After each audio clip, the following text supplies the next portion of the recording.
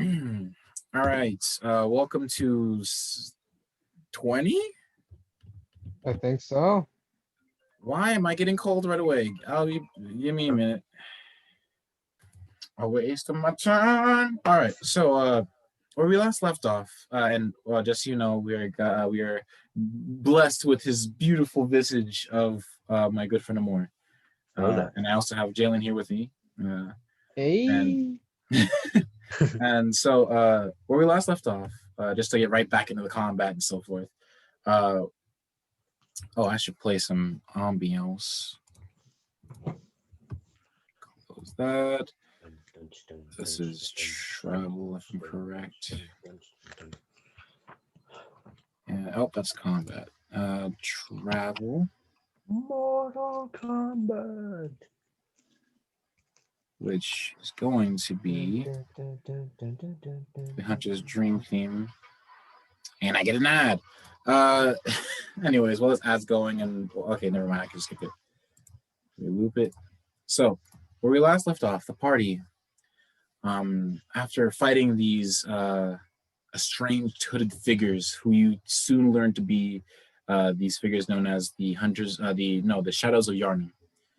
These three figures who you figure out are who are changed by the snake parasites in this forest. You kill them and go off to Bergenworth, the city of not the city, the college of known for its where the greatest minds gathered to think about what to do next in the world. And also, if you guys didn't know, the birthplace of Yharnam. And where the blood was apparently brought to first out of the Chalice dungeons. So, anyways, the party, after fighting a batch of disgusting monsters that definitely were unpleasant to look at, you met with Master Willem, the head of the school of Bergenworth, that is, which was seemingly overrun with monsters, which you luckily avoided. Hey, D&D, if this was Bloodborne, you would not be able to walk around that. You all hear his last words say to transcend humanity, and giving you tips and advice, more or less saying that he wishes for humanity to be transcended into great ones, and so the only way to do it is by gaining insight and acquiring these things known as umbilical cords of great ones, which, as the name implies, are a part of young great ones before, as they're born, And with them, they allow audience with great ones, and with enough, can transcend one to a great one. And so, with his last other with a other bit of what he said to take a leap of faith into the lake of Yharnam, and you guys do. And luckily, you don't crash hard into this calm water. In fact, it is calm and buoyant before it almost feels as solid ground. And you see in the distance, amongst a very void area of fog, you see a very large spider-like thing. Does it look like it sees us? No, in fact, it is not even facing you. It is kind of just sitting there, staring off into a direction. All right, so we just kind of see like its silhouette type thing, right? Yes. Okay. And you all know what you must do. Spiders, I don't like them. Fair. Truly fair. All right, if you don't mind me, I'm going to now play combat music. Not what I wanted to do. Here we go. I have a song specific for this.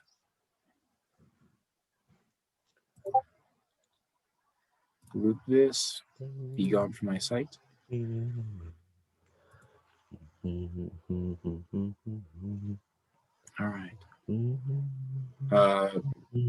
Go ahead and roll me initiative. Gotcha. Yes, sir.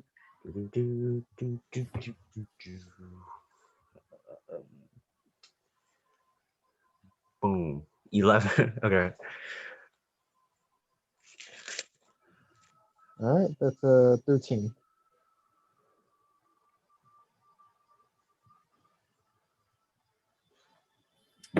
So, Sliss, you have an 11.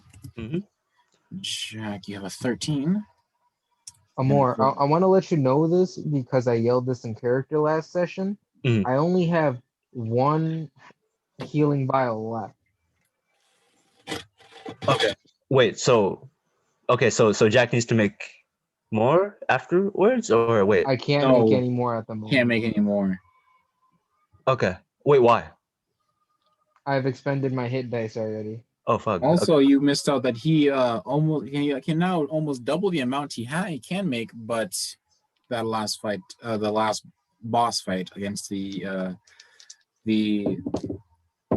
Shadows of Yarnum took a bit out of them. Sebastian with the natural 20 okay. going to a 23, and Varinx sitting pretty on a, if I'm correct, a flat 13. Just double check. Nope, actually a 14. Give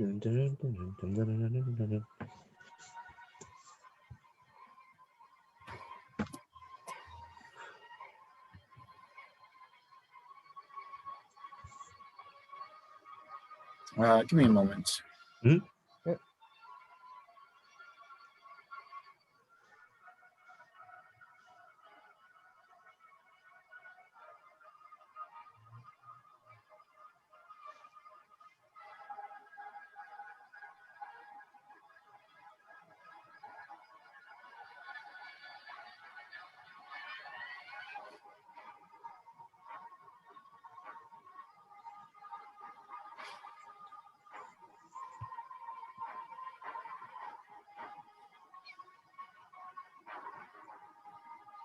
All right, just had to tell Lisa that I'm doing D&D now, and now I must. Oh my god, this boss fight is gonna be a mess.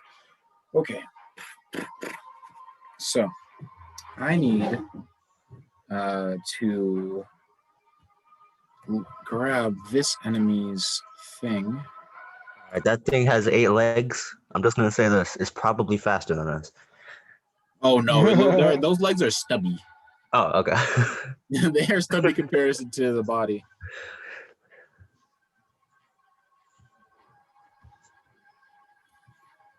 Okay.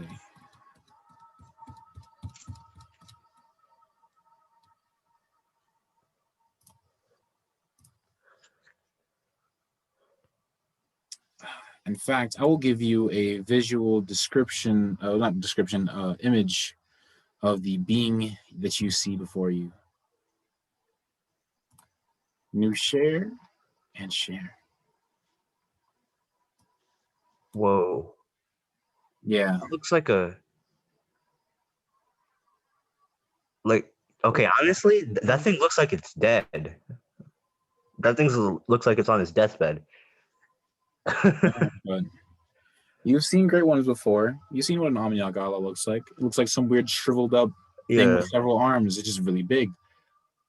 I mean, this thing seems like you need to kill it. So, I mean, if it's on his deathbed, go ahead. All right. Looks like some type of cocoon though. Kinda. All right. Now let me just change the share back. I swear, some shit like jumps out the back of it. Just jumps out the back of it. All right. Okay. So, how much? Oh, -1 on Dex. So that'll be good for you all.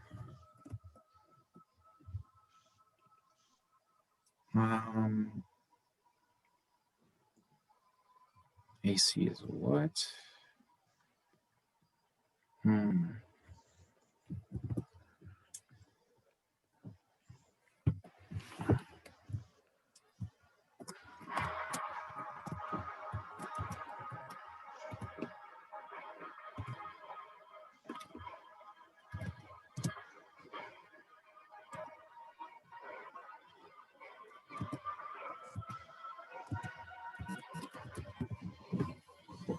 All right.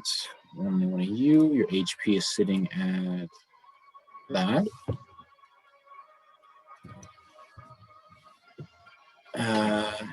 All right. Pretty decent, too. I need to add one more thing. Where is...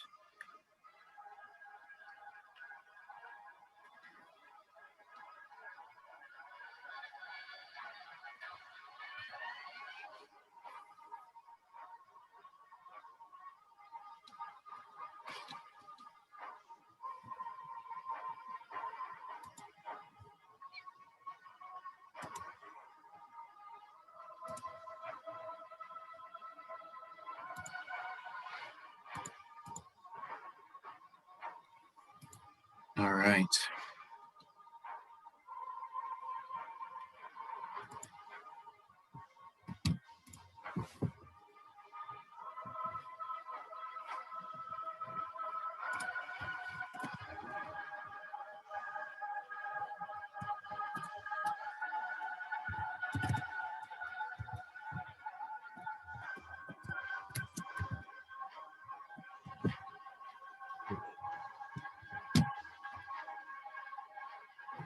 Mhm.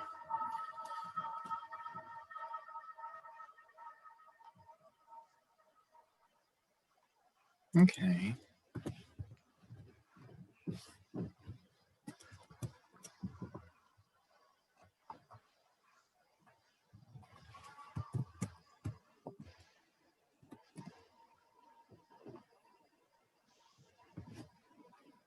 There we go. All right. Looks like we are all set. I just need to set up the theme, this.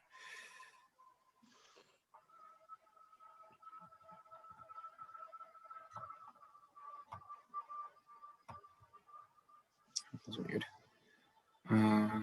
This will zoom in a bit.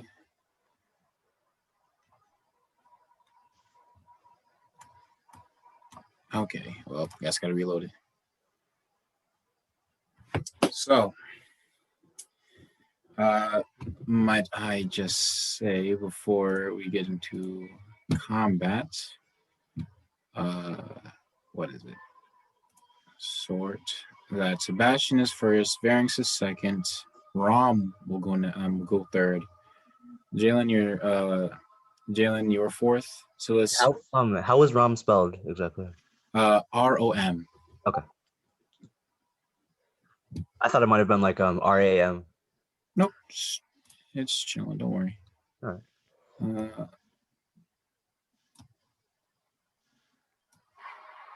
Okay. Got a good view of this. And then view all back. Varynx was first, so put him there. Who was second after him? I think that was Jack. And then Sebastian. Okay.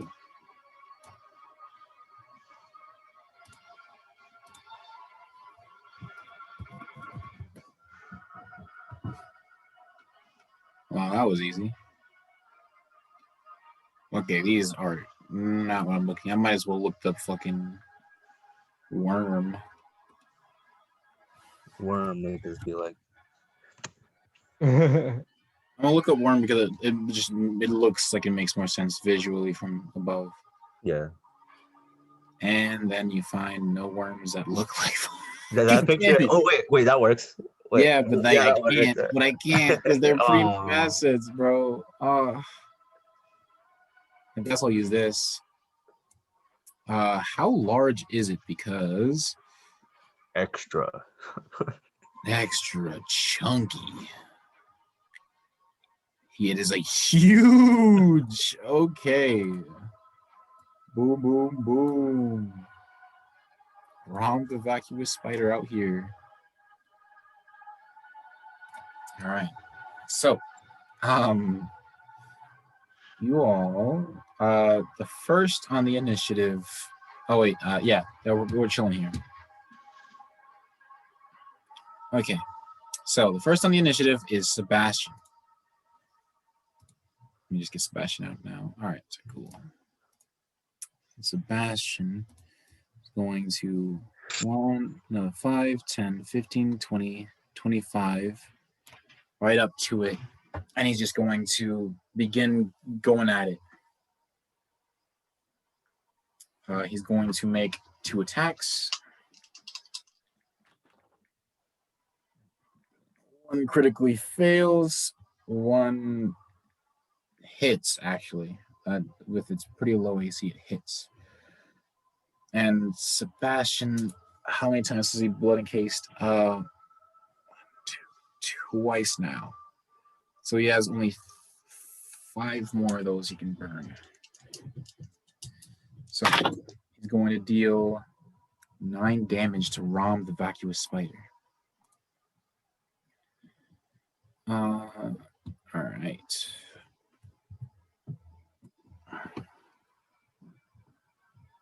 So 9 off of that is...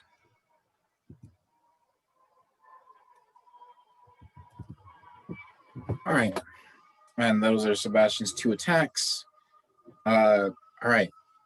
So next on the initiative is Varynx. And I'm pretty sure Varynx already used his inspiration, right? Yeah. Yeah, so he doesn't have a inspiration at the moment. So Varynx is going to... Let me see his stuff.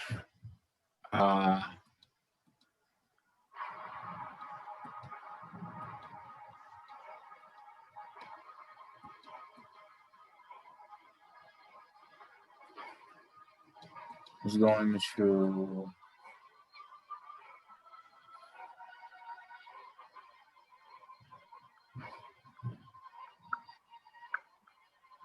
is going to approach with his war loot out.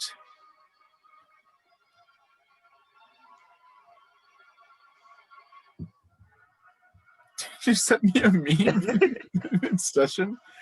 Yep. All right. But yeah, Varynx is going to pull out his war loot. And is going to cross over and take a shot off with the what is it? Crossbow section of this weapon, which I believe, as I need to double check, is it a +1 weapon? No. Wait, no, he can use Bardic Inspiration. He just can't do the double inspiration. Ah. So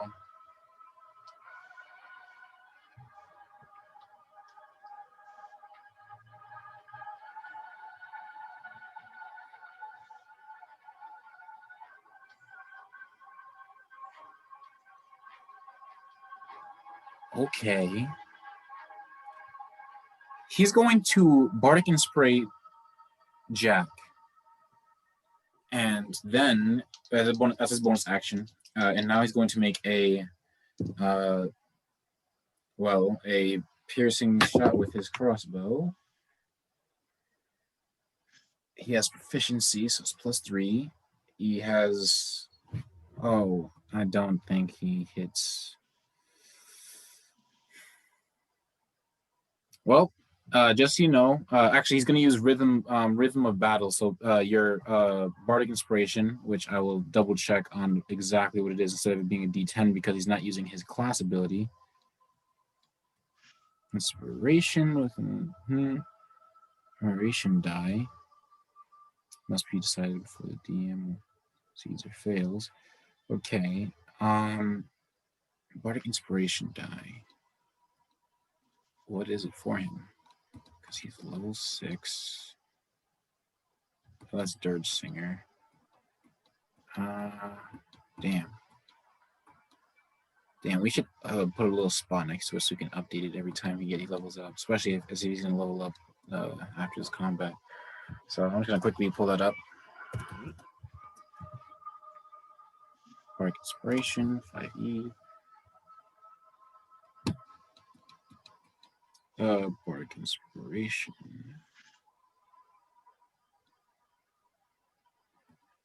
He's level 6. It's a D8 at base form. So you will get a D8. You can add a D8 to your attack rolls, anything you use a D20 for, essentially, and then able to add that D8 at +1. D8 +1. If he landed, the attack would have been a +2, but he didn't land an attack.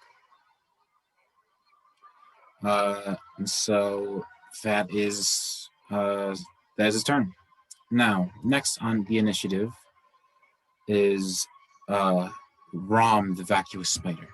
And I need to double check what it is going to do.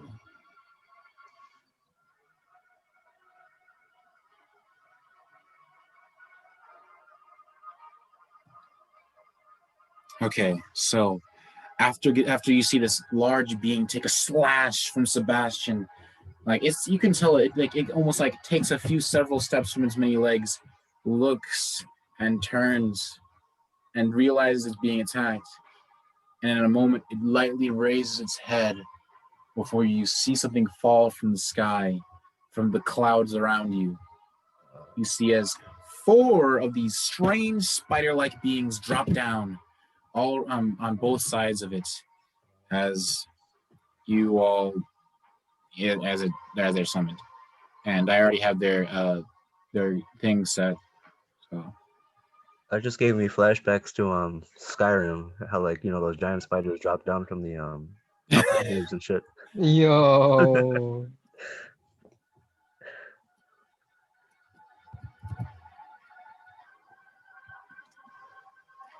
This is a rather good thing. Copy, Scary. paste, copy, paste, paste.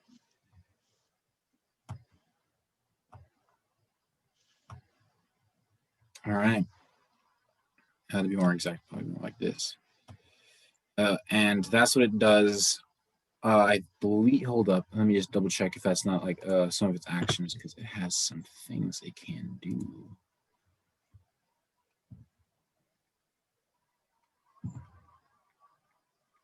Okay. Okay. Oh shit! Oh, that's that.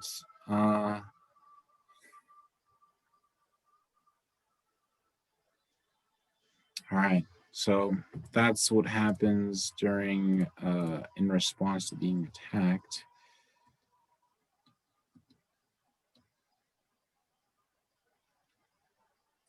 But yeah, and so Rom is going to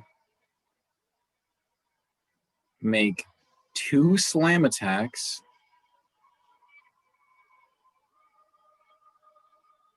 Yeah, 2 slam attacks on Sebastian. Wait, yeah, 2 slam attacks. So that is some damage. Okay, on Sebastian with a plus what? Hold on, let me. I don't know why I looked away. A plus 8. 15, 20, 25, 30.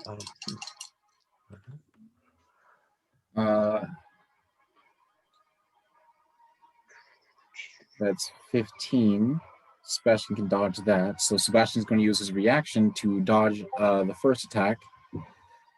But in the middle of his set, as he's landing and looking up, as the spider slams its head at him and then slams again, right? As a follow-up, this attack does land. It is 3d6 plus what? 3d6 plus 4. That is 8, 10, 14. Sebastian took 14 damage. Good thing Sebastian has more health now.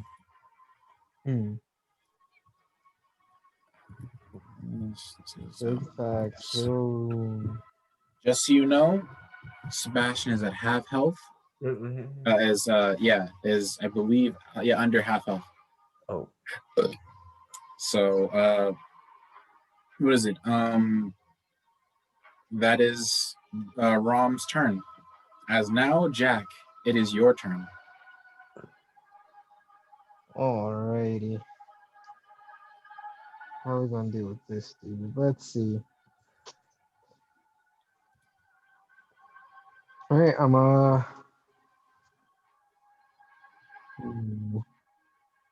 gonna move.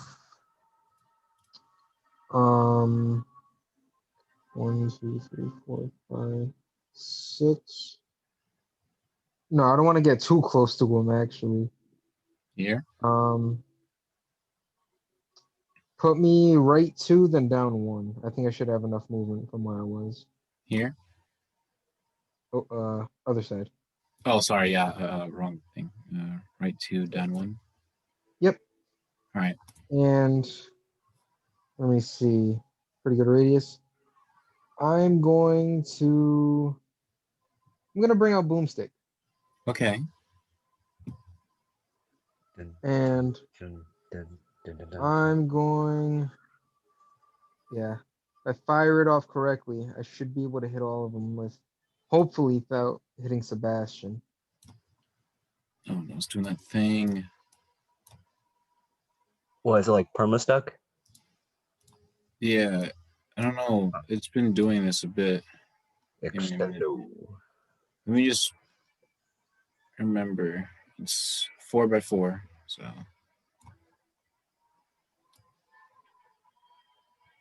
Oh, okay. So you got to move it like that. All right.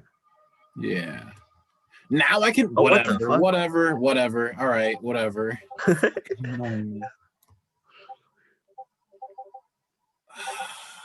Okay, I'm gonna mute that. I'm gonna mute my Discord.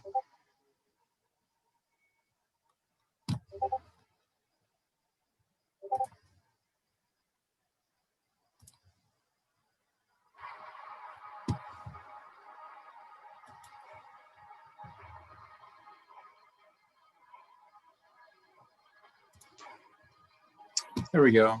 Problem solved. That was annoying. Okay. I don't know. He fucking spammed their bot in the chat. So, if I'm correct, whoa. If I'm correct, yeah, you could hit it. All you can hit not all of them, but you can hit 3 of them, I believe. Wait, no, yeah, 3 of them, and Rom.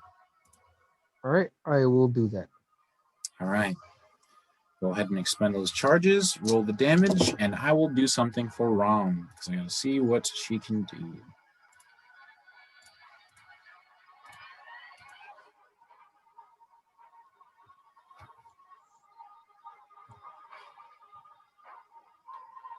Okay.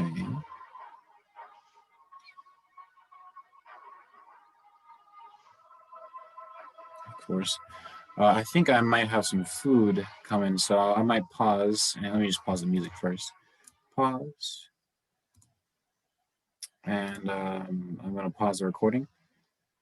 Just keep track of that number of damage. Actually, no, just tell me the damage. I'm going to answer this call. Yep, 30 damage. Dodo, can you come downstairs? Okay.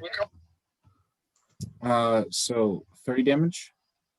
30 damage. All right, so the dex save is 14? Yes. She fails. So how do they react when they're hit by that? Hold on. Mm-hmm. When she hits, some energy begins to emanate from her, and she does not fail. Okay. Yeah, almost the fire begins to try to go away from her, and kind of away from her, like a blast around her. Huh. She just used a legendary resistance. Mm-hmm. So that's one of them down. And that means she takes half damage because she doesn't have any like crazy shit like that. So she takes 30 damage, or not 30 damage, 15 damage if I'm correct. Yep.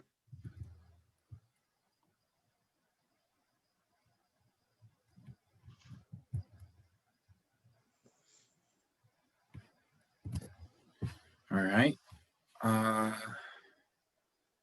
her spiders, 3 of them, are. Oh, I need to roll for them. I know they have like a high dex, so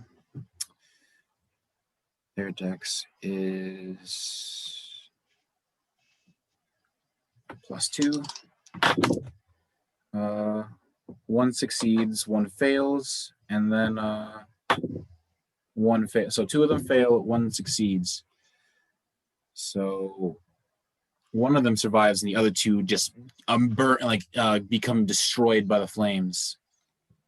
So let me quickly put this to 0, this to 0, and this to the last breaths of this creature.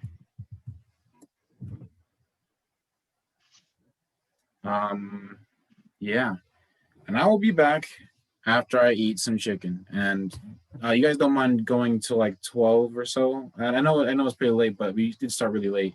I don't mind. Yeah. All right, down. cool. All right, cool. All right, so let me just pause this. Okay, we're all back, finished eating. And who was last left off? It was you, Jack. Jalen, to be more exact. Yep, I'm on You my used second Fireball, attack. killed several of those spiders, which I now need to move. This is dead. I'm gonna move it here because there's enemy more. And so these 3 survived. She took half, and that was your first attack. Yep. And with my second attack, I'm going to burn the last 4 charges on Boomstick to do 1 more. Okay.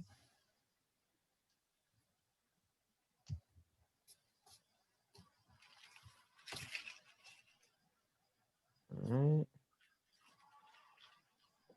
Wait, so does Boomstick like shoot the fireball upwards and then like it lands on the enemy? It's more of like an arc. Like Okay. it's like a grenade launcher kind of, but it's not like a part of it. It's like because of these gems on the side. Mhm. That's 31 damage. All right. On Rom. Yep. But what did you get to wait, what were we doing again? So for my second attack, I burned the last 4 charges out on Boomstick to do another fireball. Oh, okay. Same spot. 32 this time? 31. 31. Okay. So Rom is going to try to go against your save, and she succeeds. Actually, perfectly, because she got a 15 and -1. So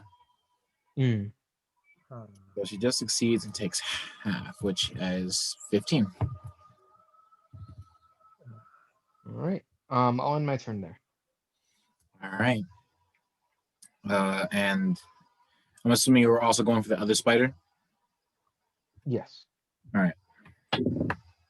It succeeds. It still dies, though. It tried to leap out of the flames before getting licked again. And Rom, this time, again, using that same energy to kind of keep it away. She didn't fail to save to use her legendary action, but she did resist the flames. Hold on. Does she have any? What's her weaknesses?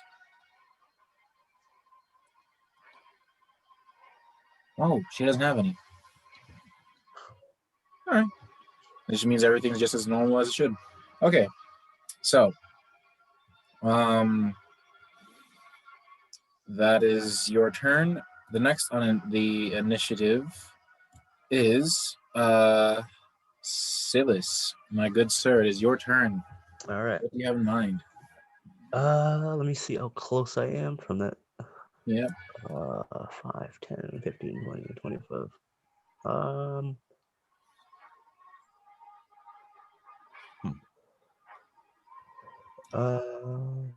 10, 15, 20.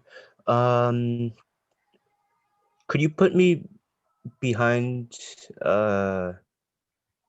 Sebastian, but I'll also be up in the air 20 feet. Okay. So you're in the air, like how high? 20 feet. 20 feet. All right. and I shoot down a witch bolt at the thing. A witch bolt? Yep. All right, give me a second. Which bolt? That's a new one. Mm-hmm. So is there any saves or any effects, or is it just an attack roll? Let me see. Beam of crackling. Oh snap! I'm gonna take my dog out. Nope. It just says make a ranged spell attack against the creature on hit, Alright. and then I roll damage. Yeah. So what'd you roll? Boom. 13. 13 hits. Oh, what the fuck? It's not hard to hit her. All right. I mean, she ain't got the likes of you schmoovin', you know? Yeah. All right. Let me roll damage then. Boom. 14 damage. 14 damage. And okay, so it says on hit, take 1 and on each of your turns for the duration, you can use your action to deal a d12 lightning damage to the target automatically. All right.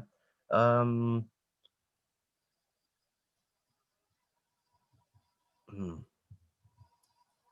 I shoot it again with Witch Bolt? Is that a cantrip or is that a spell? It's a spell. What's its time? What, the concentration? No, is it a concentration? Up to a minute, yeah. So then you cannot cast another spell, or unless you are trying to release its effect. Could I cast the same spell, or no? Nope, because it's still the same spell unless you have another object that allows. Because that again is a a concentration spell. All right.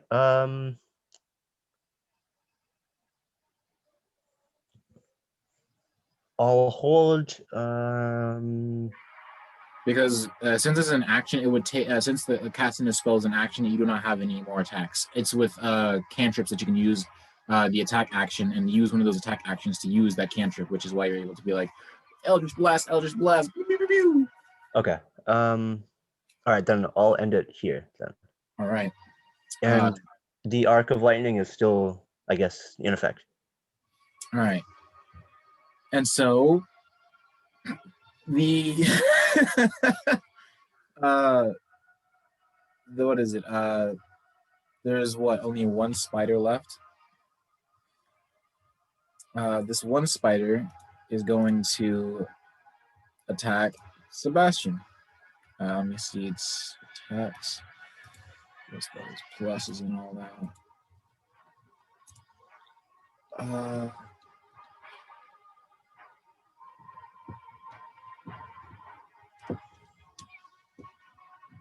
Damn. Okay. To that. It's good to know.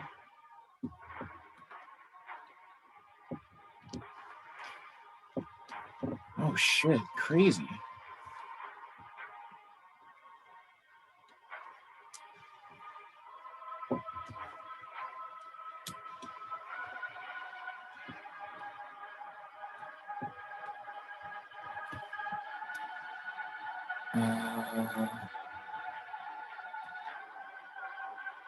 So this creature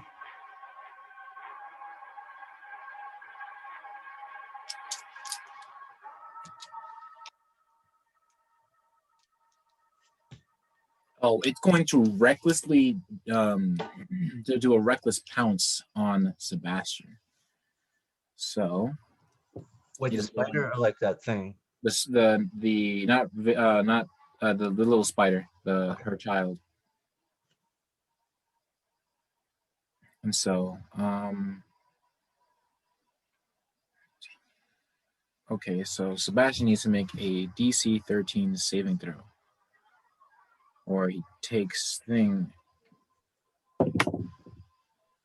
Doesn't say he takes half, so.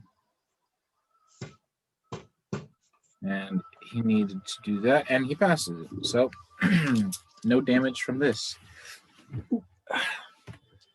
But don't mind me real quick. I'm going to give another pause and quickly take my dog out.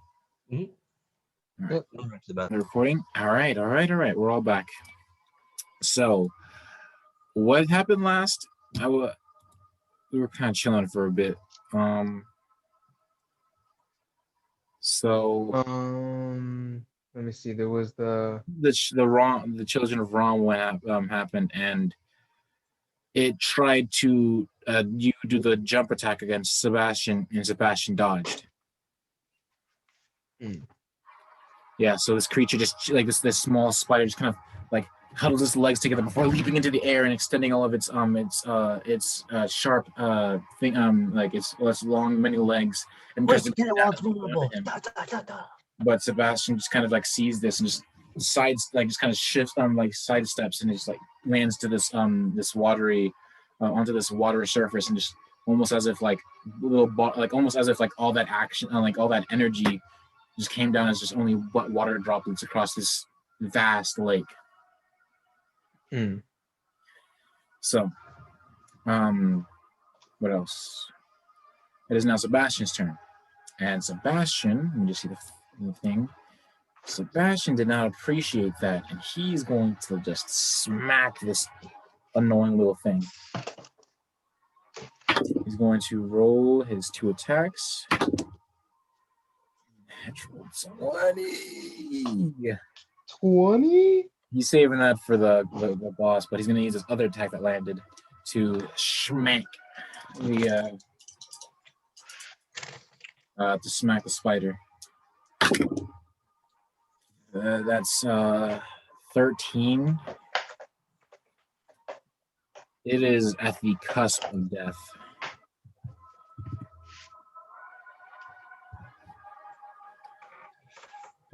And then Sebastian's going to use that 20 against the creature. And he's going to try to... Nah, he's going to just opt for double damage. That is 8 double to 16 on this creature. Oh, this is supposed to be 1. And so 16 drops that down to this, drops that down by 1. All right, and that's your health for now. That is the 2 attacks Sebastian landed. That is the end of Sebastian's turn. It is Variance's turn. Oh, Jack, you still have inspiration that you can use. And because what is it? Because Variance's ability still does what it does. Wait, hold up. Let me just double check. Which ability? Oh, you're here. Oh, I was talking about because you don't have your fancy schmancy bardic inspiration where you get 2 people inspired. Yeah. But does your spark inspiration? Can you when they expend your bardic inspiration, does it give them does it also add to the damage, or is that only the special one that the broad inspiration? I think it also adds to their damage regardless. Regardless? All right, that's sick. So you're on your attack. I just realized the whole party's here. Hey. Sorry, I just big bad evil guy. Big bad evil guy. Okay, cool. Just a boss. So currently, so you have an 8 + 1 because you used what is it? I forgot the name of it.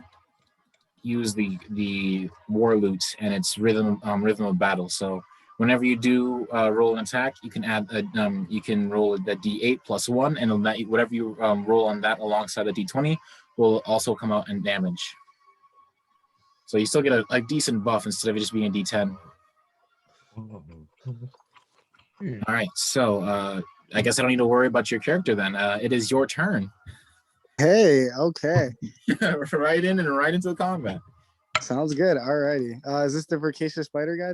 This is the Voracious Spider here, and this is its child, Rom. It's a worm. It looks like a worm. Hold up. If you want, I'll show you the depiction of it on its. Is it another gross one? It ain't pretty. It's ain't pretty to say the least. But it isn't like disgusting like the other one. Those other creatures were. Okay. So let me Okay. just. It's just not pleasant to look at though. Oh, okay. It Yeah, looks right. dead, honestly. Like I said, it's just like a weird fat worm essentially. Even Yeah. though it has all these legs at the sides. It looks like a big spider sack. Like, Yeah, it looks like a weird spider sack. It doesn't Okay. spit out his babies either. It looks like it just summons them. oh man, that's weird. Alrighty. So let Okay. me just Where am return I at? the Right here. card. You are right here. Ooh. Okay. Bada bing, bada boom. All right. So I think what I'm going to do is I'm going to pull up right next to Silas, on the right of Silas. All right. Mhm. I'm going to use my bonus action to pull out the Death March, All right. and I'm going to like hit this weird worm thing on the head. So you're gonna go. Oh, you're gonna use a club mode. Yes, sir. All right. I see you. Oh wait, I don't need. I'm sorry. Out of habit, I grabbed it. I got yeah, scared so for you- Sebastian there. Yeah, Sebastian might have gotten hit by that, but you could have also angled it away, so it would have been fine. I was scared, but all right, bet. So yeah, and then I'm going to roll, and that's a +2 weapon, right? You have a +2, I believe. All righty. So bada bing. Does a 19 hit? Yes, it does. More than needed to. Let's go. All righty. And then the damage is a D8, right? Yep, Okay. D8. 4. 4 whammage +2. So 6 damage. 6 whammage. Making this. That's all right. And that is your turn, Varix. Yes, sir. All right. It is Rom the Voracious Spider's turn. And after taking another wallop unto itself, you see it like kind of again lean upward as it then brings down more of its children, a lot more. As 5 more drop directly into the combat. Holy shit. Mhm. So I just need to just do this and this and this. Good thing I pre-prepared this. Well, I didn't actually. I just more or less whipped it up, me style. So now there are 6 spiders. I need to duplicate more. That is not what I wanted to do. Just want to grab one. One here. One here. One here. Just gonna make sure I have a paste. All right, another here. And another here. Yep. It does that whenever it takes damage in its turn. And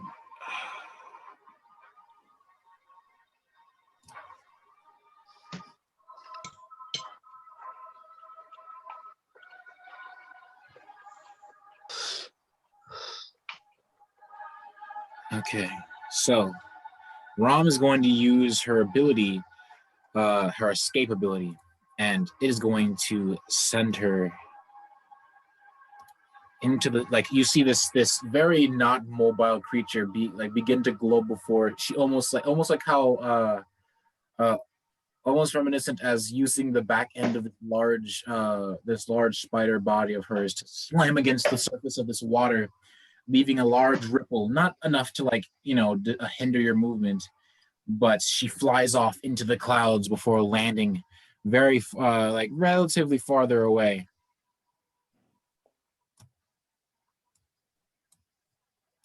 Nobody gets an opportunity, right? No, this is an ability, so no. It is Yeah. all right. And so, yes, that is her turn. What does she want to do for? I know she can still do legendary actions. Let me see. Oh, it's been a female this entire time? Sheesh. Oh yeah, Rom the Varkish's spider is a female. Obviously, you wouldn't tell, but now as you see all these children, you would assume that it's probably a female. Fair. Only legendary niggas here are you lot. Yeah. So that was her. Is how many? That's all of her legendary actions. She has been taking a wallop.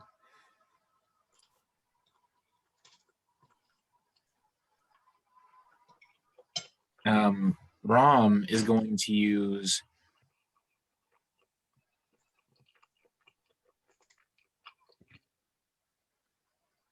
Start of its turn. Yeah. So it will use its legendary action to leap to do its escape. Now I can't do that again for a while. And that is her legendary actions. Does she have any more of those? What else does she want to do? Okay, Rom is going to use her action to summon like almost like as she raises herself, you can almost hear whistling in the distance as from the clouds. You almost see like gouts of almost galaxies and stars appear from unrealistic manners, and you see rocks as they kind of peering through this portal begin to encase in flames and fly towards you all. Yo, summoning meteors? She has fucking meteors. Oh, fuck. So, she is going to, explodes 5 feet point, So, it is going to make, you have to make dexterity saving throws with a saving throw of 17 needing to be beat, equal to or better than. Oh, fuck. Yeah. Oh man, if I don't make it, I'm gonna get hit out of the sky, right? Yep, and that is no, it's actually just bludgeoning damage, so it's not fire, but she is going for you. But it is magical bludgeoning damage, so not very often you see that. That is a go for here in between all of you. One at Silas because he's in the air, and one at Jack. So those are the 3. So Silas, basically everybody make a roll. Oh, okay. I'm cool with that. All right. I got a 23, not natural. 23, not natural. Not 20. Let's go. Nice. All right. 22, not natural. Yo, boy. Inspiration. No boy. He beat it with that inspiration roll. Let's go. So, you will take half damage if I'm correct. Half damage. Yes. What's the point? Yes, you take half damage. Wait, no, actually, it doesn't say if you take half damage or not. So I guess not. All right, Hey. y'all saved. Good job. Woo! So yes, yeah. Just as it finishes lowering its head, seeing that all of you have just evaded these scattering rocks that it is summoned as. Just in that same moment, as it raises its head down, those spatial rifts that almost like phase in, like it's like almost like a transition, like like a gradient where it goes from one color to another. Mm-hmm. Yep. It goes from like just like these cloudy skies to space and then back into cloudy skies. That's so cool. But then that coloration fades before it turns back into the cloudy skies that is around in this area. Yeah, you all save. And that is its turn. Now it is Jack's turn. Jack. This being just shot fucking shot meteors at you. Fucking space rocks. All right. So what I'm gonna do is I'm gonna skirmish into dual wielding Raijin and Yarn Spine. All right. So yes, you just And as a free action, I'm gonna yell, "Are you fucking dead ass, bro? You know what? Leave these little niggas to me. Y'all just charge him. Y'all just charge him. Hold up, All right. clean house." Okay. And I'm gonna walk up to the spider directly in front of me. All right. So yes, you just Mm. gallantly run forward towards these spiders with 2 weapons in hand. Come on, you bastards! And I go for my first attack. All right, go ahead. All right, take a swing with Reggie. Unnatural 20. Nice. go. That definitely hits. All Go ahead. right, Damage. and bam. That's a yikes, but he's taking 3 damage. That's it. Woo! All right, 3 damage. That is not the weak one, so this one will take it. All right, yes, it is stuck in that whammage, and you gain a charge. Yes, sir. I'll go for another attack on the same target. All right, Does a 16 hit? a 16 does hit. Back. All right, and that is 7 damage. 7 damage on the same target, making this. All right, it is relatively hurt. Like it is bloodied. So basically half health. And then yes, you gain another Transformation charge. attack. All right, transformation attack on with what? With Raijin. All right, so you're gonna put away Yarnum's spine to do this. Yep. You confused me for a second. I was like, wait, what? Which? Ah, ah. Yeah, no, you had both of them. I was like, yeah. So you just whip it away as you resheath it into its sheath, and with that revving sound of electricity pulling through, you pull it off, and you go into that attack. All right. Does a 13 hit? A 13 misses. Would I be able to roll inspiration? Yes, you would. All right. Let me do this. 21.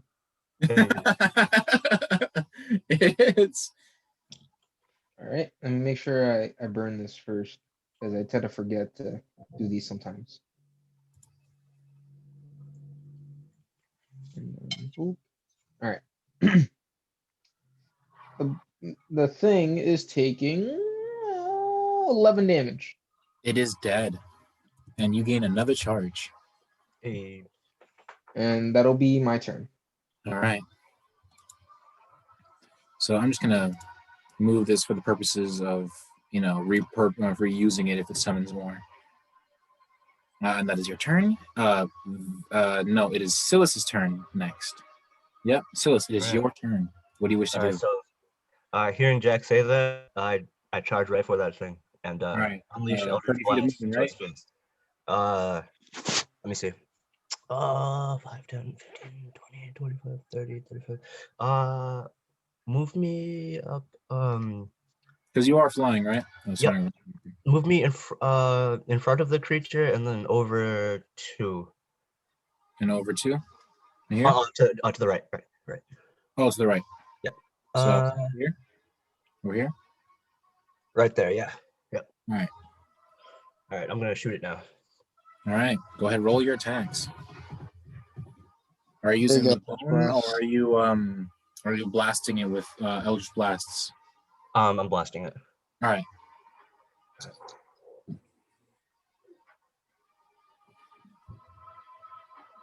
Alright, 17 hits.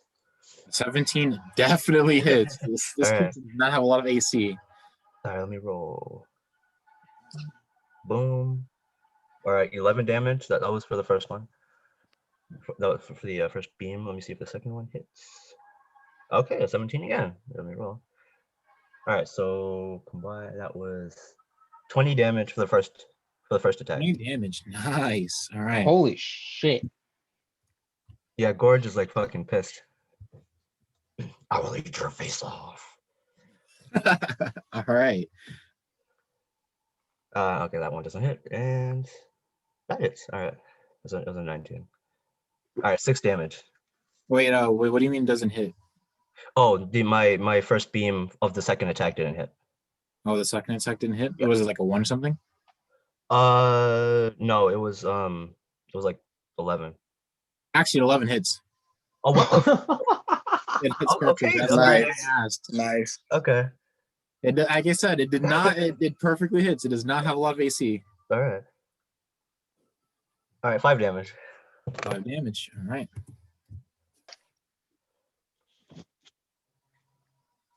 All right, and that is my turn. All right. So, what is it? It is now the children's turn. So, sorry. Whoa, I didn't want to bring this up. Watch this cool trick. Gone. Watch this drive. In fact, what's going to happen is these 2 other creatures are in fact going to go towards its mother and try to help. 5, 10, 20, 25. How high are you in the sky? 20 feet. 20 feet?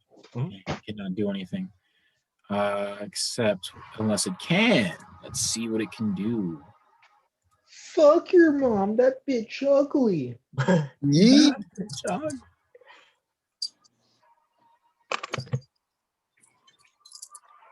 We just killing children, killing moms, yeah.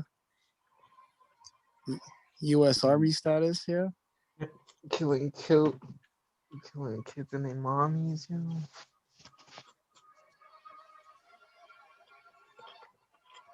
John say, yo, I don't think this is right, bro. Anja say on the great ones, you know. Yeah, the great. The great ones. Oh no. Yeah, it can't do much. This one it can't, but the other ones are going to go at this one is going. These 2 are going to go for Sebastian, which is how many attacks? Only 1. All right, so each of them will make 1 attack at Sebastian. Sweet. 30 feet. Yeah, +5. So this hits. +5. That misses, and he can't dodge this. So he's going to take 2d6 +3. Ooh. Which is 8. Oh, wrong place. Pardon me. Nice. Of course. Yeah, Sebastian is now bloodied. Oh. Well, he's not half health, but he's been bloodied now. He's under half health. All right.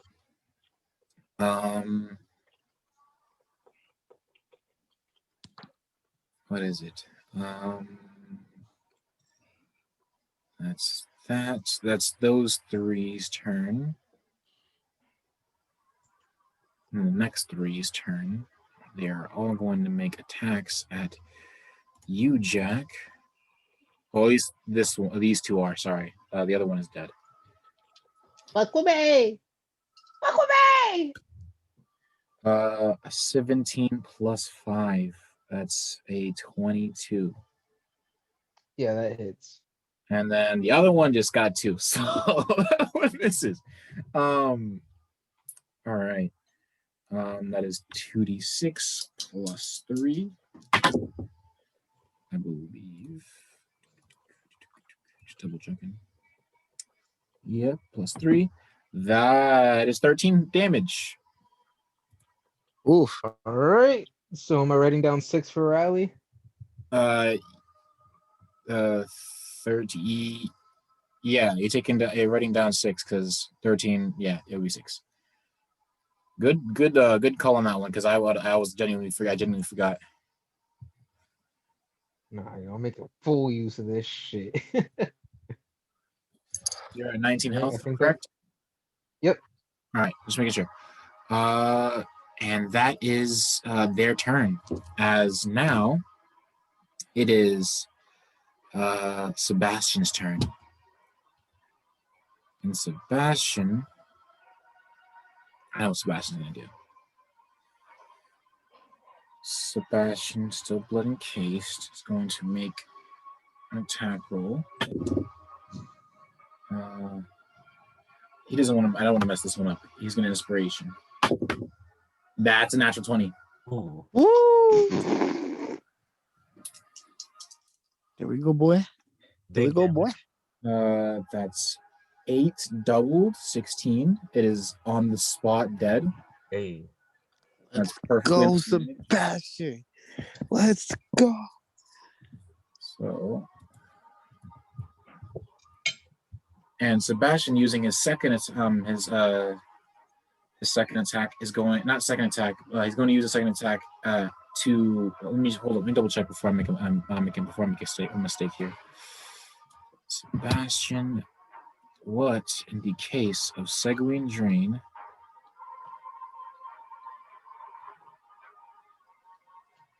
Using an action. Okay, action. So he can't do that. So he's going to make a second attack. Which misses. Damn. All right. So that's his turn. Because he's not going to transformation attack. Yeah. All right. Next on the initiative is you, Varix. Yes, sir. All right. What do you have? I'm gonna look at Jack and say, get him, boyo. And then I'm gonna run 6 spaces forward. Right here? 1 below. Okay. I'm gonna use my bonus action. I already have the death march out, correct? Yes. Okay. I'm gonna use my bonus action to give inspiration to Silas. All right.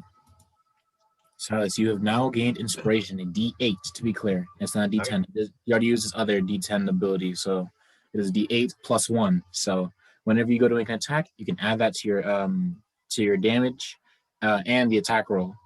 And only you can add the damage only if you add to the attack roll before you see the result.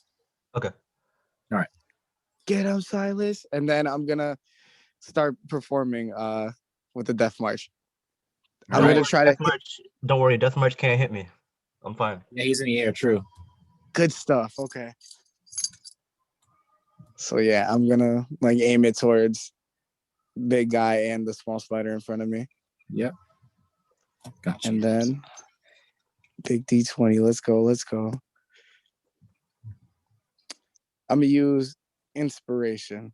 All right. I'm gonna use another one. Okay, this one goes. This one's a 25. A 25, and I believe, if I'm correct, that allows you to. It will move large creatures, I believe. Yes, sir. Let me just make sure to pull it up. Magical relax.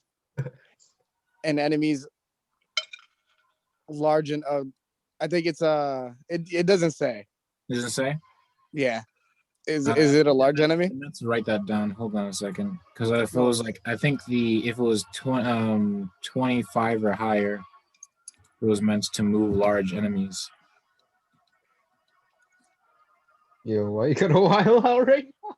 But I think this creature is a huge enemy. Just to clarify, I'm just trying to clarify that. No worries. Yeah, she is a. Yeah, she's huge. Okay, cool. Huge ass bitch. Big. Curiosity, what song are you playing? Yeah. I think it's Highway to Hell this time. I see everybody getting hit by a bunch of spiders, and Varix does not like spiders. Just to be full well clear, he does not like these guys at all. All right. So is that Varix? That's your turn. Yeah, I gotta roll for damage. Roll that damage out. And in fact, it'll be Rom's turn. So I'll the rip deal the damage when you tell me. 23. 23.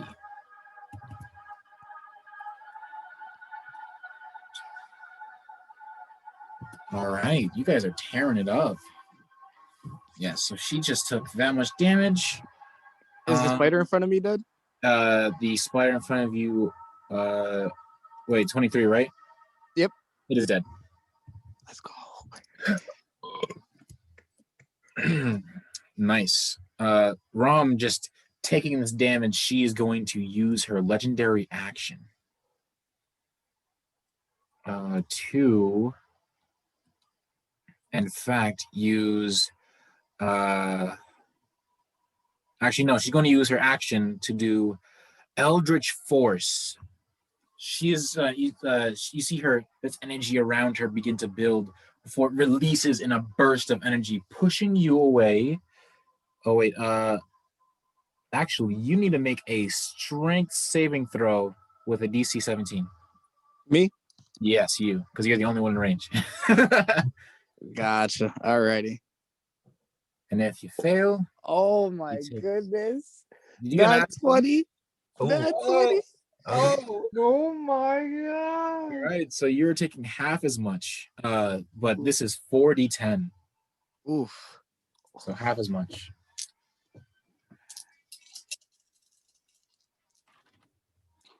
That is 6, My face when that showed up on the dice, yeah.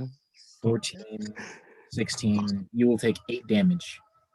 8 magic damage. force damage. Okay. That is not bad, considering what it could have been. Yeah. Ooh, we still haven't healed up, right? From last Yeah, time? no, we have not. Ooh, okay, so I'm at kind of low. Okay. Yeah, you're at 18, I believe. Yes, sir.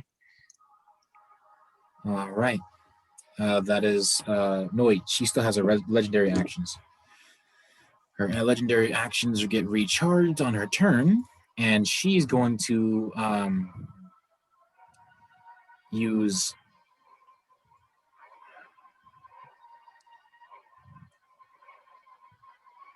Oh no, that's dead. You can't use that.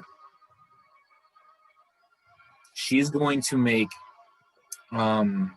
She's going to use the action struggle, which will cost 2 of her actions. Like the Pokemon. She now makes a slam attack against you.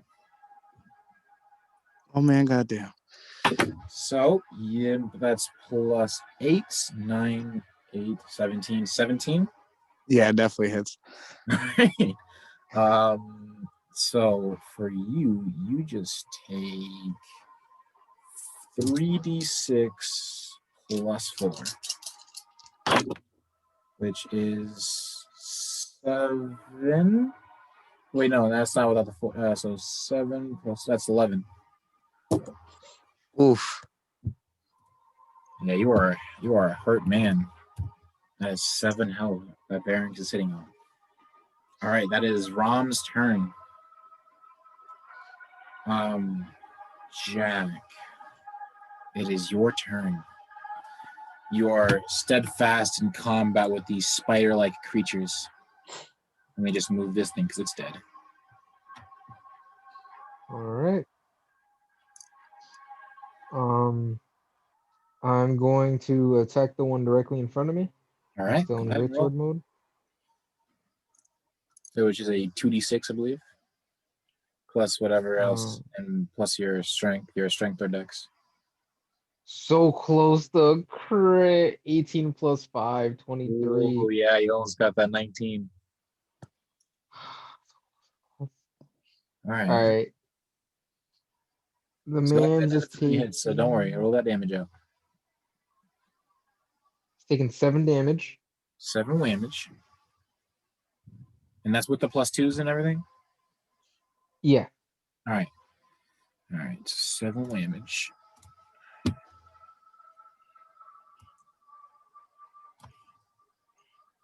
And on my second attack roll on the same target, 17 plus 5, 22. Not natural. Of course that hits. And he's gonna take. Damn, there's shit on the damage. 5 total. 5 total. All right. Oh This right, I creature is- heal 6 off a rally. Oh yeah, off a rally, you heal 6. Uh-huh. Let me put that. Yep, you are at 25. All right. And this might be a bit risky, but all right. I'm going to run to Sebastian. All right. So you do, which is 2 opportunity attacks at you from these spiders, which plus what to their attacks? Things like +4.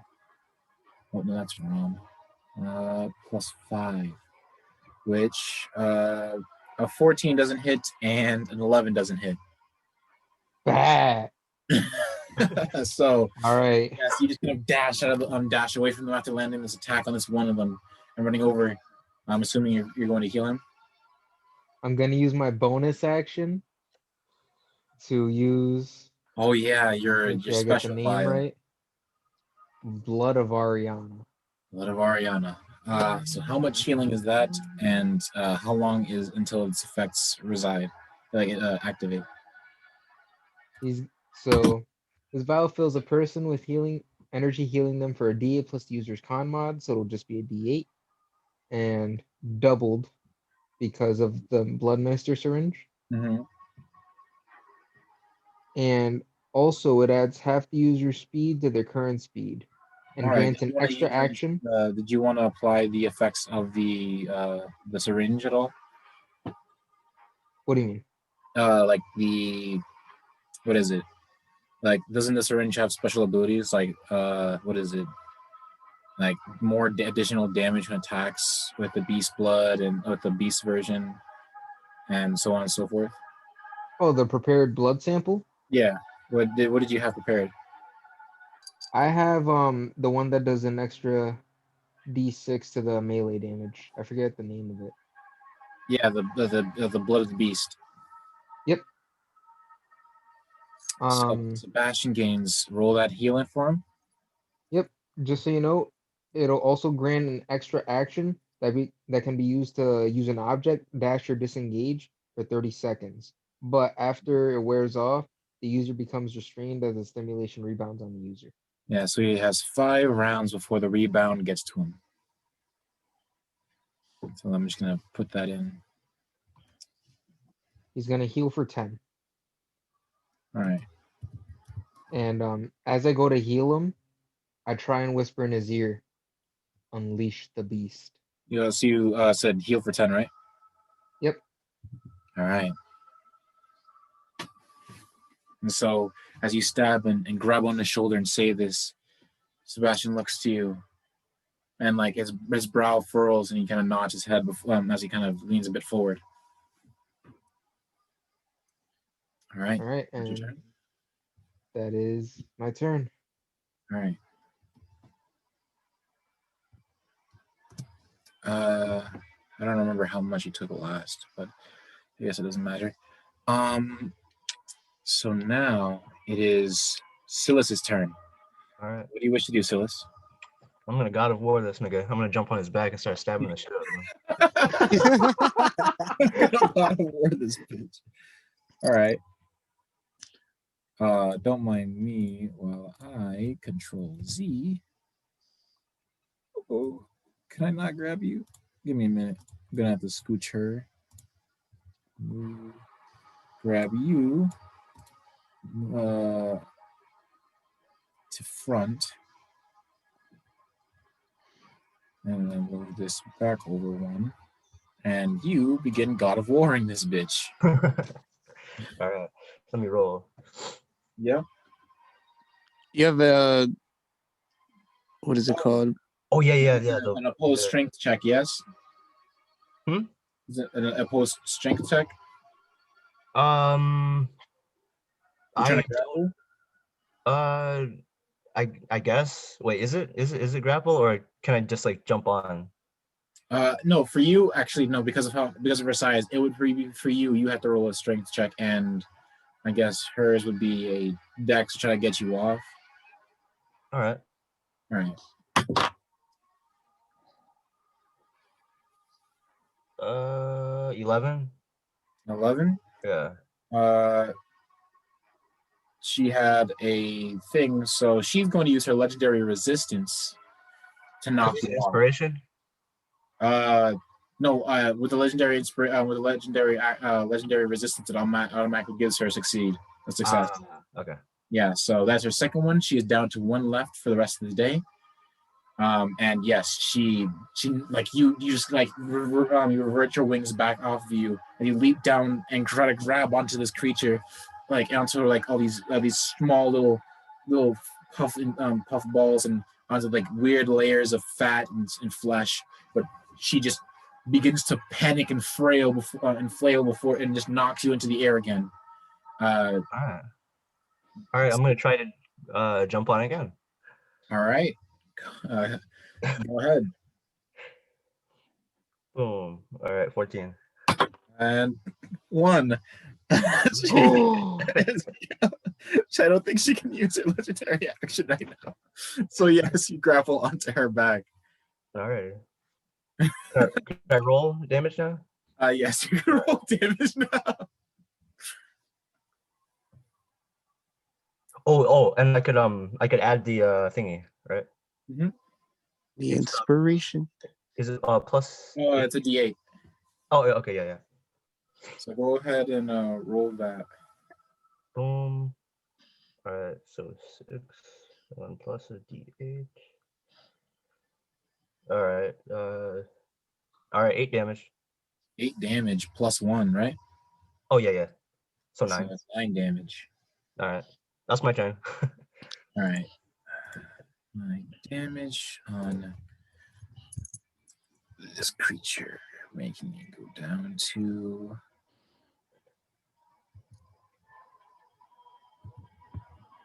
okay. So, there we go. So that is your turn. It is the Children of Rom's turn. And the one fighting with that was fighting with Jack are now going to move over to him and continue their assault on him. Critical miss and a 17. That Wait. misses. Hold up. 17 plus 5. Fuck. You were like, let's go. Oh. So that is a 2d6 plus 3.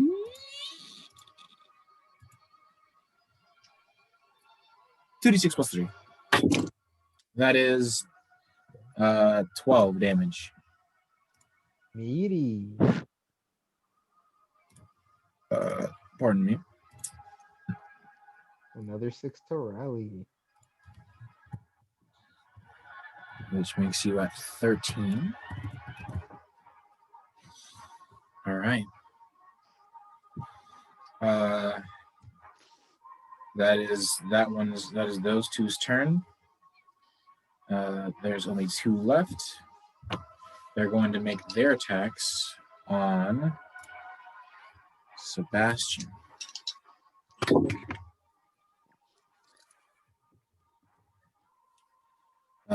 Plus 5.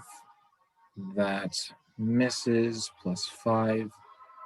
That would hit if Sebastian Trent is going to use his reaction to dodge it. So none of those attacks hit. Let's go. You're and speaking of the boy, it is his turn. And so Sebastian is going to, what will it be?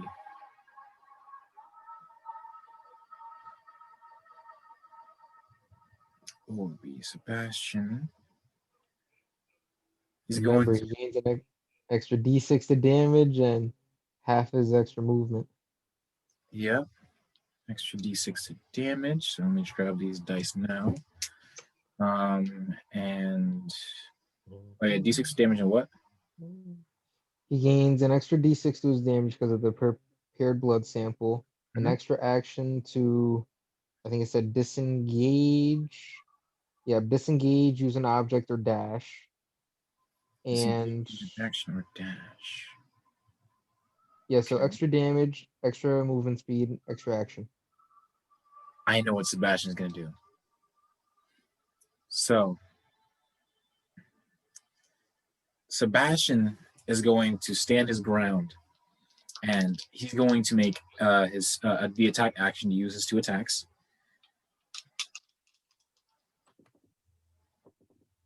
All right, inspiration on this attack. All right, 18. So both of the attacks land, dealing 9 and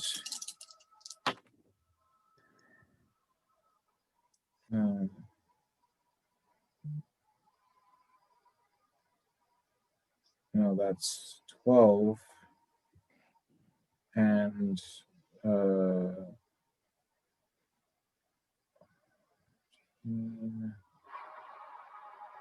17. So that's 12 and 17. So he's going to kill the one that was weakened on him and finish off and insta-kill the other one. So these 2 are dead. Nice.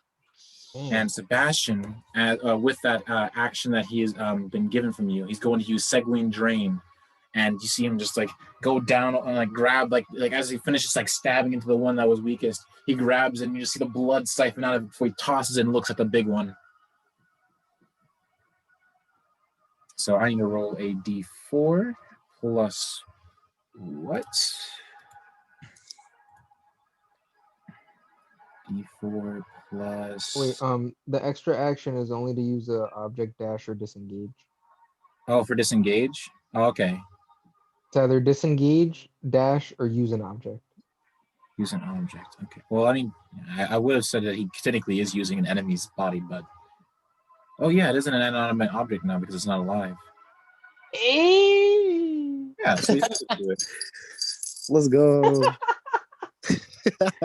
So 3 health gained, and yeah, it's 6. Oh, it's 2. It's 2d4. So that's 3 onto 7. So 7 health gained, and because of the attack from before, he heals. How much? It was like 8. So 4 plus 1. Yeah, 7 plus 7, 14. Sebastian gains 14 health. Juicy. 3, and then on to the. He's almost at max health.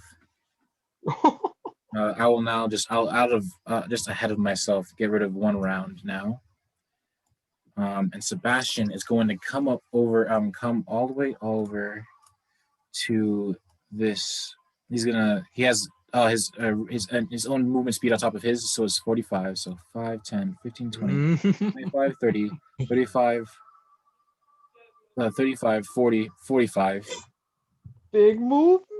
Yeah, so Sebastian, almost in a couple of seconds, all you just see is those droplets rippling across this lake as like you just see him just like almost unrealistically like some professional runner just bolting across this water, and he's going to transformation attack, which is I am speed. Yeah. And that is 7. I know that's 10, 12, 15 damage on her with his transformation attack. Hey.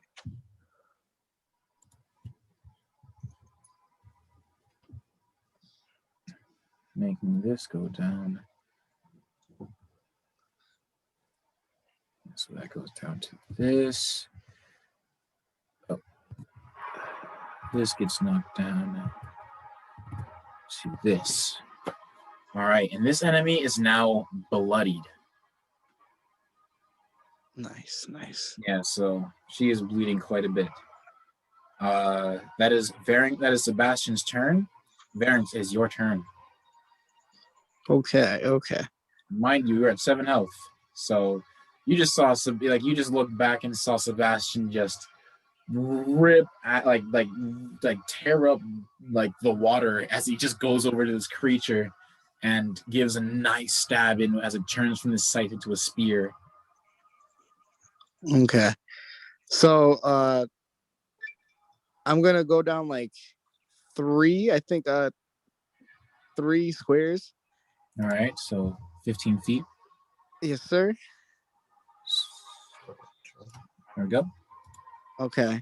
And still with the death march out, I'm gonna do a performance on the 2 spiders All right.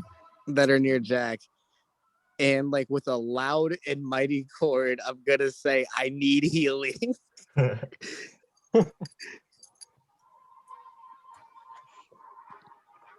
Which there we go. Just along it's like as you just like screams, like shout, like sing as you follow along this music. And so forward. You need to re-roll the performance check, please. Alrighty. 24. 24. So you know, it's just one more tier down. So, what is that damage? Yes, sir. The damage will be 3d8 plus 2. So about 1, 2, 3. 15 damage. 15 damage. So this creatures are dead. So both of these, mind me, are dead.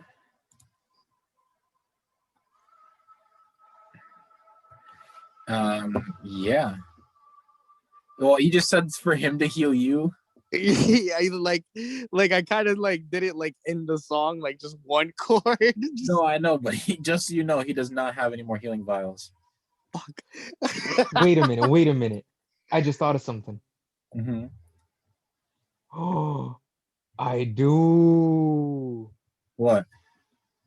I have the most basic healing ones. Oh, all right. Hey.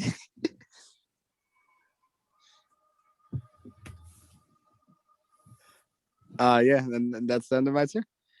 All right, that is your turn, Varynx. As now, I it forgot is about these. the Varkicious Spider's turn. And she, with her legendary action, which I believe is her 3 actions, like her 3 points of action.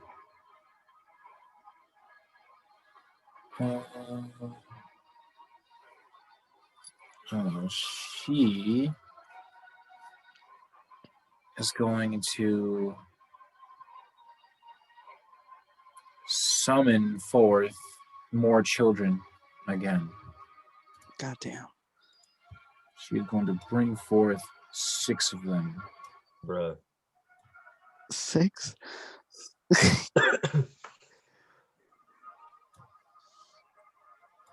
I mean, Holy I shit. never said killing a great one's familiar would be easy.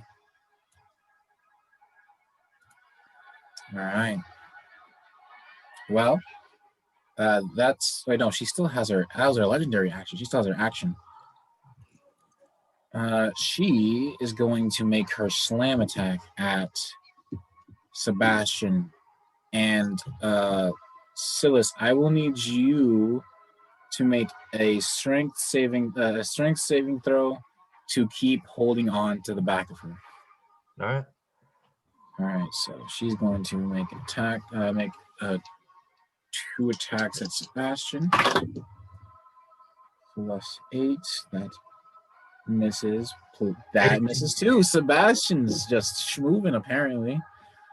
Yeah, so she just And they like turns her head swimwear. at him as it turns to the right towards him. All right. I got 18. An 18, that definitely works. Oh, and because you rolled a 1, I will say that she attacks one of her children. Makes sense. Fair. We're 3d6. Hold on.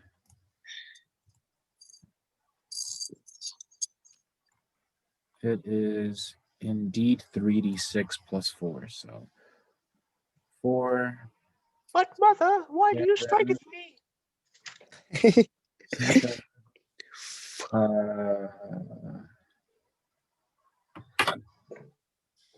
That is now 12 plus 4 is 16, instantly killing her newly summoned child. Bruh. Jeez. She's a bad mom, bro.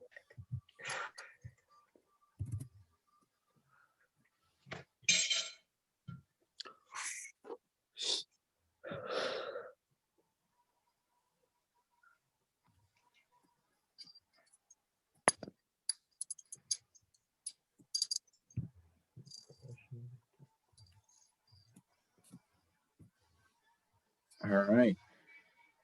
Hopefully she rolls some bad more and she'll kill more of her allies. That is her turn. Sebastian, that's the fucking movement beast right now. Yes, sir. Jack, it is your turn. All right. Would I be able to hand Varings the healing vials I have with the syringe as a free action, or would that have to be a bonus action? That would have to be a bonus action, or you can yourself do it, which would still be the bonus action. All right.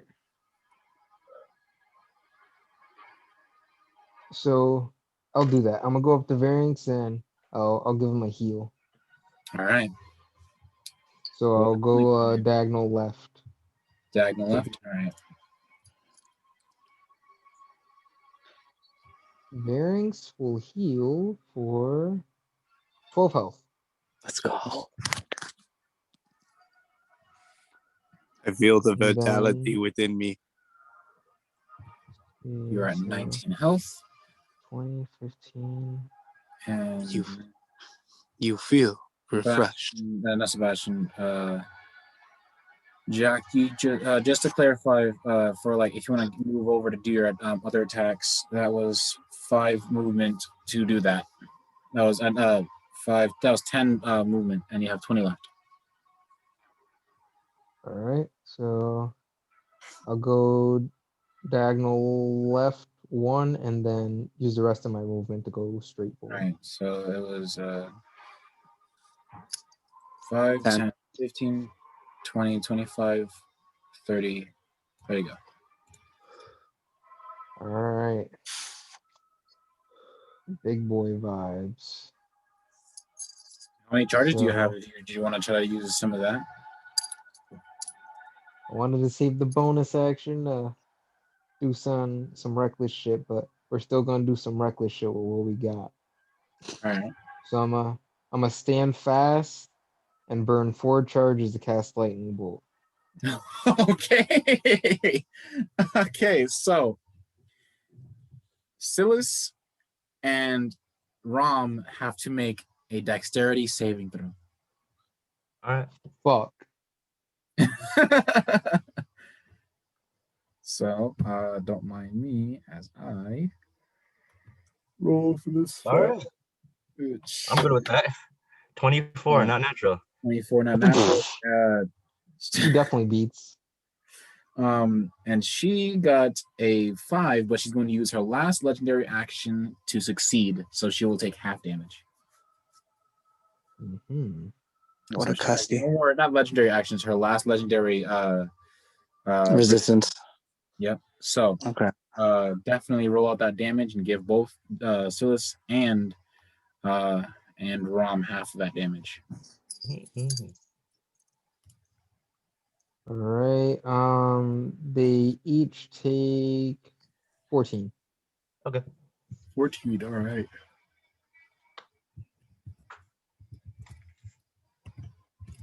Let's see. That's my first attack. 38, am I right, Silas? Let me see. Because you were sitting pretty at 54.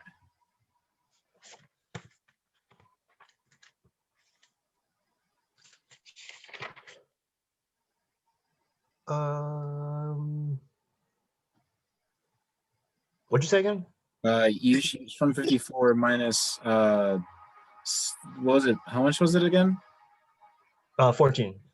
14? Yep. So it's 38, right? Yes. All right, just making sure. And Rom is taking that 14 as well.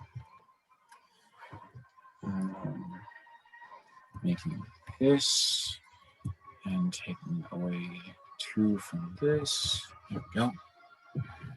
Oh, man, Rom is getting hurt. So it is yeah. That is your turn. I have one more attack, so I'm gonna skirmish into Boomstick and fire off a shot. All right. You skirmish into Boomstick. All right. Go ahead and fire. Roll an attack roll. All right. 20, not natural. Nice. That definitely hits. You going for Rom, right? Yes, sir. All right. Yeah, you let loose. Go ahead and roll the damage. I'm pretty sure. Didn't you get inspired, or did you already use your inspiration? Shit, you're right. I do have inspiration. So it's 8 plus 1, just so you know. Besides like re-rolling or adding to the, is there anything else you can do with the inspiration besides adding to your roll? You could use it on saving throws, death saving throws, skill checks, anything that uses a d20 essentially. All right. I'm gonna save it. All right, but I believe the maximum you can hold it is for 10 rounds, and I don't know how many times, how long ago you got it. So it was around the keep beginning. track of the rounds. Possibly could I be. might as well just use it now on the shot then, right? Yeah, I would say to commit because I don't remember. So what do I roll for the inspiration? It's a D8 plus 1. Yep.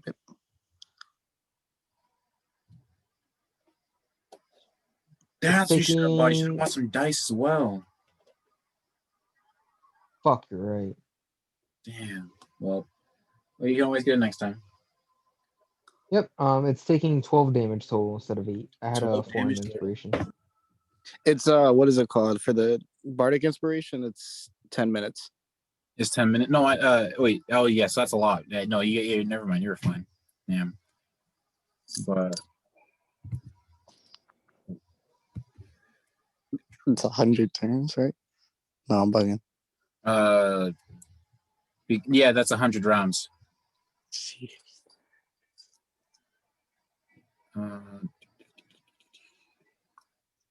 Goes down 1. There we go. And so that's your turn? Sure. All right. Silas, it is your turn. You are still rodeoing on the back of this of this estranged ethereal being. Well, not ethereal, this estranged eldritch being. That's the term. All right. What can I do? I'm just gonna shoot it point blank. All right. Just so you know, because it is a large, there's a huge creature. You do not have advantage on these attacks. All right. Yeah, because there's no way for me to actually stop it from moving. Yeah, no, not unless like all of you are like netting it down or some shit. Yeah, like you need like a bunch of heads for that. Because it's 3 times the size of you guys, I would say you would need at least 3 other people trying to grapple it as well. Yeah. All right. And like the only person that can attack while having someone grappled is Pharynx. All right. 18. Does that hit? 18. That on Rom? Yep. Yeah, see. Yeah, that hits.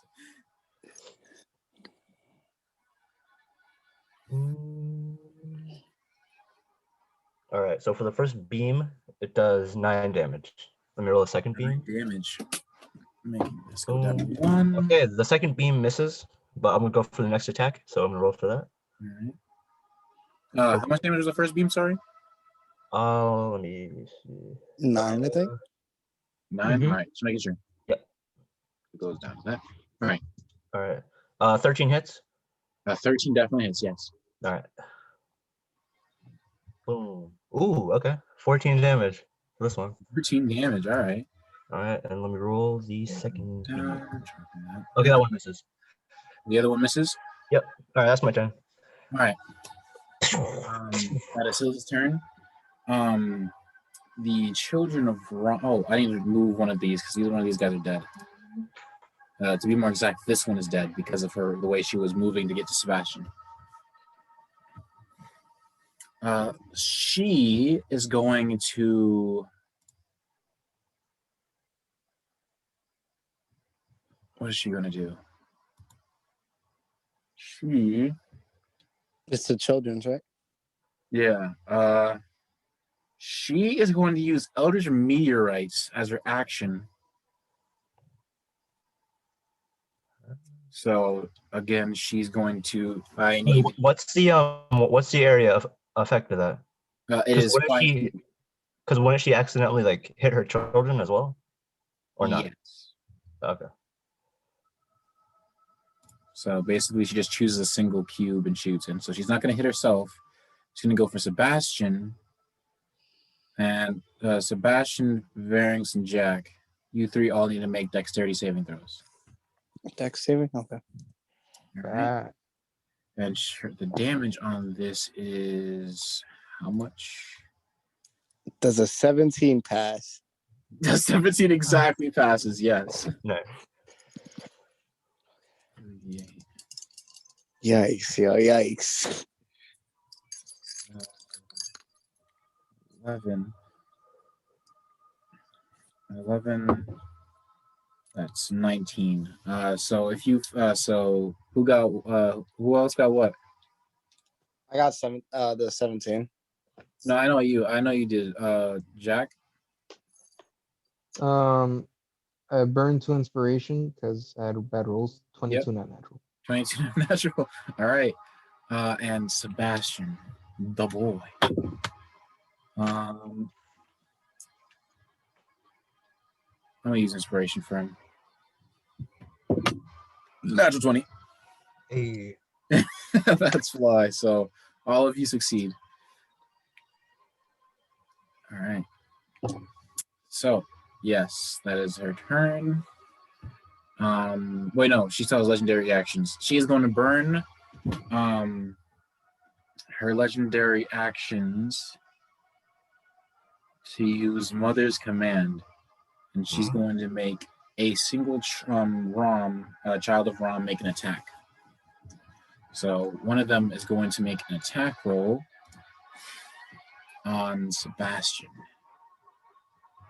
which I believe is a +5.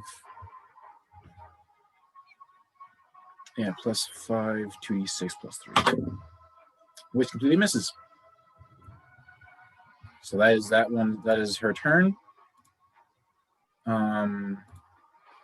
Next turn is Jack. Jack, it is your turn. She just fired off meteors at you again. All right. Now I'm getting a bit more closer and personal, so I'm gonna go directly up to Rom. All right. Right, get right up into the face. And I'm gonna use my bonus action to summon my spirit. All right. And just so you know, because of the health of your allies, if I'm correct, yes, you are at half health. Varynx is under half health. Silas is chilling. Sebastian's big chilling. He's been kind of schmooving on damage. Let it be known. Yes, sir. Yes, sir. But Just remember, after 30 seconds, that shit will rebound on him. Yep, he still has 4 more rounds. So once it's his turn again, it'll have what is it? 2. He'll have 3 left before he gets paralyzed. So, yeah, roll those attacks. Sorry, it was bonus action. So all those that can be affected by this will be affected by this. So let me see. This her child is Okay, they have, her children have to all make saves. Rom can't get I'm just afraid gonna of me. do one roll and see if all of it. And say all of them affects them if together if that works.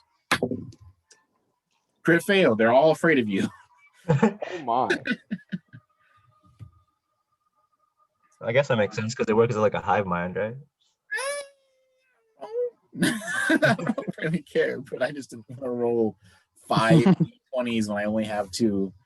And we could, but that's a lot of work, and I don't want to memorize which ones are afraid and which ones aren't. So I'm just gonna say mass. So they all fail, and they are afraid of you. But Rom, on the other hand, she's not immune to this effect, but she has advantage on her wisdom saving throw because of her alien mind. The save was 14, right? No, what's the save? I think it's 14. Okay. Yeah, she passes with a 20, an unnatural 20. Oh my. Yeah, she has a +5 in wisdom. She got an alien mind for a reason. Wait, hold up. Do our children also have alien mind? They do. They also have advantage. So they got a 1 initially, and they got a 10 + 1, which they still fail. So that's just making sure. So yeah, Rom is chilling. You summon forth this tiger that lets out a roar as the spiders all instinctively like crouch almost in a ready to move away and like away from like danger sense, while Rom stays her ground, again not showing really much emotion as she is just a spider. All right. As my free action, I yell, "Hey yo, Rom, fuck you!" And I go for my first attack. All right. I love that. Oh, Nat 20. Nat 20. Hey. Nice. Yeah, I should say fuck you more often if it gets me nats. All right. Roll that damage, bro. All right. Let's see. What debuff would I even be able to do on Rom? You could go for her head to give advantage. You could go for her legs, which would stop her movements, but again, that would not stop her legendary movements or legendary actions. What else? You could go for its like actual like the eyes where the face are and try to cut that so that she has disadvantage on attacks.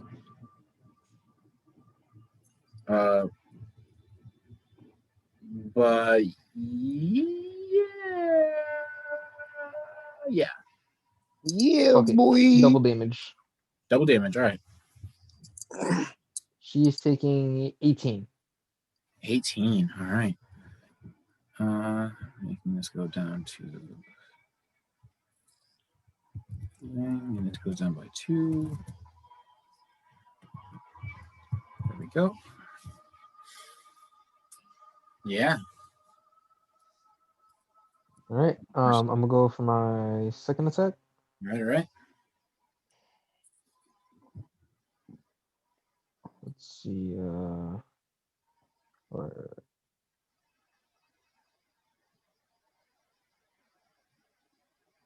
12. 12 to hit.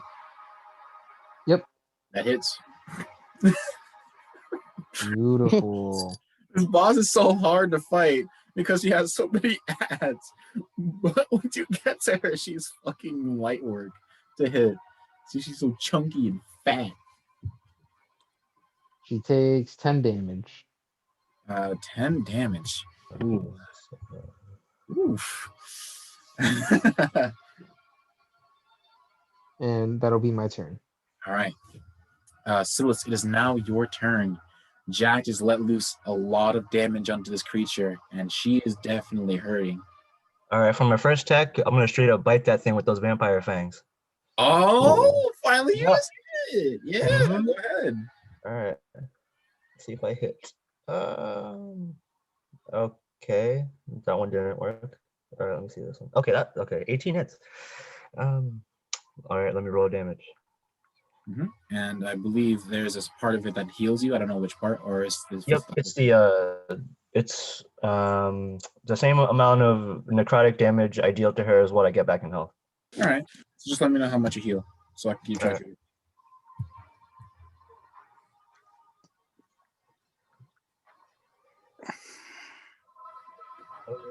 Boom. Seriously? Okay, whatever. 10. 10 damage, and you heal how much? 10. Nope. I heal 3, 4. 8. 8. I heal. All right. So we'll go up to this. You're at 46. Yep. And she is at death's door. Is that? Yeah, that's my turn actually. Yep. And so, it is the children of Rom's turn. These little buggers are going to come to their mother's aid.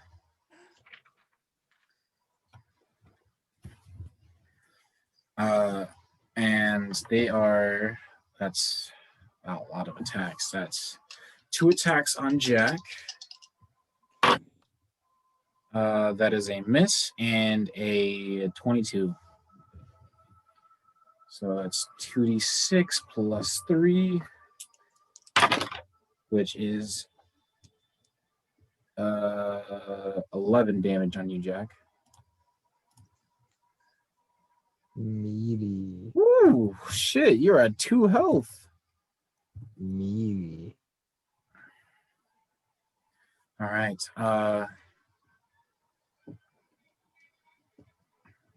Now, the other 2 will attack at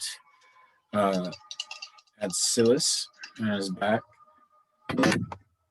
which is a 24 unnatural and a.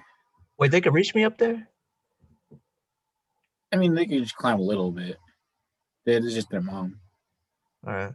Is there anything I could just say to use another 5 feet to climb up her? Okay. All right. But they were really close, so they could have done that anyways. All right. So how much? That is. Let me roll these. That's baby damage. What? 6 and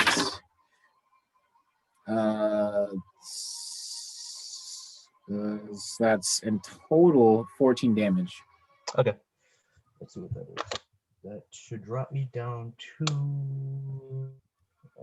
30. 32. Right. That makes sense. Yeah, That you're one? at 32. All right. All right. So that is there. No, there's one more, and it's going to attack Sebastian. Sebastian, the dodge god, is just like from all the other attacks before. It's just been like, bum, bum, bum, Oh, bum. What a goon. What a goon. And speaking of the goon, he's going to make 2 attacks at Rom. Let's go.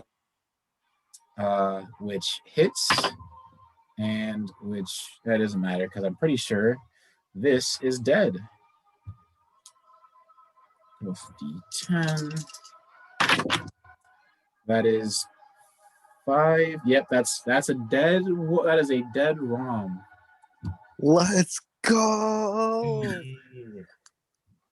And now, Sebastian, after like just miraculously dodging all these effects, after dodging a literal meteor with like a backflip or some shit, and after this one spider tries to pounce at him, he just like it kind of gets past him as he kills it and Rom in one swing.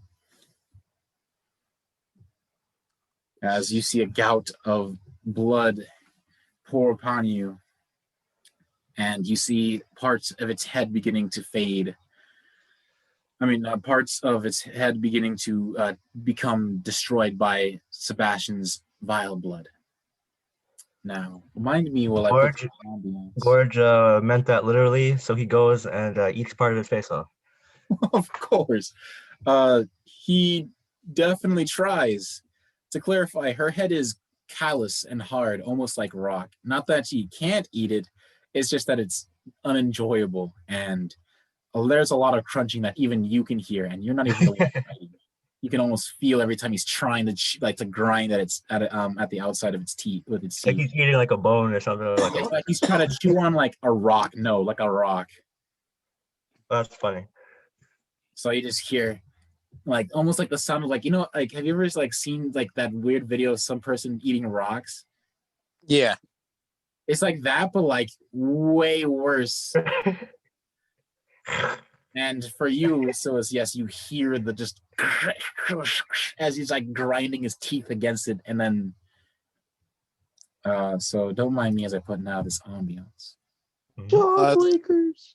Are the children of Rom dead as well? Or are they Yes, just as you see Rom like fall like lump on the floor, legs splint out and with twitches, they all collectively just blump and just begin to curl up and just die. Varys kind of goes up like next to Jack and pokes one of them, and he's like, "Ugh, these nasty things." Yeah. And Sebastian just like, yeah. And just falls to the ground, like muscles tense, body just like jittering in motions. Like,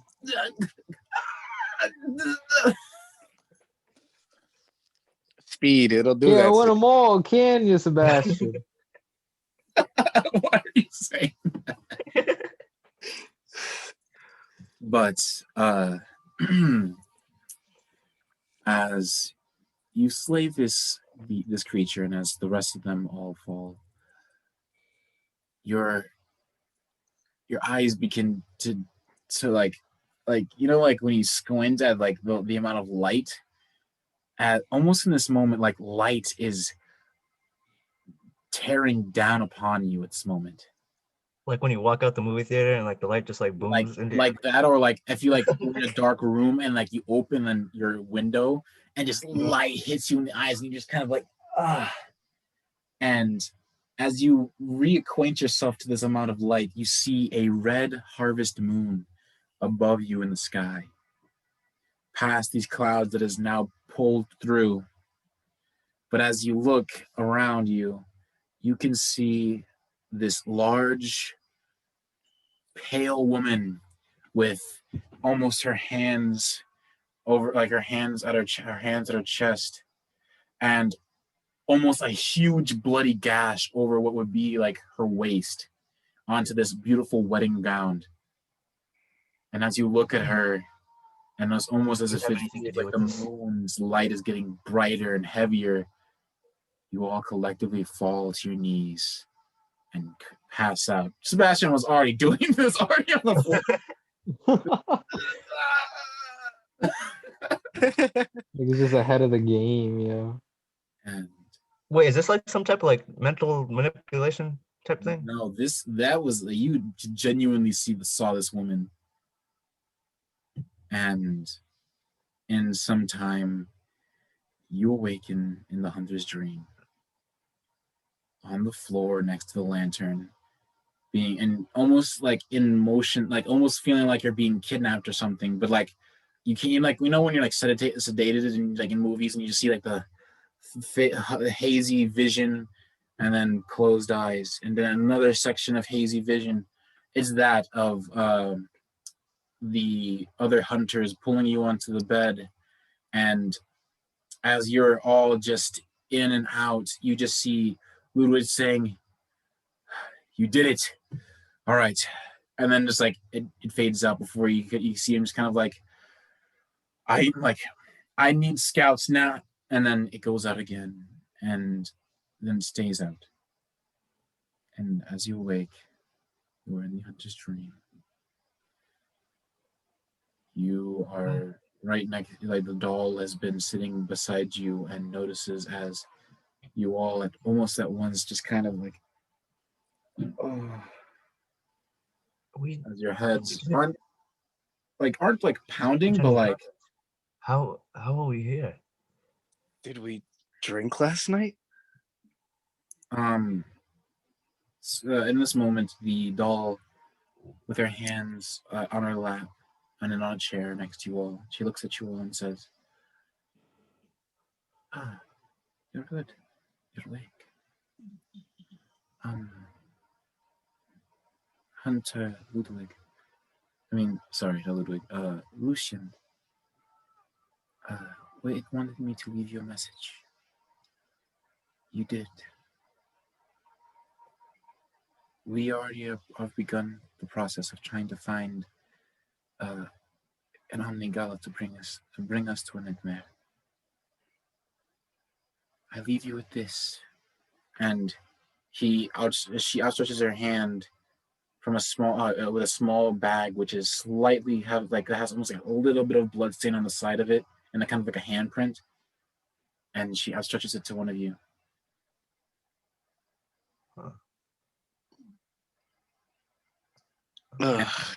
Somebody grab that. And more or less, she just puts it on Jack's bed as he is the closest, and she goes, "All right, be safe and good hunt." As she then stands up, moves the chair aside very delicately, and goes back to stand where she is, while also kind of simultaneously trying to look to see where Gehrman is. Varys kind of like turns to the rest of the guys and like still like holding his head is like, I thought we won. Yes. Sebastian kind of just like, "I'm pretty sure I killed it. I think it's dead. I mean, she said that we did it." Yeah, I think I remember. You did the final blow. Good shit, little homie. My dome piece. Just the way he talks so slow. Sebastian's like, "I want some water," and he gets up and begins to go off and try to find himself a drink. Would Gord remember like how exactly we got here?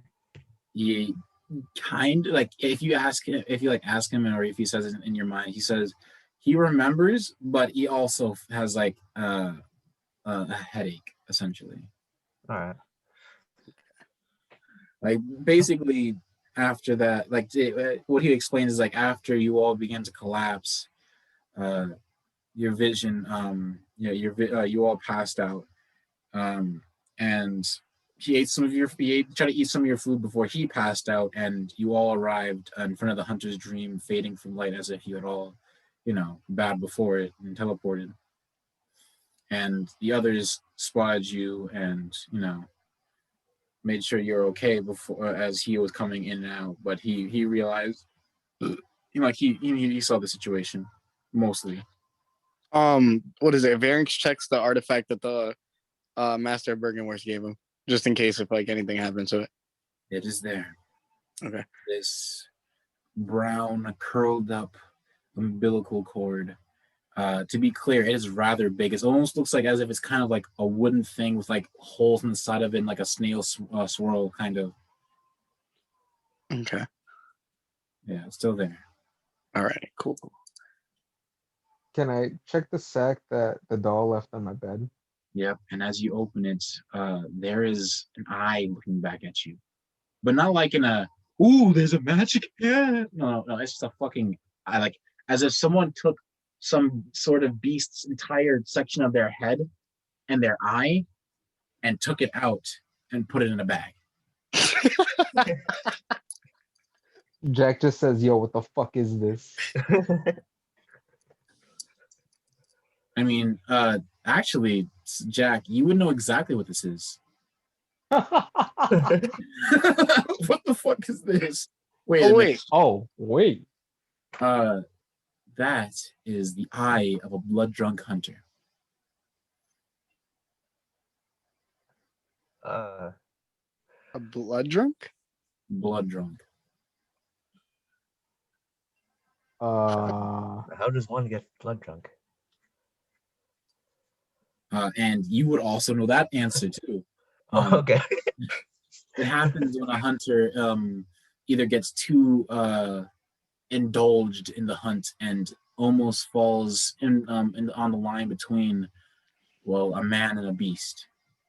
The beasthood begins to follow suit as they lose themselves to madness and become a beast, and they become blood drunk, killing creatures, possibly even drinking blood and acting more beast-like with every attack and attempt at attacking. Do I know whose eye this is? No. This is like, no.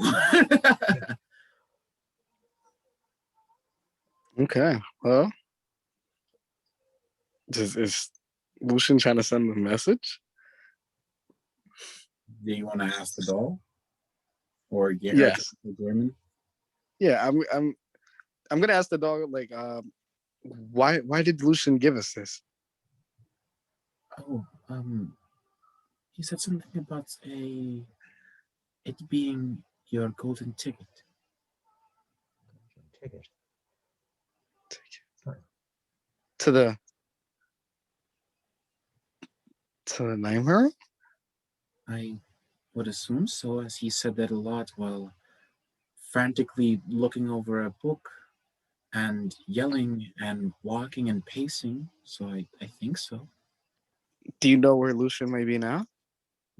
I think he's at the main church at the moment. All right. I turn back to the rest of the party. I'm like, we got to get some because I still have no idea.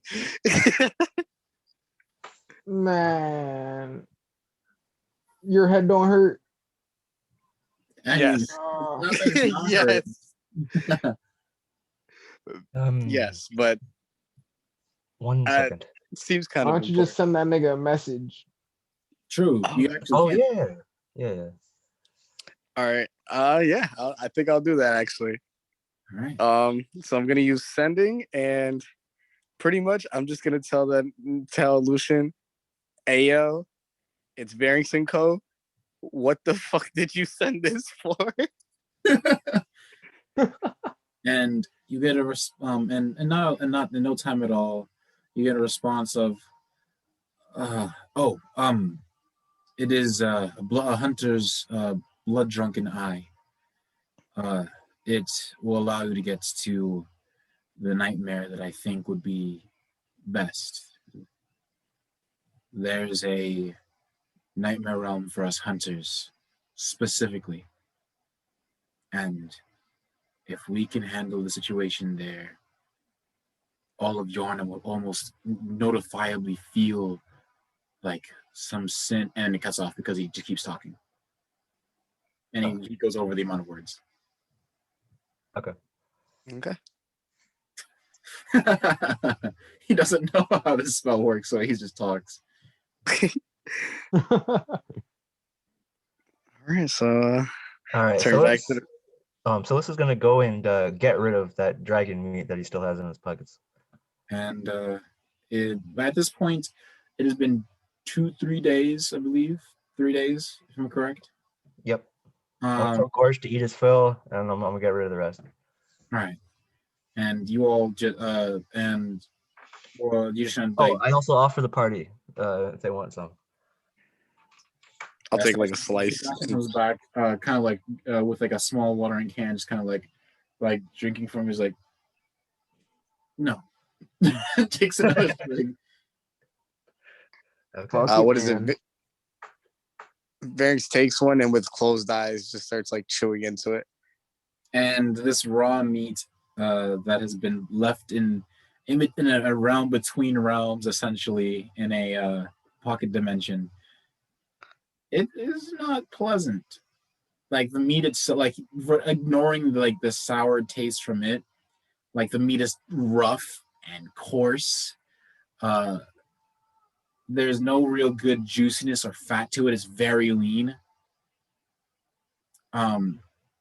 Something you would assume from an all-powerful dragon, even if it is a young one. No, it is unpleasant to say the least. Oh, Gord seems to like it. Oh, Ward doesn't care.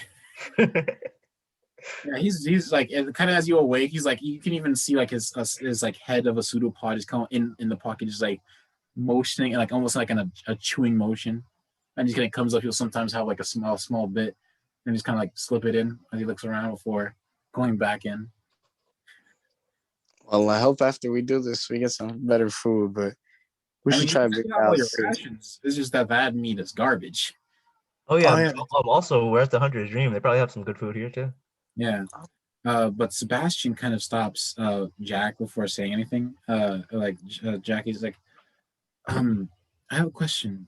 Do you think you could use this? And he brings up the dragon's heart, and he asks if you can try to make some kind of potion with it, because he thinks that it might be able to do that.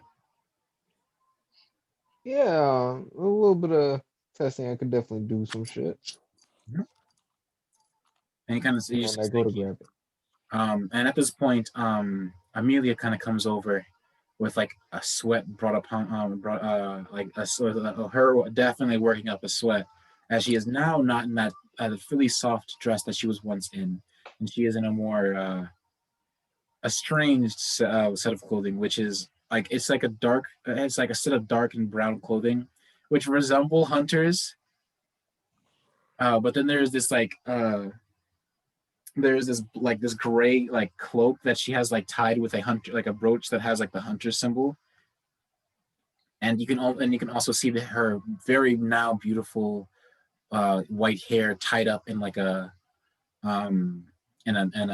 a braid, like one big long braid that is now kind of peeking out from underneath her cloak, and you can occasionally see peeking from inside this hood as she sees you all, and just like, and she kind of comes over and like looks at you all like, you okay? Oh, what happened? Well, we went to go do another one of Lucian's, crazy missions, and we just so happened to, kill a great one familiar. And she's just like, is that a good thing, or is that like a really cool thing? I don't know what that is. You should have seen him, man. Sebastian did the final blow, and he was like, like, and Jack just like imitates him using his scythe. Just like in the scything motion, just like, and then just like that final swing mainly, and it's just yes. It and also like threw medias at us. and she looks at Sebastian with like more like even more like more amazement than before. She's like, Yo, and check this shit out. This dude is so heroic that not only did he kill a great one familiar, I lugged the heart up. He even ripped this heart out of a fucking dragon. and she just like looks at him, was like with wide eyes, like.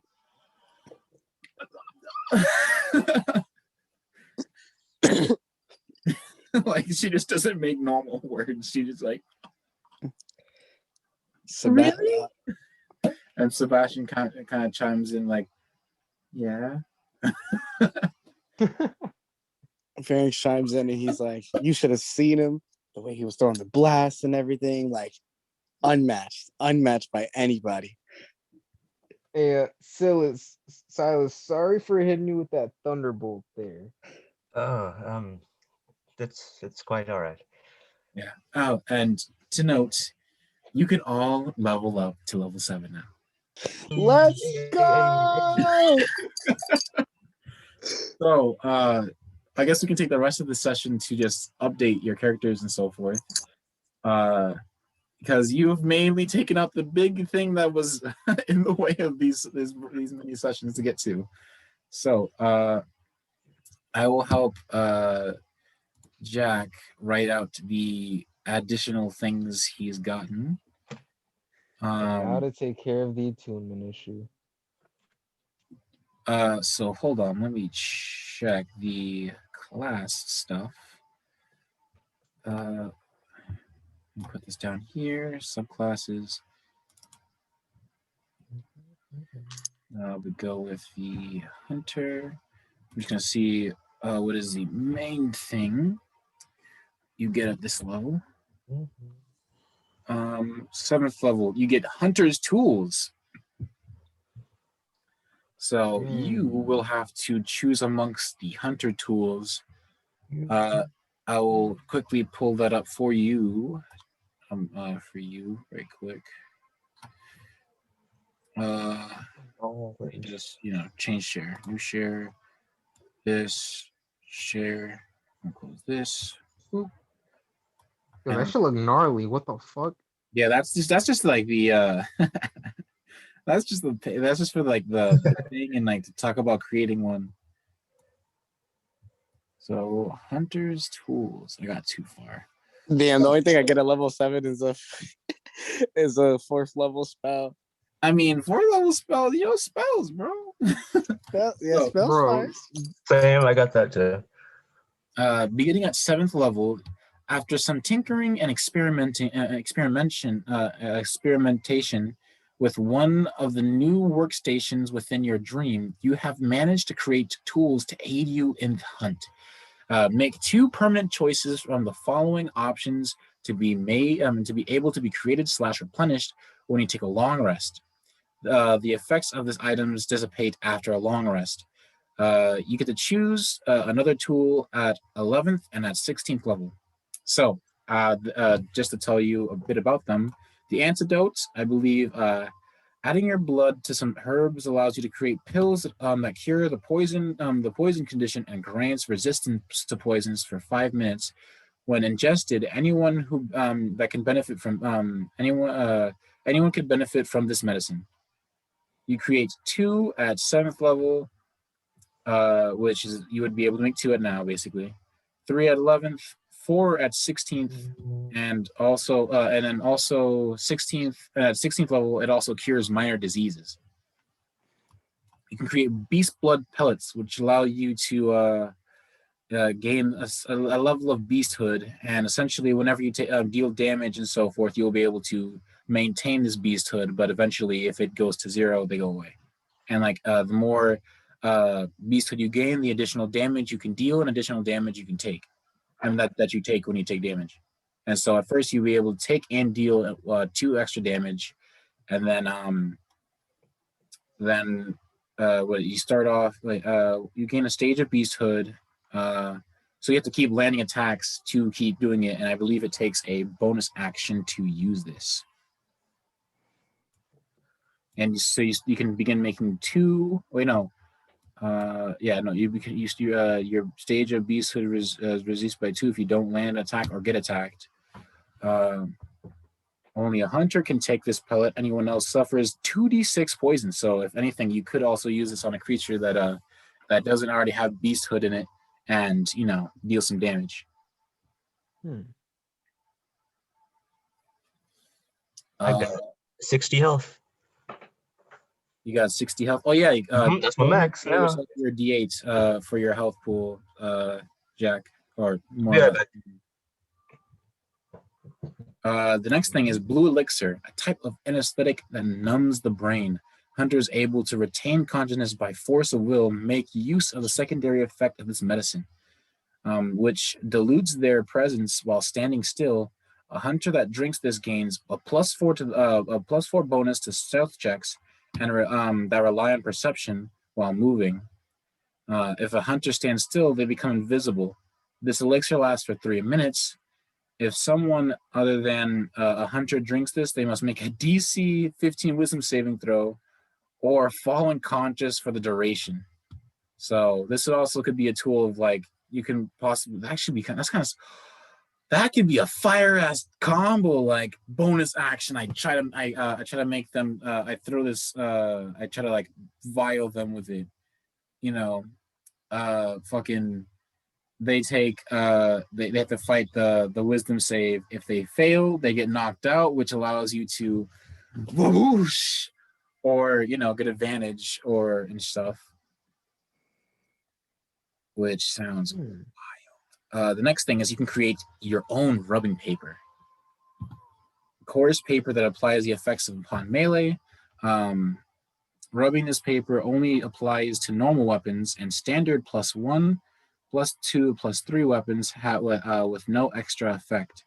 As a so basically, this isn't very helpful to magical weapons.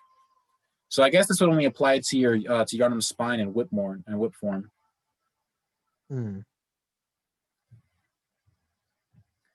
Yeah, so there's a choice of 3 different types. At 7th level, you can only create 1 paper that deals an extra D4 damage. At 11th level, it's 2 papers, and damage goes from a D4 to a D6. At 16th level,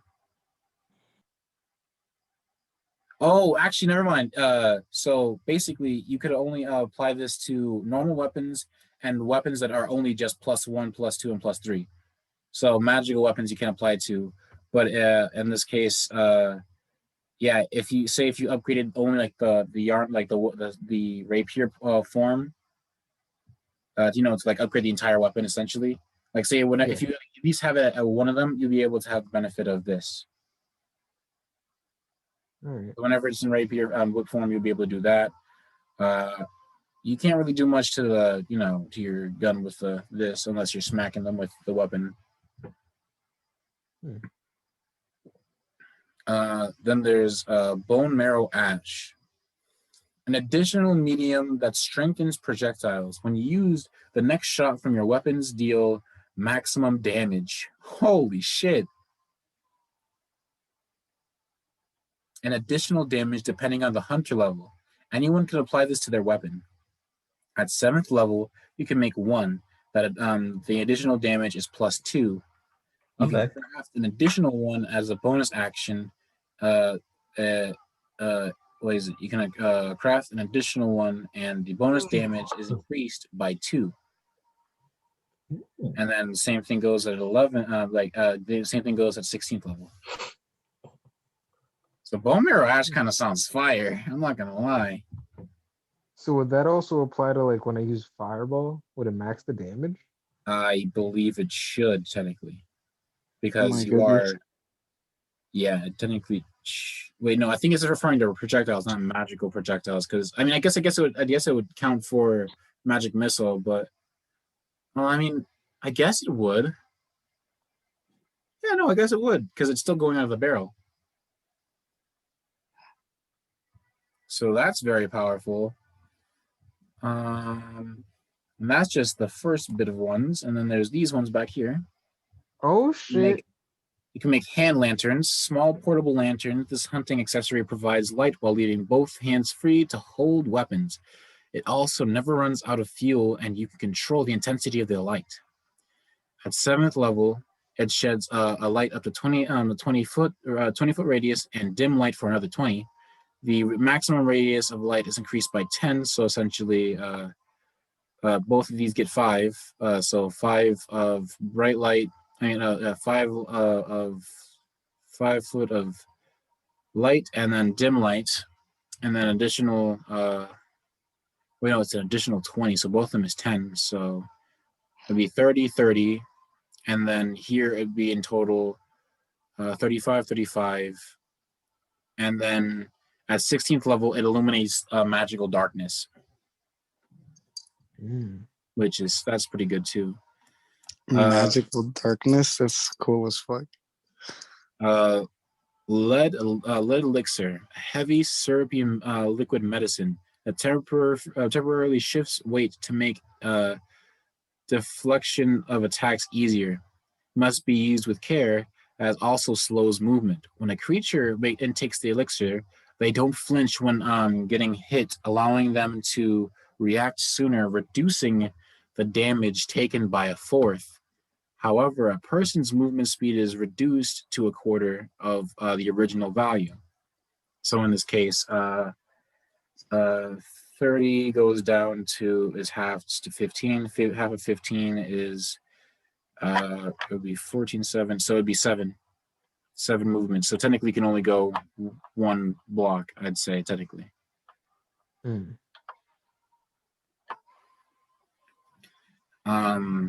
What else?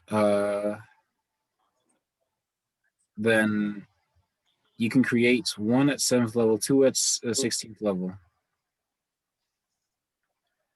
And then Molotov cocktails, explosive raging flames when thrown against an object, one of the oldest hunter tools available in the shop. When thrown, it makes a contact with the surface or a creature. The target takes 1d6 fire damage and is set ablaze. At the end of the creature's turn, they take an additional 1d4 damage. The creature can use this action, can use an action to make a DC dexterity check to pat out the flames.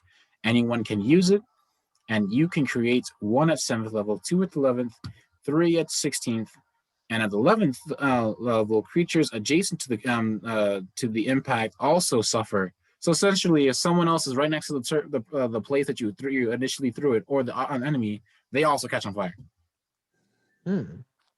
So like, basically, yeah. So basically, if they're within basically if they're within melee range, they catch on fire as well. All right. Then there's numbing mist. Throw to create a mist cloud that numbs a creature's life essence and prevents restoration of hit points. Throwing this vile mist causes all creatures adjacent to the impact location unable to heal for 30 seconds, basically 5 rounds. You can craft 1 at 7th level, 2 at 16th level, and the effects last a minute at 16th level. Sedatives, liquid medicine that calms the nerves. Those who delve into the arcane fall too easy to madness, and thick human blood reserves to blood serves to calm the frayed nerves of these inquisitive minds. When intaking this concoction, the user will be rid of any afflictions required a wisdom or intelligence saving throw. Only a hunter can intake this concoction. You can create 1 at 7th level, 2 at 11th level, and 3 at 16th level. And then a shaman bow blade, a blade of bone coated with gruesome spinal fluid. When a victim is cut by the blade, the green spinal fluid temporarily numbs the senses, disrupting the creature's gross motor skills. The blade and nerve intended for battle must cut deep to be effective. Then it breaks. If you attack with this weapon, it counts as a dagger, and it hits to deal 1 damage. But the target must make a DC 12 Constitution saving throw or be poisoned. While poisoned in this way, the target is confused, as if affected by the confusion spell. Regardless of if you hit or miss, the blade breaks. You can create 1 at 7th level, 2 at 11th, and 3 at 16th. So what are you thinking of the 2 of them to pick up? All right, I want to get the blue elixir, and let me see. I'll probably also grab I like the sound of the shaman bone blade, but I don't know if I want that or the Molotov cocktail. Or the bone marrow ash. True.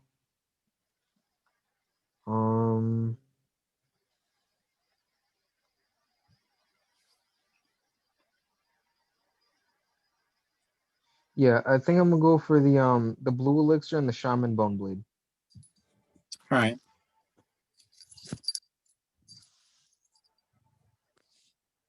Yeah, I think Sebastian is also going to take the blue elixir, and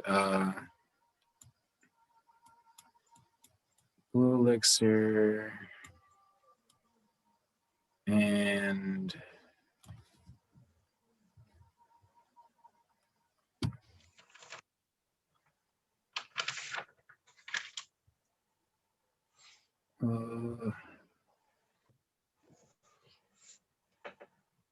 the Molotov cocktails. Yeah, so I'm gonna put on his thing, blue elixir, and I'm gonna show the shaman thing for you. Let me just grab this. Can you see it? Yep. I'll take a screenshot of it and add it. All right. All right. And only one I need is the blue elixir. Oh yeah. It was the, what is it? The blue elixir. Blue elixir. All right. Because I need the blue elixir to type it out. Mm, There we go, right there. all right, all set. All right. Can you send me the screenshot of the blue elixir and real quick as well? Can you send me the screenshot for Molotov, yeah, Molotov? gotcha.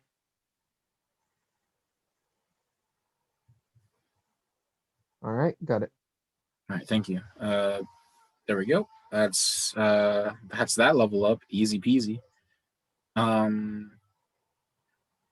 Alex, how are you looking on your upgrades, or are you not doing that yet?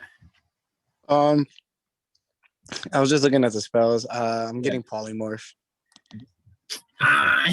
Yeah. Yeah, like that's pretty much it. Other than that, I didn't roll for my health up, but it's Yeah, I'm about to roll for Sebastian's. The man truly needs that love, bro. yes, sir, yes, sir. Oh, and What now is you it? Just +1 on top of that next roll. Let's go, Sebastian. it's just a D8, right? So Is yours a D8? I don't know. I haven't checked the thing. So yeah, I'll check. Yeah, 1D8 per bard level. All right. And plus your Constitution score if you have anything to it. And that's Jalen. Jason, just so you know, when you're rolling, you have that +2 for your Constitution modifier. That's my Constitution. Sebastian. 1. So Sebastian's gonna get a +2 total. So what? So I roll 7D8 or No, you just roll 1d8 because you're level 7 now, and I've already rolled up to that point, and right now, okay. Yeah. So Alrighty, cool. So 7 more health. So Varix is sitting at a cool 47. 7 +2. That's 9, making this go up. This go down. This. And do we get an ability score increase, or is that every 2 levels? No, that depends. I guess it depends more. No, I'm pretty sure it's scaled at the same rate. So let me just pull up yours just to double check, because it'll say when you get it increase on the thing at because you first get it at 4th level, which ability score you get it at 4th, 8th, 12th, 16th, and 19th level. Gotcha. And also you can also replace an ability score with getting whatever I forgot what it's called. A feat. Yeah, with a feat.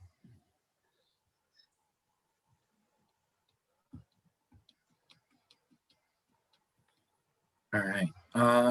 So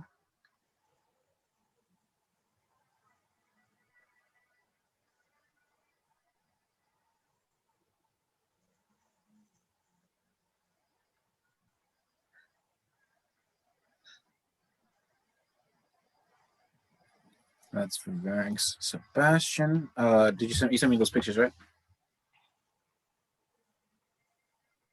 Who, me? Or Oh, Jalen. okay. Yep, I sent them over Instagram. All right.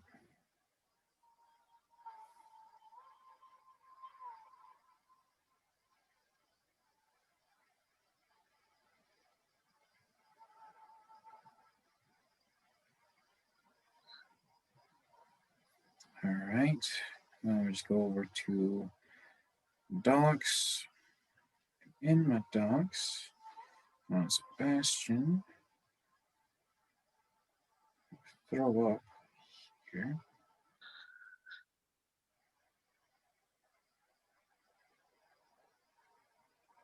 Paste. Oh wait, actually I can crop those images just so I can have only the thing.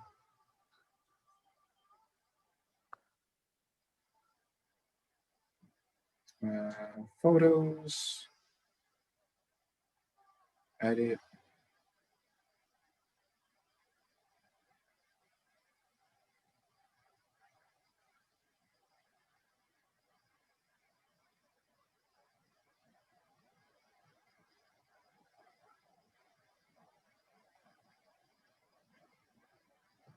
Done. Yo, let's go.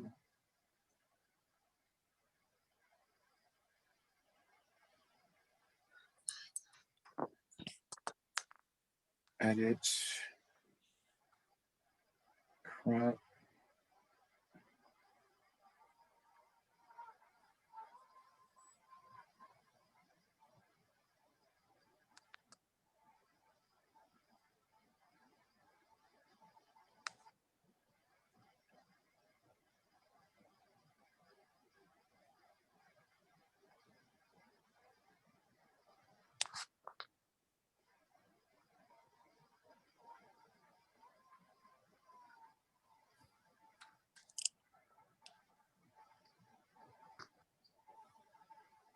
Done.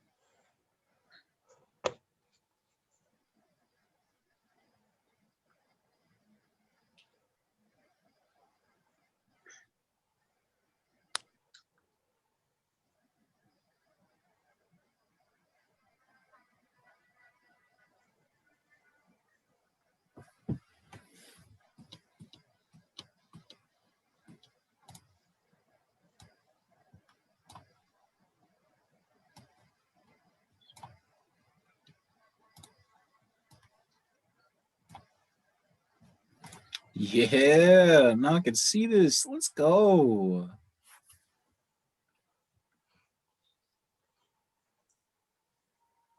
This is swag, bro. This is what I'm talking about. That's efficiency right there. What's up? No. I was just saying for like thing. Good word. Make this black. Underline. Hunter. Tools. I'm just gonna give it this. And remove the underline.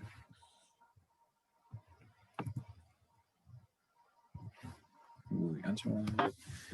Gonna be like, they come back on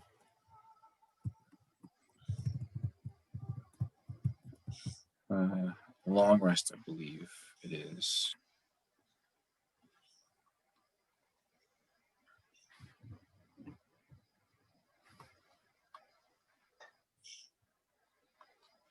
Yo, Jalen, right quick, can you give me a quick what is it? Another screenshot of the Hunter's tool thing? The general thing of it. Yeah, just Hunter tools. Yeah, just so I can just like crop it down and put it in like I did on Sebastian's. Oh, sorry, I probably don't have it up, do I? Let me see. I might actually. No, I ended up zooming it in. Pull it up for me, please. Yep.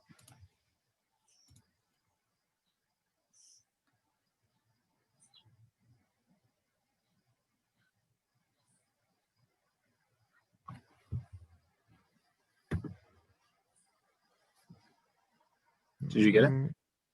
Got it. All right, thank you. Swag. Now I'm going to go back to Sebastian ship. More, did you need any help? Oh yeah, I learned something pretty interesting more. Huh? About Warlock spell slots. They're generalized. So as many spells as you have any level spell of those. So basically, say if you wanted to like, my turn, I say you get like polymorph or some shit. Polymorph. All right, that's your turn. Next turn, polymorph. I mean, you can't do it because it's a concentration spell, but still, it's you. Those spell slots are generalized, so you can be like, click. So I could like use it. Wait. So I could like use a There's spell. no first level spell, second level spell. No, with warlocks, it's just You just do it. time. It's What time, the fuck? right? Warlocks are weird. But I get, and also to note, Amor, when you do cast spells, depending on the level of 4, you will get those charges on your mark. So remember about your mark charges, All right. because then you can also use them to replace a spell. Because with the mark, it does matter for your spell slots. The level of the spell to get those charges, and then the number of charges you have is the level of the spell you can burn again. All right. And also remember, I'm pretty sure you chose this, the one that if a spell goes at you, you can activate counterspell to basically absorb, or basically either get more charges equal to the level of the spell. And in the future, I could get this ability that allows me to absorb elements. Nice. So you'll just start absorbing the thunderbolts I send at you. Yep. Well, no, if he does that, it will guarantee, like, if he uses the counter spell to destroy it. But if you get hit, or wait, what happens if a spell? Absorb. Like I think that just like nullifies it, right? I'm not sure. I haven't checked. I'll check the thing. Dang, yeah, you just redirected at the fucking mob. Edit. Gonna crop this piece. Sounds wild playing hot potato with lightning. Oh no.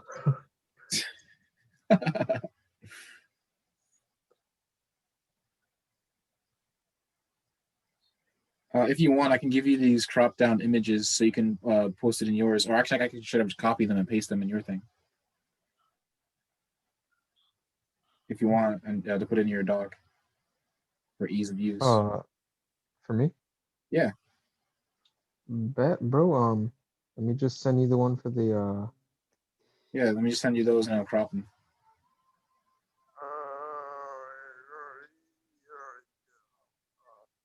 thing. Yes.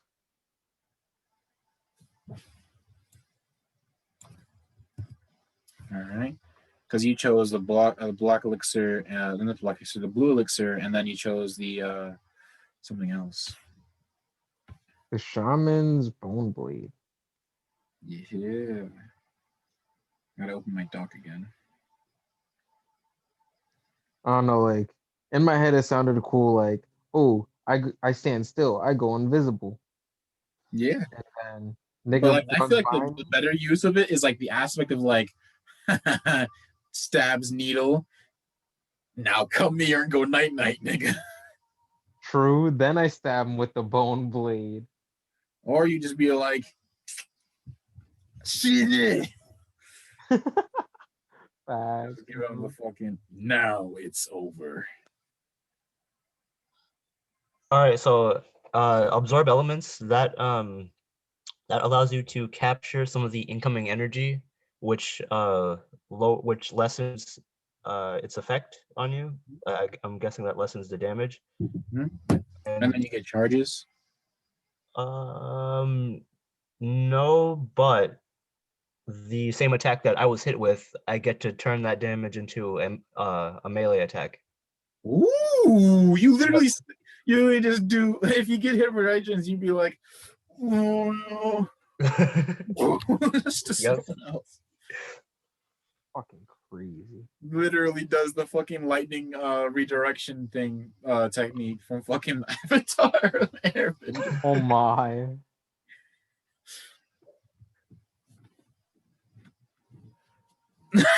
Just fucking murder them.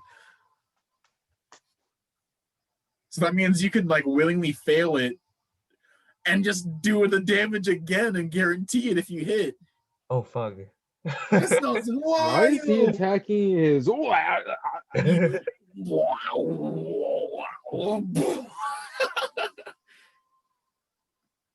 literally just pull a fucking what is it, Prince Zuko on them.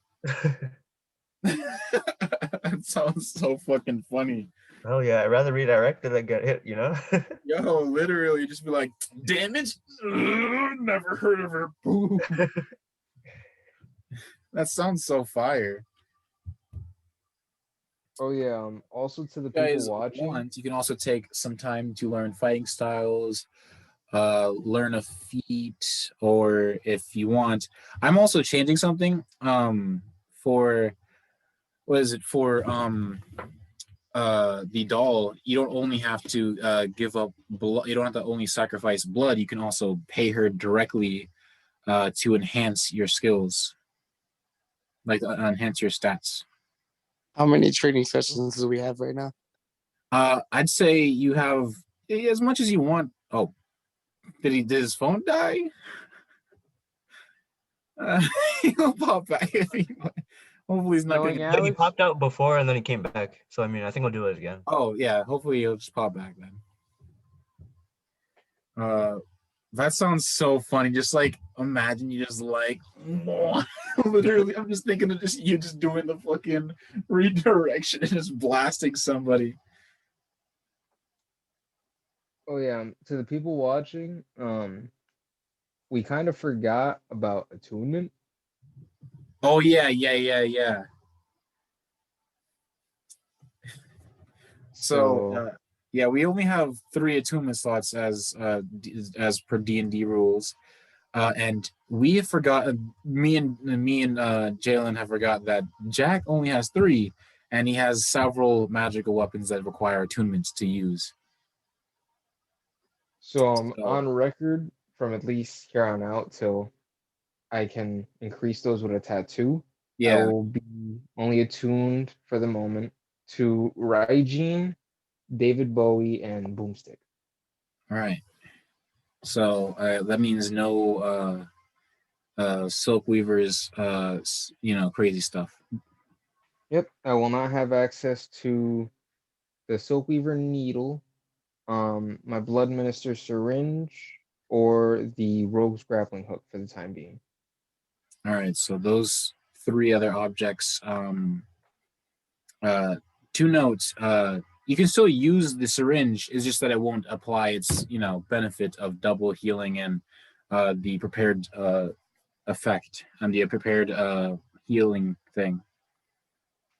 I wanted to actually ask about that. So every time like I go to use a healing vial, does it automatically give the benefit of like the extra damage thing? Oh yeah, it should. Yeah. Oh fuck, we haven't been doing that. Oh my god. That sucks.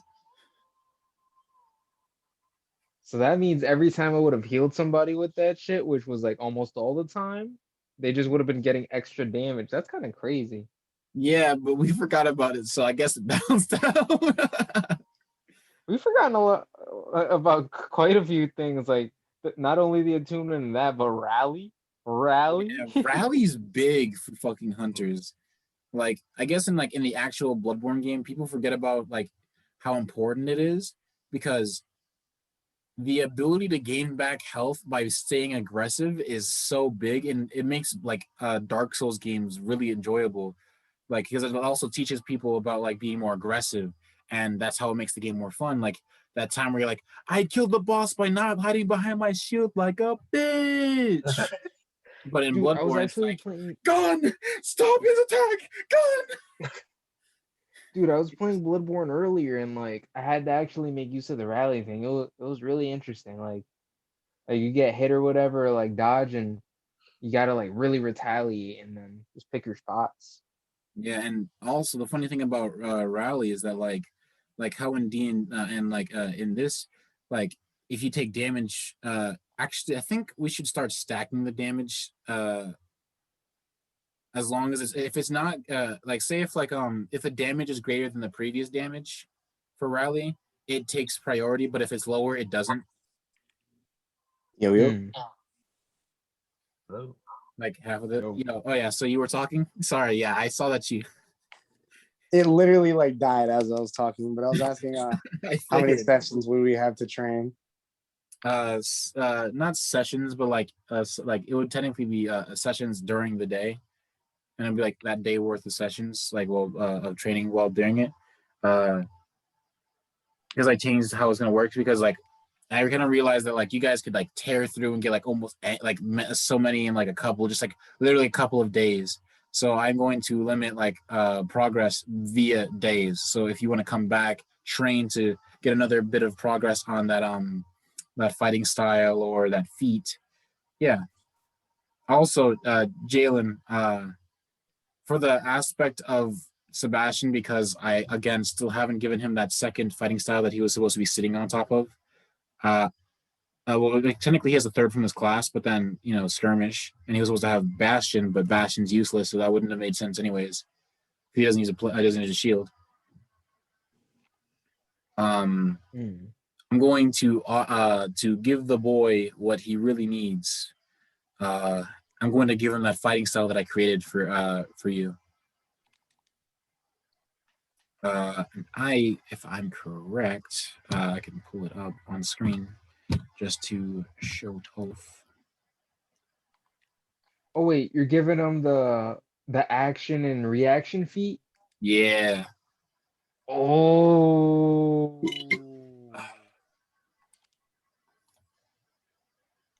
Oh shit. Yeah, the homebrew feats momentary action. Yeesh. What's it called? So then I think I'm gonna take this time to work on a wasp style. All right. So I'm going to paste this. A minute is 6 rounds, right? What is that? A minute is 6 rounds. A minute is 10 rounds. Oh, okay. Because it's every round is 6 seconds. All right. 1 minute. So, like, and then just like referring to like all the enemies and you all doing your shit on your turn is like 6 seconds total. So like basically all the stuff that's happening is happening. All right, so theoretically, my transformation could last like 60 rounds. Yes. Yep. Hey, can I ask the doll a question? Yep. Wait, what's up? Hey, doll. Doll. Oh yeah, I feel sorry. weird calling you. I feel weird calling you doll, but is there anything else I could call you besides doll? I wasn't given a name after I was created. Due to the insimilarity between myself and the person I was based off of. That's garbage. Why don't we just give you a name right here? Well, I would definitely like to take it. Thank you. Names go to important people, and you're important. Thank you. That's very kind of you to say.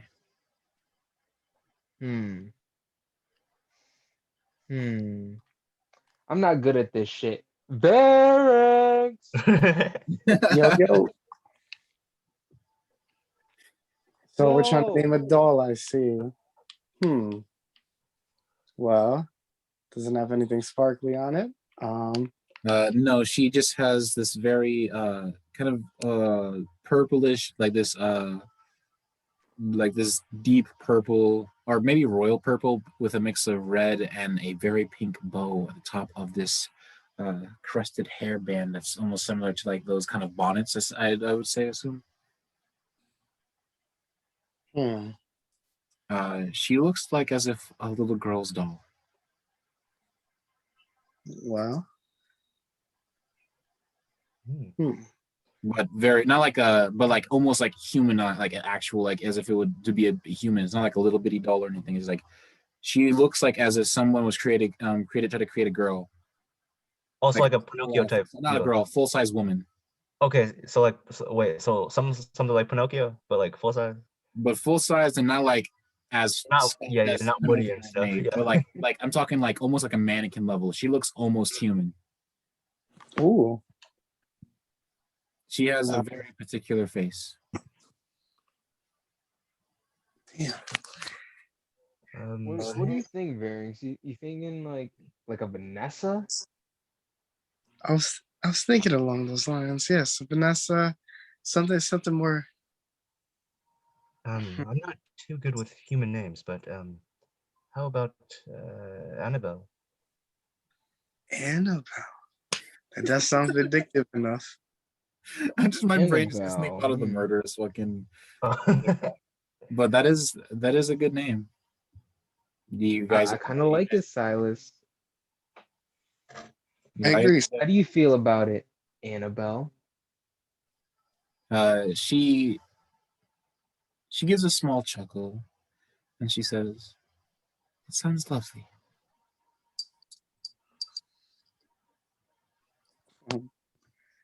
Right. Back to the question, because questions. Did we get? Did like Lucian leave us any bread after us doing this? Like any dough? Of course. Now it's time for me to pull the money symbol. Yes, sir. Bread. Oh, shout out Silas. Silas, we needed to give you gold from last time. Facts. Oh yeah, from all the. Yes, sir. You're getting big shmoney. Yeah. So it's 725 gold you got. Damn. Okay. So that encounter was a level 10 boss, just so you know. Woo! So don't Damn, mind. that was on the same level as the dragon. Actually, yeah. Except, I mean, y'all comboed, netted it, held her down, held it down, and sauced the dragon up real good. Real good. True. That's a lot of guap. How much guap we talking? So, Money make Yardnum go around, yeah. 6th level,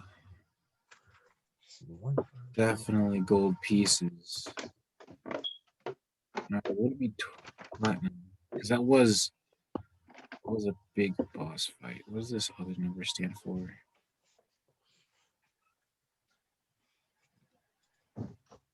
Okay, let me roll a d10. D10 and actually no, sorry, D12.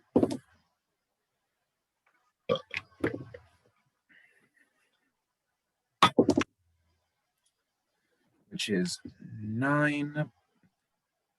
9 times 10.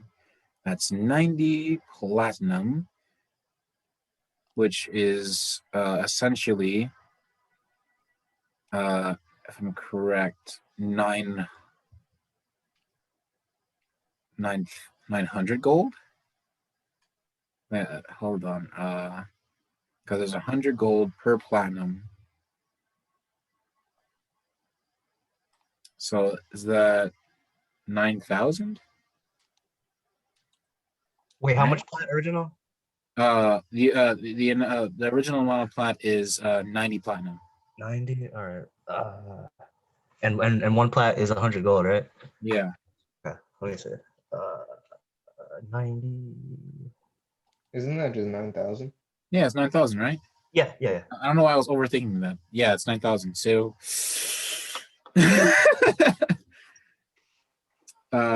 Over 9,000. Big pockets, big money. So I'm going to divide 9,000 by 4.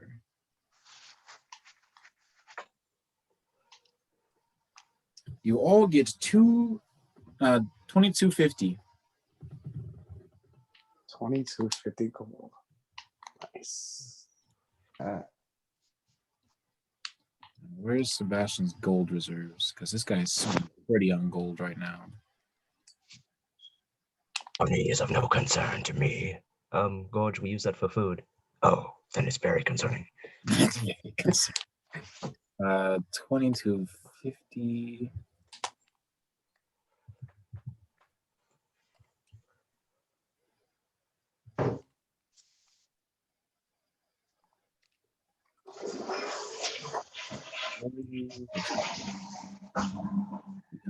This. the 2, and then the 4. Sebastian has 4,023. I mean, no, 4,200. No, 4,200. Yeah, 4,235 gold pieces. Ballin'. Big ballin'. Alright.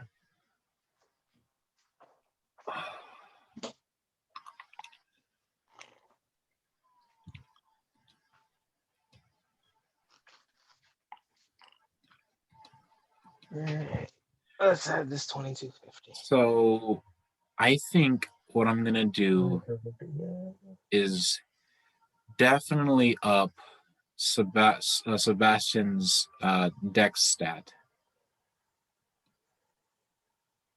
Okay, so he's gonna use some of that bread on the doll. Yeah, he's going to. So he comes up to the doll and he counts up. Hold up, I need to pull up the other doc that I have. Oh, it's not a doc actually. It's I gotta pause the share. Wait, so it's only is it only what is it called? Jack and fucking Sebastian that can do this? No, anybody can. You just need the dough. Which How much dough? that's what I'm trying to go double check now. I just paused the share so I didn't show you the whole Bloodborne doc while scrolling to get to it. I will definitely tell you all collectively. Because I'm going to follow the magic tattoos rules I have here. Of course, it's an invalid link. Bastards.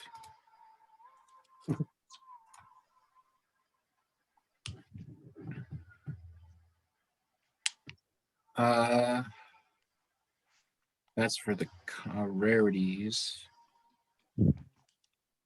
Gemstones. So now I'm going to return the share. Let me resume the share. So for strength, it is 2,200. For dexterity, it's 2,200. For constitution, it's 2,500. For wisdom, it's 2,200. For sapphire, it's 22. For intelligence, it's 2,200. For charisma, it's 2,200. And for fire opal, it is sorry, no, you don't get fire resistance. This is from the tattoos. These are part of the tattoos. All right. Let's see. Con or dex? So I think I'm just gonna spend my my share. I'm just gonna go for it and say I'm gonna put my charisma stat at 20. All right. So delete remove 2,200.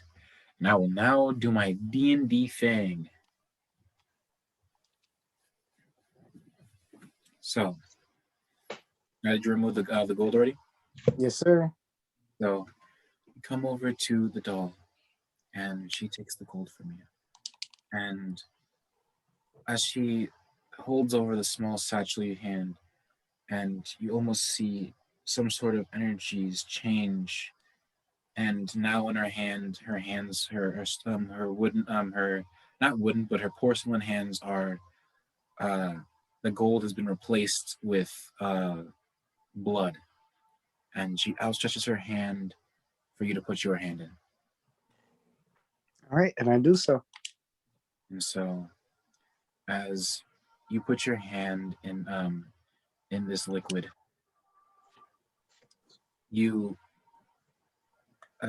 feel almost like it begin to enter you in some strange way, even though you have no like wounds open, and you feel the energy kind of begin to pulse, and you kind of you reactively like feel this as she like goes, and the blood in her hand is gone. Your hand has no blood on it, and you feel change. So In your case, I'm gonna come over to your thing. So yeah, it's so you just changed it to a 19, right? I changed from a 19 to a 20. All right. So let me just do that for you. Remember? Now it is +5, meaning your plus your proficiencies now an 8. That means your charisma things are not 7s, but 8s.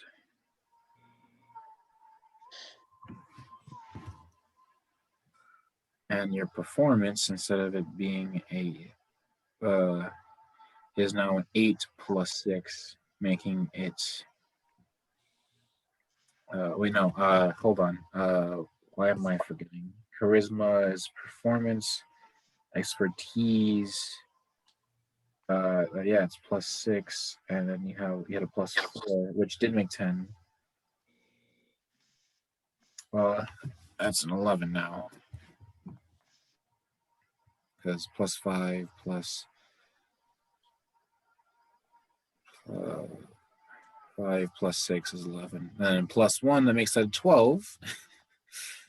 Go. This becomes an 8. I believe that's all your charisma-based abilities. That's an 8. That's an 8. Yep. There we go. Did anybody else want to do that? I want to increase my dex. All right. Is your dex already a 20, right? No, it is a 16, but I have a bonus to it already. So All right. So yes. bring it up to a 17. The situation is the same. You bring forth your satchel of gold, and again she raises her hand over it as the energy pulses from her, and it turns from this. It changes from that monetary substance to this red ichor, and as you put your hand in it, you feel the changing begin to happening as your stat is increased by 1. So that 16 is now a 17, being a +3 as base. Instead of if I'm correct, it is instead of it being it's still a +3, I believe, right? This is 16 and 17 are +2. I mean +3. I believe so, right? Because I'm 16, 17, yeah, because 18 and 19 are is +4, right? is +4. Yeah. And then 20 is +5. Do know by this way, you can increase over 20. And there are stats over 20. Okay. But this is a very costly way to use your gold.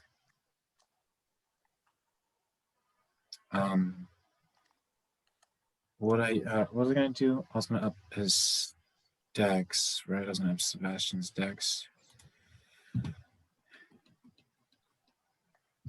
Yeah, making it an 18. And this actually I could double up. And he'll have a 19, being a +4, giving him a juicy bump in dex. Because that'll be the same. If he doesn't, he won't make a difference at the moment. So I think that's a good option for now, because he doesn't have a lot of magical weapons. And what is he even attuned to? Crimson Right isn't a thing.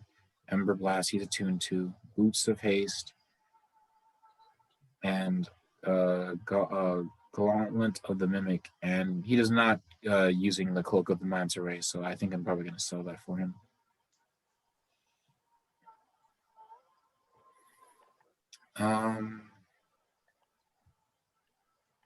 So yes, I'm going to remove 220.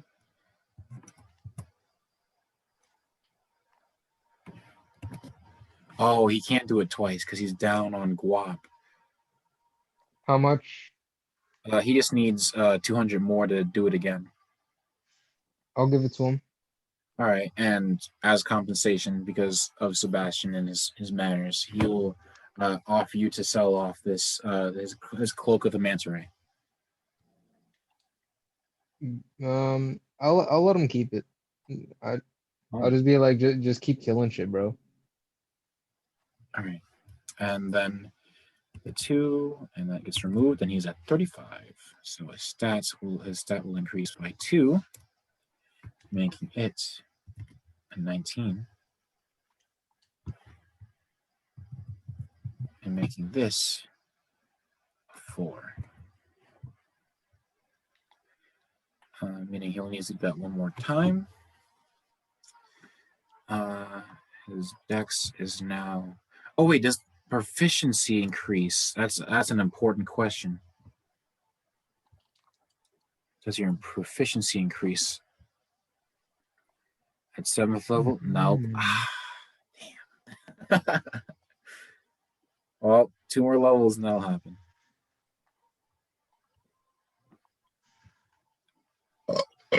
Whew.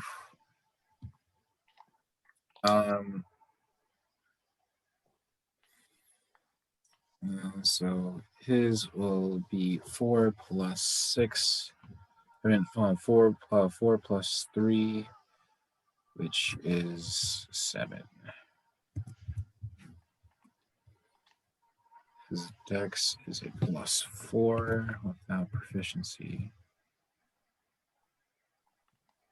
Dex, wisdom.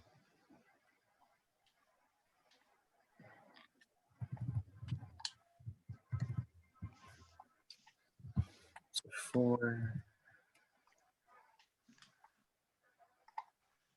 His dex is a 7 there for stealth.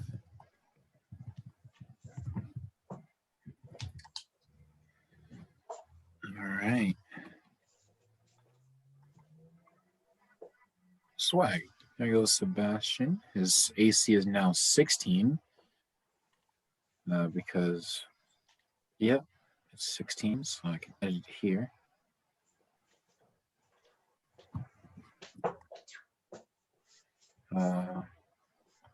Rom is dead. The spiders are dead. Sebastian's AC, not AC, HP is increased to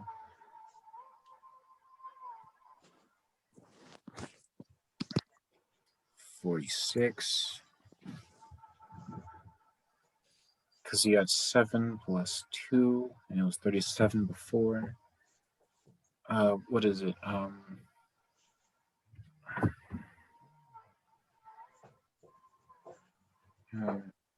37 plus 2, 9.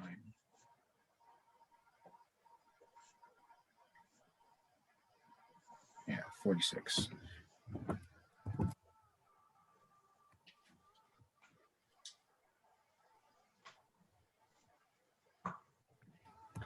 Copy. Control V. What is your HP? Your max HP variance? 47. 47. Juicy. Jack, did you roll out your HP? Yep, my HP total now is 40. All right, 40 out of 40. So what's your HP maximum? 60. 60. Yup. Damn. It could have been a little higher than that, but I'd rather take that 8 instead of risking going lower, you know? True.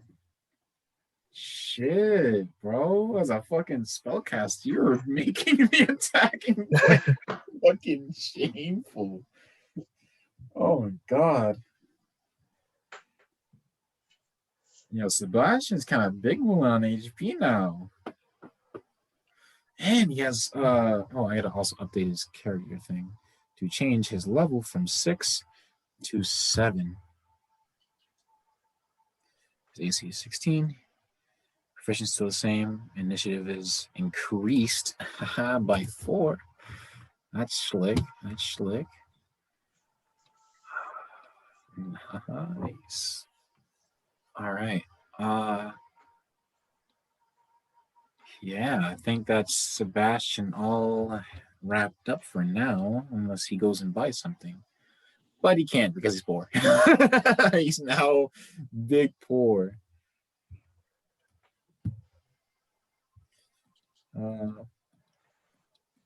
But yeah.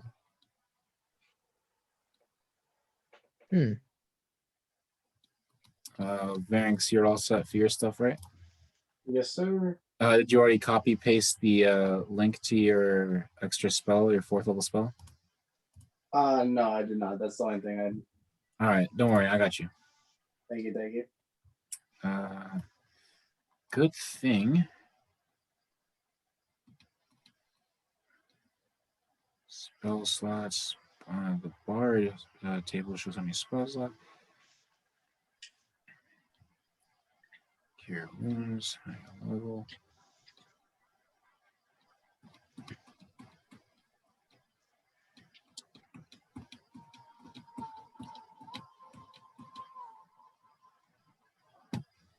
Let me just close this.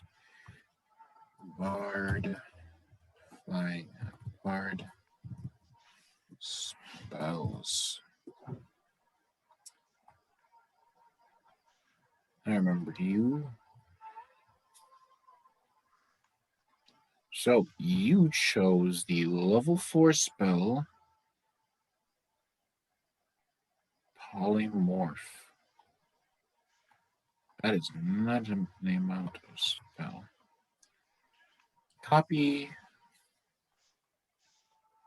Go over to Varynx. Paste.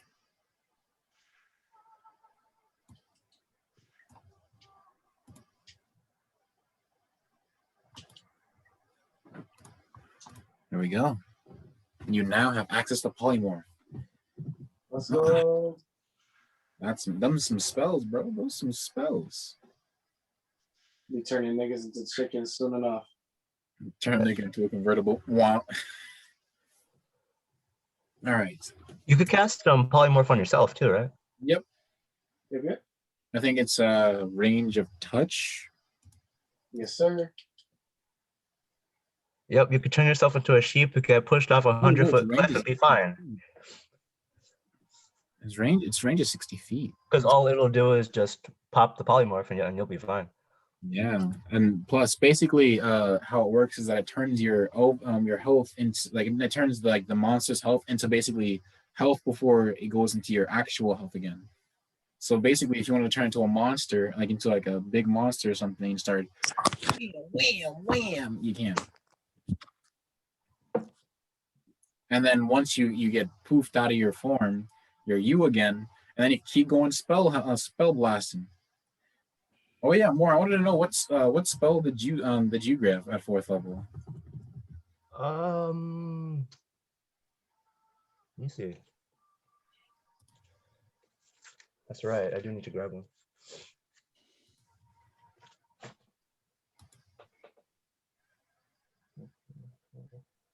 Oh, Jalen, are you saving up for the tattoo? Did you want to go to the thing and grab it?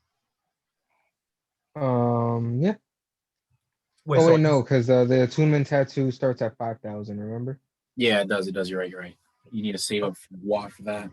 all right, wait. So with the 4th level, so I just choose a 4th level spell.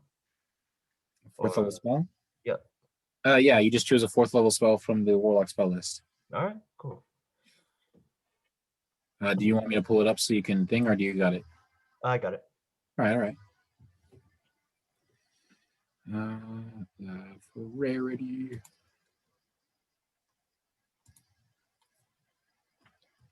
All right. We're still in the Hunter's Dream, right? Yep. I actually want to check if the little ones got anything worth buying. All right. I guess that means I gotta go pull up my my list of magical items. If you're looking for magical items, Just anything worthwhile, I guess, or anything. Yep. Huh. Actually, no, I don't have anything worthwhile here, but I do know a place. Yeah. Okay, can't do that.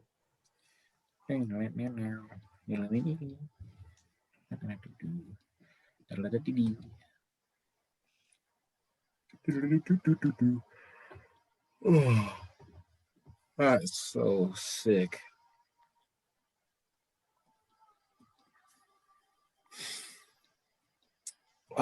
So,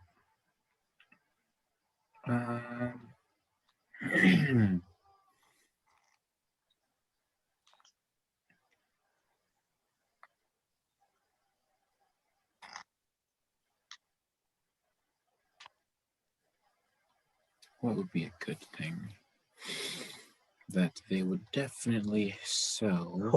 Holy fuck. Gnomish I can grenade. summon greater demon.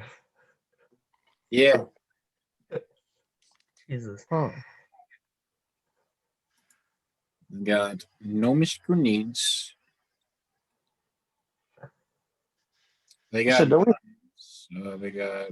What else? Who's been holding on to arts with gnomish grenades? Actually, I'm not sure. I think it might have been Jack, Wait, I what have grenades? no holdover grenades. or was it Silas? I think Silas grabbed the. I think it was gnomish grenade. Celis. Wait, what Yeah. grenade? So the gnomish grenade. Did I get Basically, those from the powder keg? no. You. In fact, your buddies from the what is it? From the other hunter group, who have Pippin and Co. Pippin and Co. Sounds dumb. Basically, this is a grenade that instead of it doing fire damage, it does piercing damage. Oh yeah. I remember. I'm pretty sure I told you this. Oh yeah, it's a shrapnel thing. Yeah, Instead of basically it's a fire. shrapnel thing. Instead of it'd be like it sends out those hexagonal things and they cut into you instead of, you know, just fire and the explosion itself. It's more of like whatever chemical reaction here just sends out these things that stab into anything and everyone in the area, which is quite a bit of stabbing damage. Yeah. But yeah, they're selling gnomish grenades. I would definitely say that they could be selling some things. I'm stuck on a feeling. Do. What exactly are you looking for?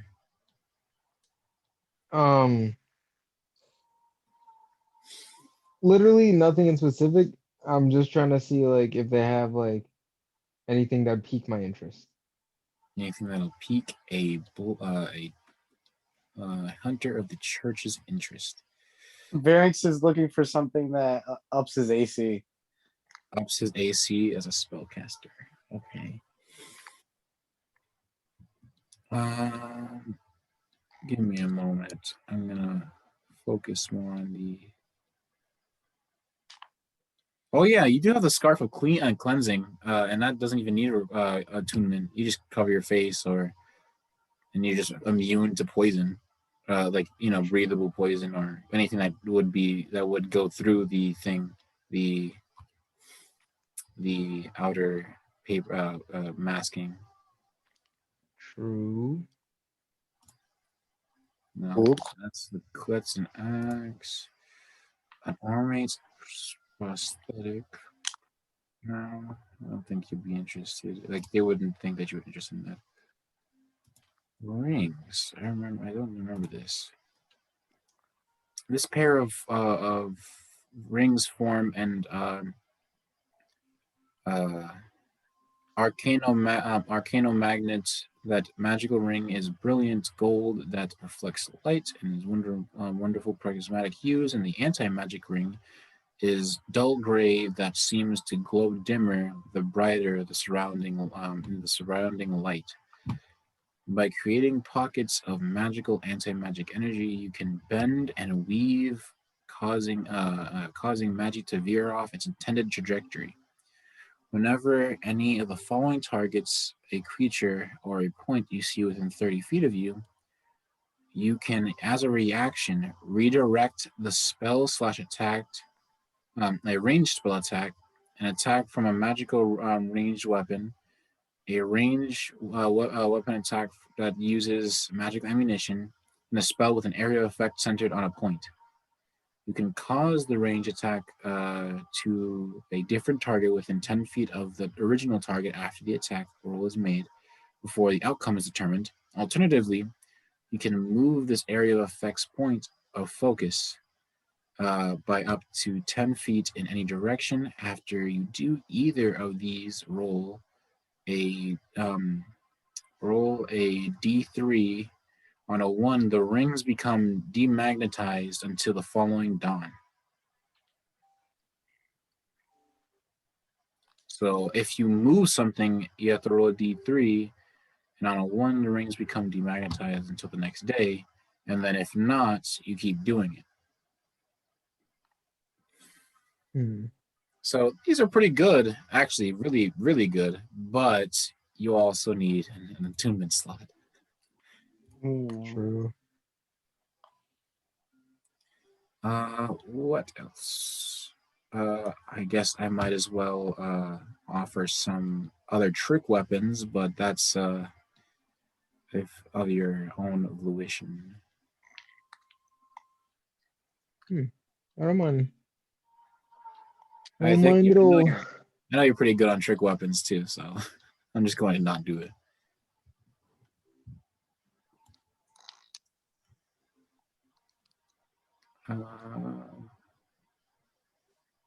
Water Slasher, Glaive of the Green Tyrant, Potion,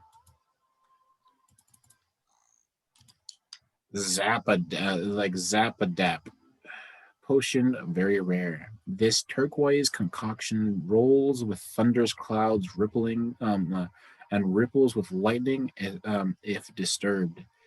It is quite harmless when consumed, triggering a refreshing tingling sensation throughout the gullet. Its ability to delay but worsen the effects of exhaustion has brought the nickname the Wayfarer's Debt. The Wayfarer's Debt. Positives: when imbibed, the potion restores half of the creature's hit points, half of its used hit dice, and if the creature is a spellcaster, it gains all spell slot levels equal to half its spellcaster's level. Or for a warlock, or one for a warlock. Essentially, you just get a spell slot back as a warlock. In addition, a creature gains 1 level of exhaustion and ignores the effects of exhaustion until it finishes a long rest.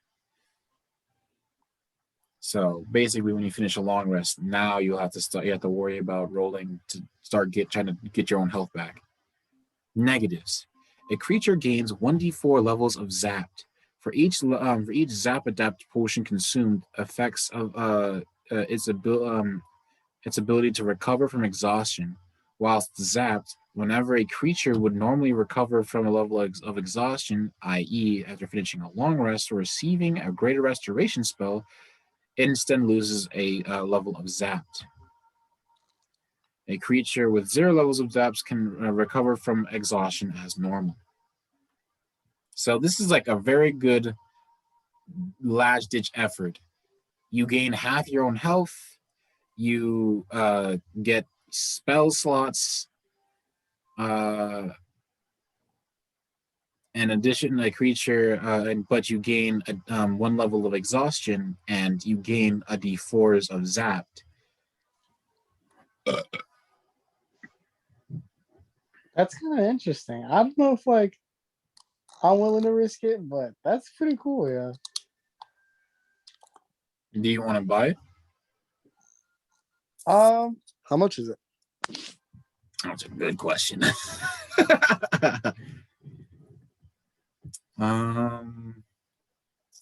Where is it?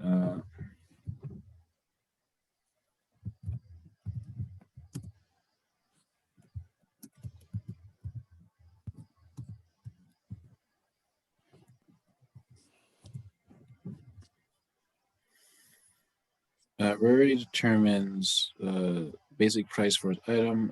Common items are worth 100 gold pieces. Uncommons are worth 500 gold pieces. Rare items are worth 50,000 gold pieces. Very rare items are worth 50,000 gold pieces, and a legendary item is worth a whopping 500,000 gold pieces.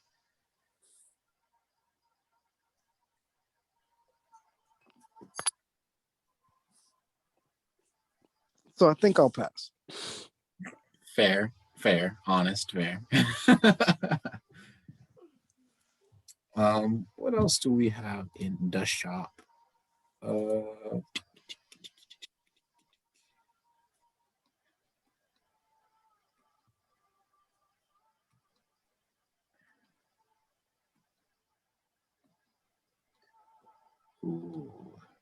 I need to make some of these like weapons that I found into actual weapons.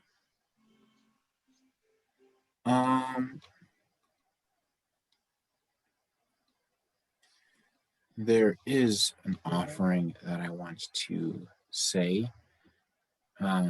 Although you normally not needed, I'm going to say that there are healing potions. So don't mind me. I'm gonna take the blight spell. The blight spell? All right. So for that spell, if everything goes good, the max damage I could do is 70. Nice.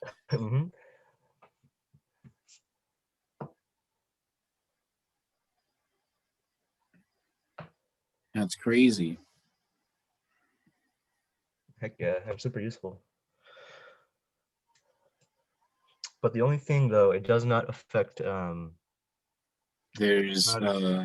undead or normal healing is 50 gold pieces. There are greater healing that is to 50 gold pieces. There's a superior healing which is 2,000 to 2,500 gold pieces, and the supreme healing which is 20,000 to 25,000. And they're all of you can buy them. Supreme brand healing. Wait, what? Supreme brand healing. Shut up!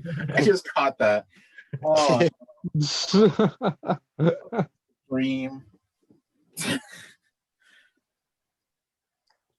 So, what are we interested in?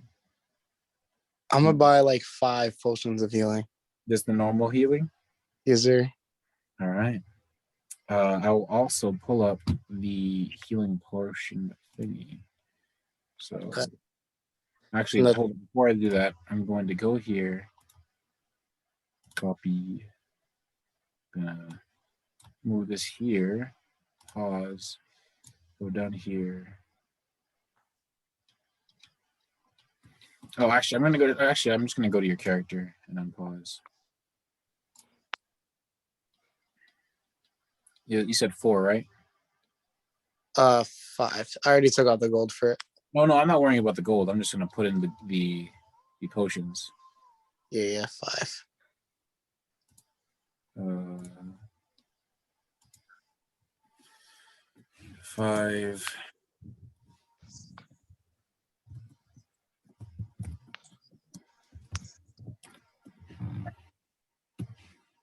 And I will put a link. Paste. Apply. 5 healing potions. Oh shit! Actually, Control Z. I'm gonna undo that.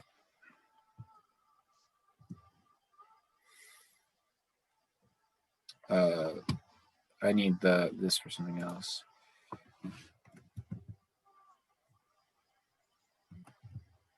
Healing potions 5E. There we go. Copy. Larynx.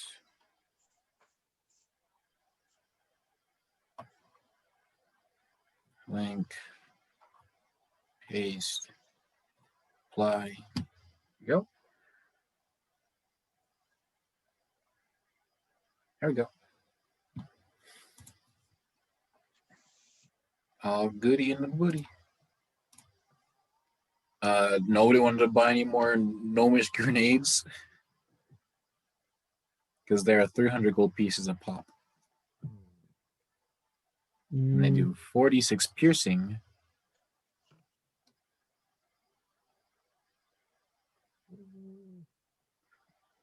I think I'll save my money. All right. I'll buy one. You're gonna buy one? All right. Take it away, and I will just copy the image and send it to you through Discord. All right.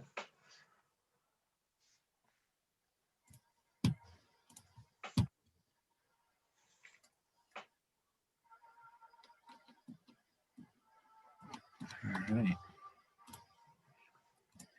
Paste. Upload. Gnomish grenade.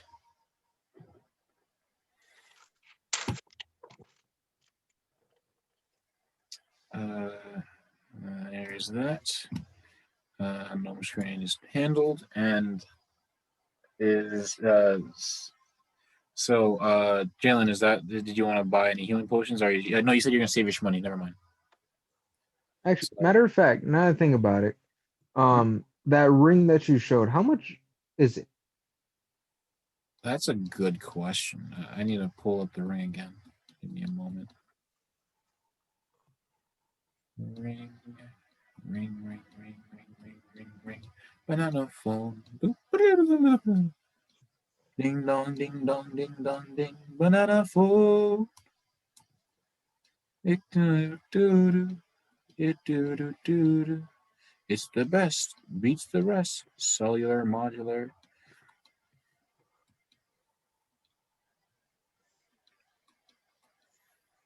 Where did I put those damn rings?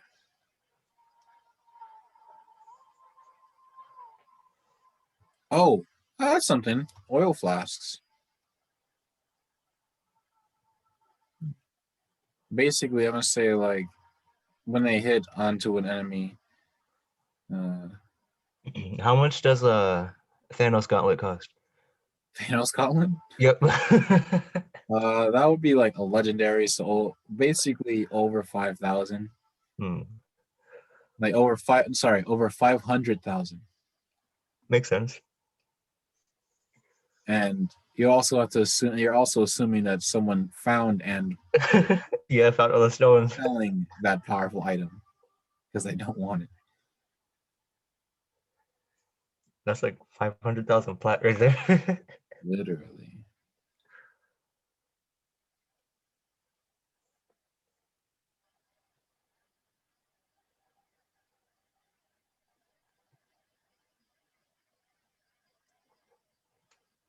Oh, here it is. Cool.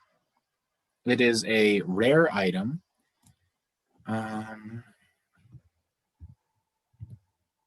Is there a ring of invisibility?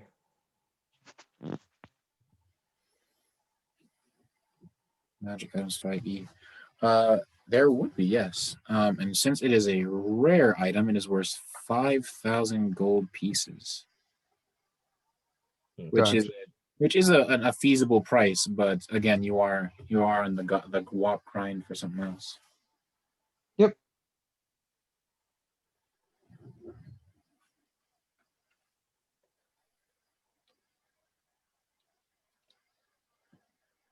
But yeah.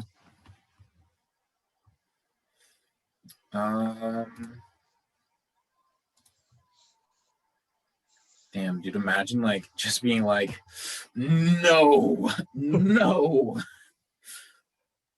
Fucking Grey One tries to shoot you with with beams. You reaction ability takes away your attack, takes away your bonus action. No.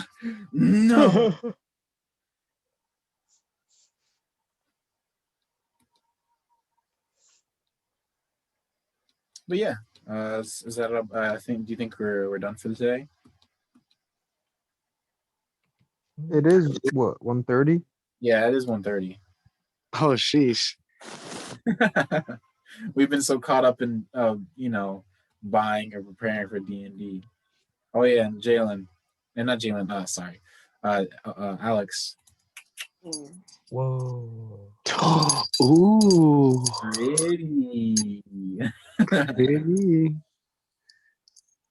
I'll work out. I'll work out whatever this is going to be in context, but I'm assuming it's going to be like, Is that like a harp? Or yeah, ooh. it's like a harp blade, That looks cool as hell. right? I saw Very, this. very Variants would be like, gimme, gimme. definitely up his alley. Nice and elegant. Literally, that's actually what like because this is like for like sword timber or whatever. Mhm. And this is the actual proc for this like the word procting that you should use was elegant, and it's called the elegant egotist. Yeah, no, that's definitely. They nailed that one on the head. Yeah, they really did. But yeah, if you get guap, at least now I have reasonable prices for items. Very fair, very fair. But yeah. All right. You think we're done for today? We showed them us upgrading our characters even, which is probably longer than we intended. I mean, I'm good to go like another 30 minutes. Another 30 minutes. Yeah. I mean, if there's anything to do left. We could do like some, wandering and a little bit of story stuff, but I don't know about combat unless you guys somehow tear it up now that you've become level 7. We would run through combat like a hot knife through butter. Yeah. If anything, it's more about like what you plan to do. There's a few things you're not pressed for time at this moment, as right now essentially you're on the waiting end of the stick, and you will eventually be called up once they find a great one, or unless you guys find a great one, which I do have a few places that I intend to have Omnigullas kind of booling. Right. But that's more on like you guys. Can I do the training? Oh yeah, I forgot training. I completely forgot about that. That was the second thing I said when after like we leveled up. But yeah. Roll me a d20 and roll me a d20 and you're learning wasp style, correct? Yes, sir. And I got a 17 off first one. 17.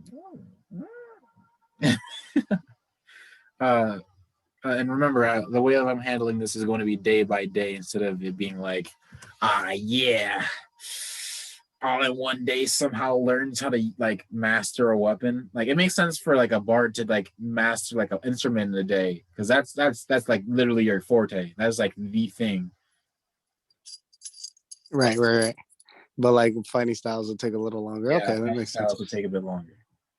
Okay. What's that sword right there? Oh, It looks kind of like a rock at the bottom. Like this? No, the one next to it. Oh, next to it. Sorry, I can't see. Yeah, that one. Yeah. Because it was covered. This is something in another language. Well, that's what looks. I know. Damn. I don't know. I don't think it has a name, but like, hit your boy up and we can work something out. Fantastic Kitaplar. Okay. I feel like that's more like this is the brand new and this might be the item name, maybe. Mm. Like them talking about it in their language and then I don't speak italics. Yeah, I don't speak whatever language that is. Oh yeah, so yes, you have rolled a very well what is it? Day and a half of progress. So basically and let me just double check over wasp style for myself. It's in fighting styles and feats, I believe. Boss style, yep. Practitioners of the watch. All right, watch stance. When in a stance, you gain a +2 to attack rolls on your first unarmed strike against each creature each turn. Boss buzzes by while you're in watch stance. You can use a bonus action to distract an adjacent creature you hit with a weapon attack this turn. That creature has disadvantage on the first roll it takes before the start of its next turn. Oh, that's pretty cool. Yeah, no, I see this is like a 2-day thing, 2.5-day thing. Yeah, so you just need one more thing of things. So if in the next day you guys find yourself like wanting to train, man. Alrighty, sounds good. While y'all are chilling in the hunter's dream, you are working on that style. You are training with having overseen by Garmin while sparring with another hunter.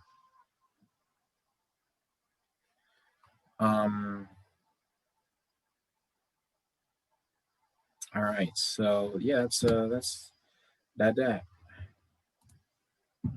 Let me just close, not close this, because in case if you guys want to get any more fighting styles or anything. Jalen, did you want to still go for ambidextrous? Because I know I think you had some you were getting into it, but I don't know what you did. I think I like only a bit of training into it, nothing like crazy. I only did like one session of it. Yeah. So you want to get your second day's session into it? Yeah. All right. Go ahead and roll me a d20. All right.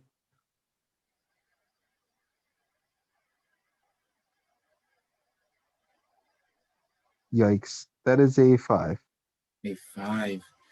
Yeah, you only get half a day's worth, and I was gonna say that you would need like another. You would need like a whole day to finish it off. Because it isn't like the craziest thing. The more the benefit is like when you attack with your with your weapons, you basically get an extra possibility of 3, or you don't deal any damage.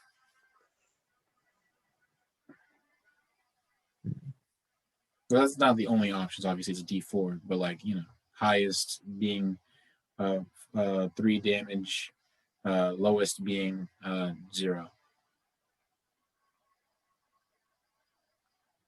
More, were you interested in any training? Nah. No. All right. What does Sebastian need? He already has skirmish. Bastion is not going to work for him. We learned that the hard way. And I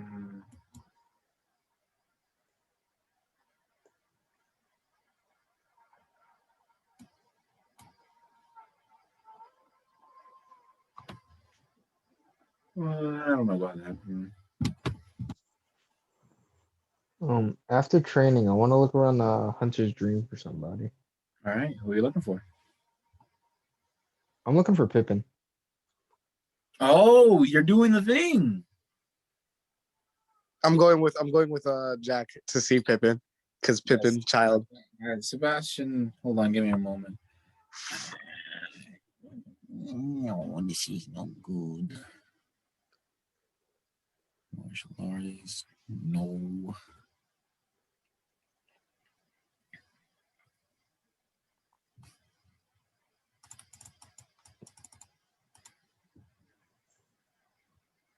I guess Sebastian's chilling for fighting styles and feats. But yes, you definitely do find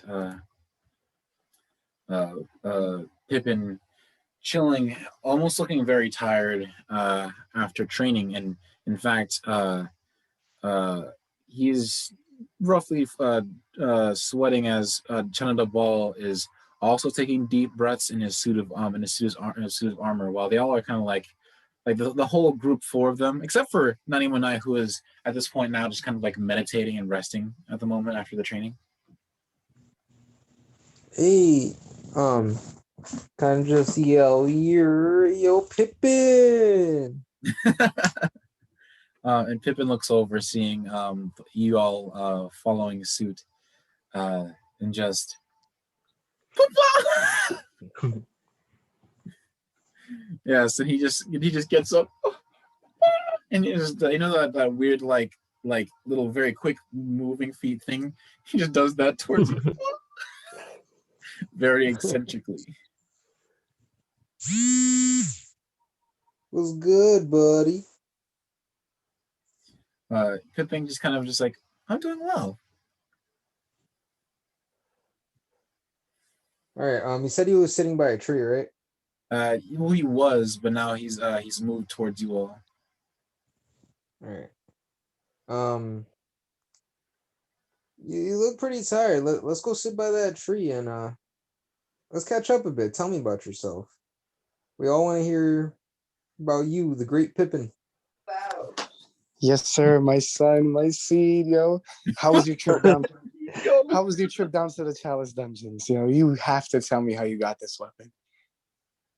And so you see him kind of sit down, and he just kind of fixes his colorful hood, you know, cleans up his mask before just putting his hands on his waist and just saying, I've been waiting for this. And I'm not gonna lie, I have been too. He goes on like, about me. As you know, my name is Pippin. When I was very much younger, I was brought into a circus, a very unsavory circus known as Heckna's Heckna's Entertainment Paradise or Wonderland. I can't remember. I never really remembered that. We all just called it Heckna's there, and I just picked it up at that point. It was this huge, sprawling, moving circus that were so good at moving that in fact it only took them not even a couple of days. Like, even though it was so big, it would be gone in just a day or less if they needed to leave. And it would just pop up somewhere else after being allowed to set up somewhere and have a space prepared for themselves, which they would do in one day. They would be there for several weeks before leaving, and we'd always be on the move. And from what my good friend told me before I left there, is that that I need to look for family and friends and to make my own family. But a little bit, that's me getting ahead of myself. I was a part of a two-man group. I was with a sorry, I'm trying to remember his name. Hold up. Hold up, I wrote this down.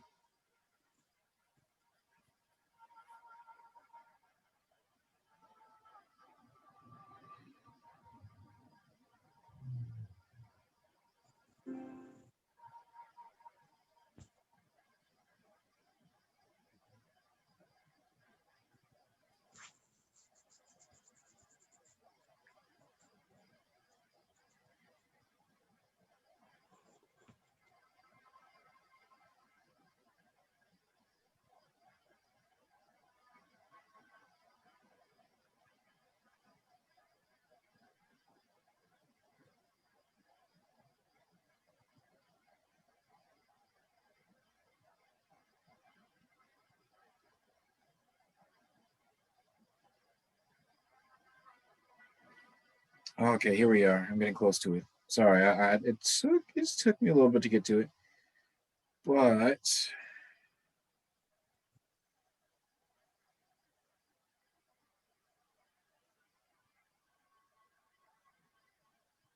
So, yeah, where is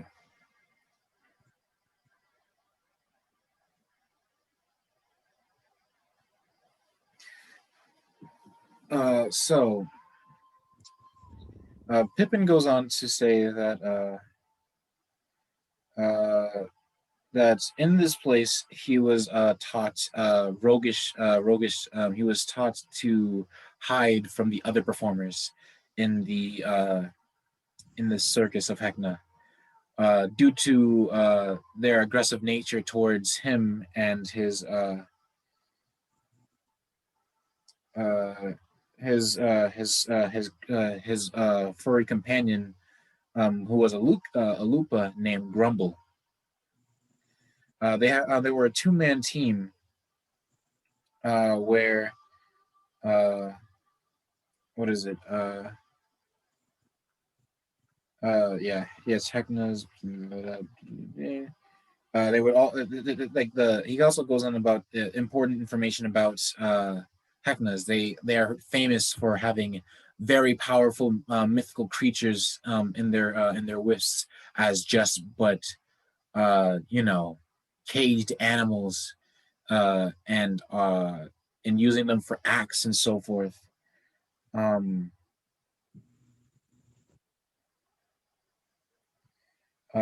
and there was an often a huge stigma with this um, with Hecnas due to the occasional missing people, as what he goes on to explain that this place was known for its uh, misdeeds. They have to feed the monsters somehow. Is what all he says. He also goes on to talk about his Lupa friend Grumpy. Grumpy was not was kidnapped and was forced to be at Hecna's, uh, and as per usual, almost everyone in Hecna's has some sort of entertainment act. Well, Grumpy's was sword swallowing. And during one night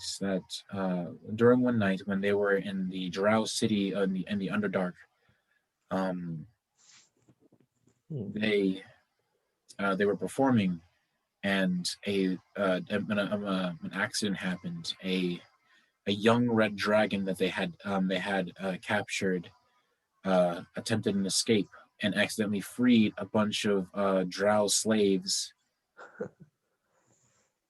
And one of those young slaves was left behind in a tent. And that young boy was Pippin. And then at this point, he takes off his mask and he shows his face. This very young face. He is not a mature adult. If, in this case, like for humans, the maturity rate, mature like full adulthood is around like 18 or 20 or so, obviously. And so in this case of Drow, being essentially 80 or 70 or less is more or less being a young adult, which Pippin is. He goes on to talk about how how he and Grumpy would do an act where he would juggle a bunch of knives and swords and other sharp objects, and Grumpy would swallow several of them before he would almost would throw them back up, and Pippin would continue to juggle them before sending another gout of other dangerous weapons into his skillet before releasing them again. Huh. But during an act in the city of near a city of in what is it Banrock Burn, which it took them quite a longer while to procure the right to perform there. As they did, some estranged man searching for another figure. To clarify, these were spell breakers searching for some sorcerer of some kind or magic user. In a fight that became in a literal magical firefight during the performance of Pippin and Grumpy. Grumpy was attacked, and the crowd amassed and began to run for every exit, and even through holes that were brought amongst by the magical firing. And Grumpy on the floor dying told Pippin that same quote about finding family and finding friends and protecting each other and becoming strong, and told him to leave, as from there he ran away, heading north and leading himself to the great city of Yarnum that he had heard of many times as they were preparing to travel there soon. But due to this, he assumed that there would be a great setback. And so he came to here. He became a hunter.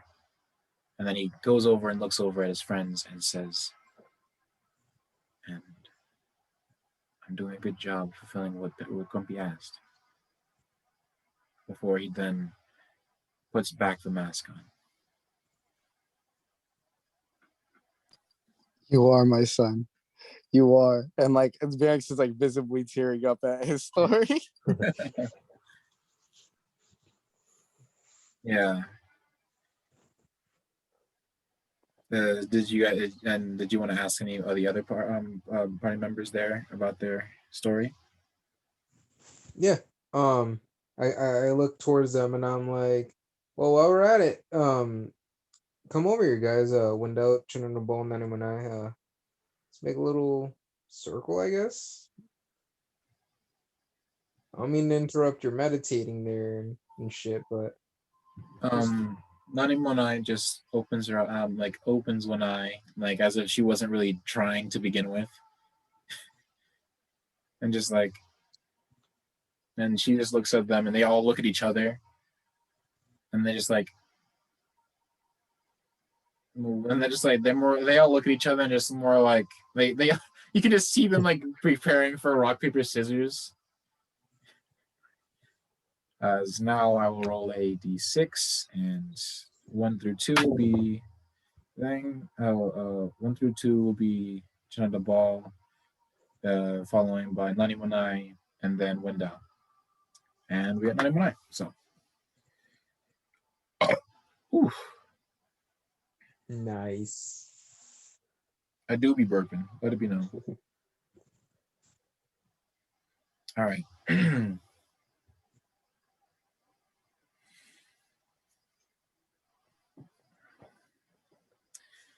In the deeper and olden times of mages, primarily wizards, found familiars of many shapes and sizes, being a felis. Basically, she goes on to explain what makes felises. Basically, she goes on saying that they were once familiars, but due to the magic, it changed their from them being from one form to another.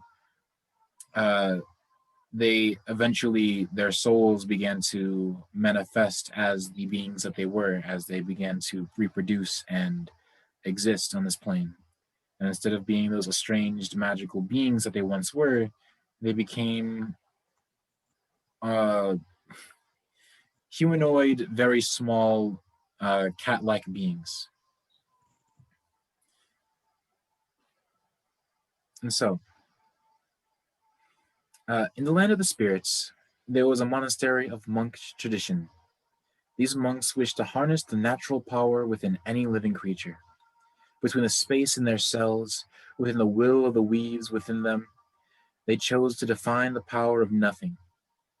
The power of the body defending itself, the power of the reaction, of energy, of the spirit. Many years passed after this monastery had been built, and they had soon began to master the nothing. And one fateful day, a small Phyllis baby was found outside their gates and brought in and raised and fed milk and cared for, but would never cry. And it would be very calm and collected, um, up, uh, up to itself, it would be calm and collected and up to itself, as then it would be nicknamed the Nothing Child, or in their language, Nanimonai. But the monastery realized that there could be potential.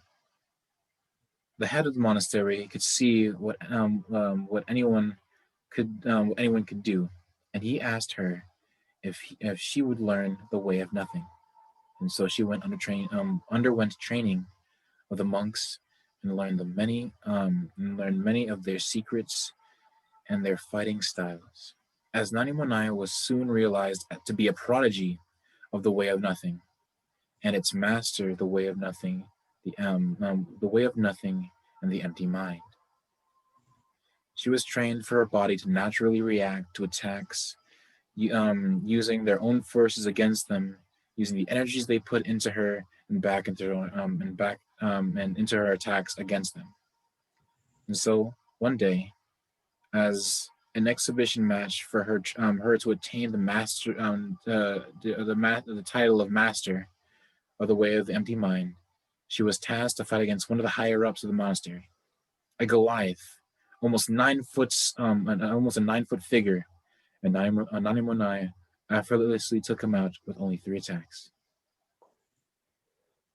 After the match was finished, the head of the monastery came to her and said that there was nothing for her left, nothing here for her left, nothing here for her left. She must continue to master it and come home in the way of nothing, and that way she will come back. She'll come back, but now she was asked to leave the grounds for the first time. For the first time in her life, she cried.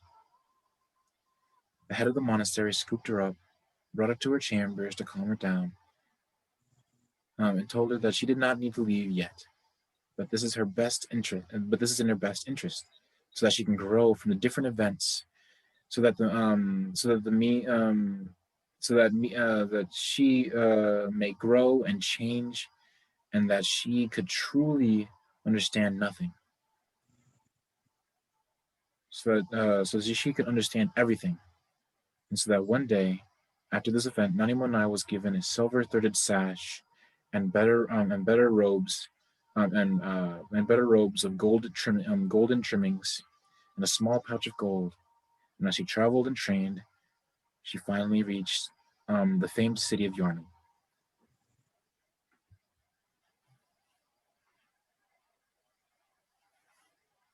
And that's Nanimonai.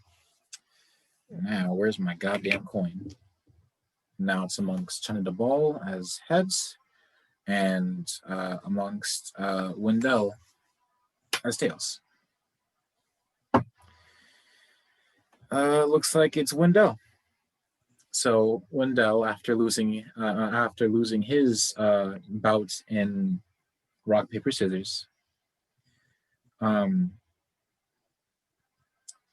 they all he sits down and he says, like many, I was saved by Listry from the Underdark. Here I was left alone. Many of them decided to find safety in prayer of her, but he found himself curious and wondering. He found some shippers, and he went on to port with them, getting a small bit of gold that would keep him alive and keep him working. But soon he found no interest there. Before the time that he was before he had left the Underdark, he was a slaver. I mean, not a slaver. He was a slave, meant to dedicated to understand knowledge, particularly of the arcane, particularly of a disgusting drow woman who was under one of the families, the great families of the city of the Underdark. And so he couldn't deny her. She would do horrible things to him, force upon sexual action, beat him whenever she was upset, blame problems on him, and the guard of strong women would agree and force him into a cage for a week before nearly starving him, and then finally letting him free and eat. And he would go right back to what he had to do: read books, help in sciences, and he wouldn't get paid for a little, not even a lick of it. Until one day, as he was he was asked to go out and hand off a potion of invisibility to another female drow. He had found himself being kidnapped by other drow, assuming this is the time that he would be ritually sacrificed in the name of Loth. But luckily for him, they kidnapped him in the sake of saving him, realizing that he was a female, and I'm not female, that he was a male, and that most likely his life was horrible. And they went on to explain their plan to escape, and that they had also targeted other places that would also do the same. And so at some point, they all gave a smaller portion of the potions to each other and made a break for it in the name of Lystri, in the name of the dancing moon goddess. And so they found their way out of the Underdark, with barely alive, many of them losing their lives to the horrible monsters of the Underdark. And so, again, he found himself under the work and thumb of another, but not knowing what he wanted. He knew what he was good at, knowledge, in the search of it. But one day, as they were in a port, he decided to take off with what little he had, and head off to somewhere of more importance, to Yarnum. There, he took 20 to 30 nights. He took under 20 years, as he heard the famed city was forming, and so he dedicated himself to what he knew best: gathering knowledge of the arcane, understanding the whimsical actions of magic, and so forth. And he found himself becoming a hunter. And with no time at all, he appeared for you all, and is part of the the church workshop. I mean, sorry, not church work. Part of the hunter's workshop, and is before you.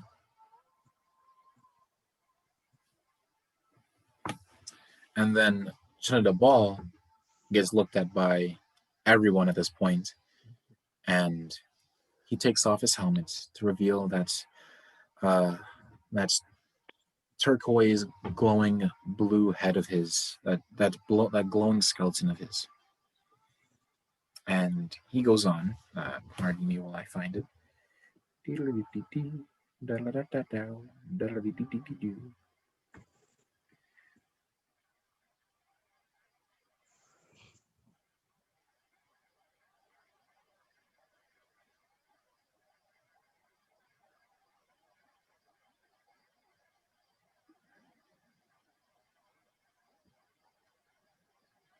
So what's this? Hold up.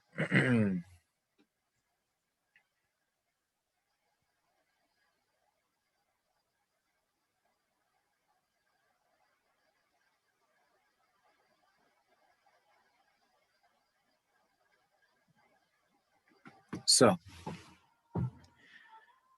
one day, he awoke in a graveyard.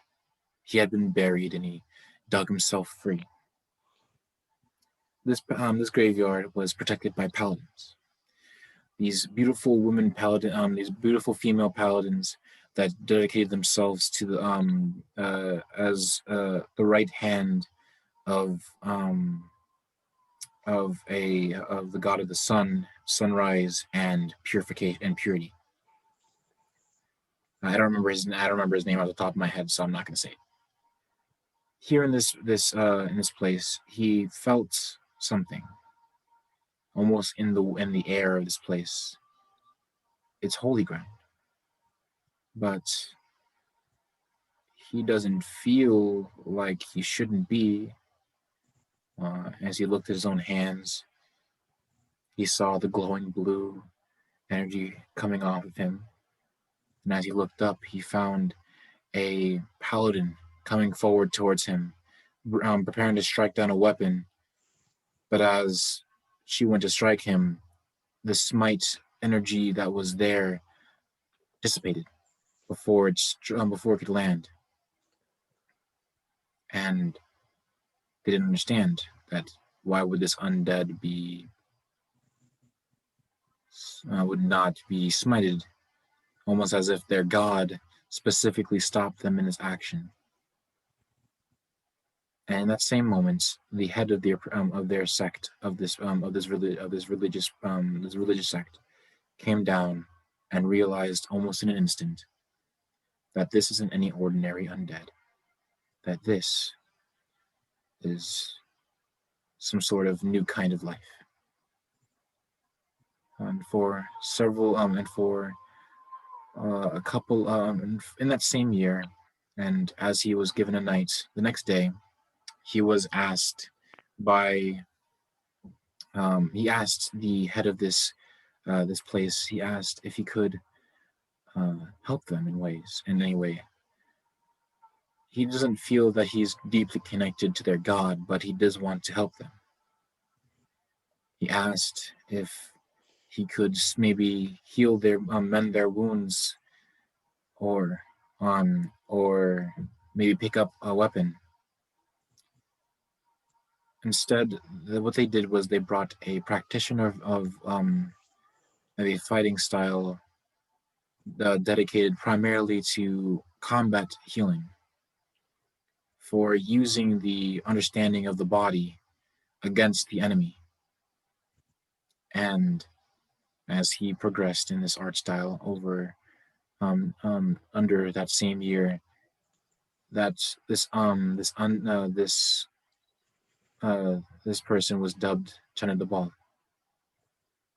Jenna the Ball was then realized as a very understanding of the body, even though he can't particularly understand why. Maybe it was in his past life that some of the memories are sustained, but it's unsure. And so he would go on to decide to leave them, as he didn't feel as though he was providing enough help as he had believed that he would, and that he did believe that they would be fine without him anyways. And so he headed out, helping as many people as he could, fighting undead and monsters on his way, before he ran about the great city of Yarnum.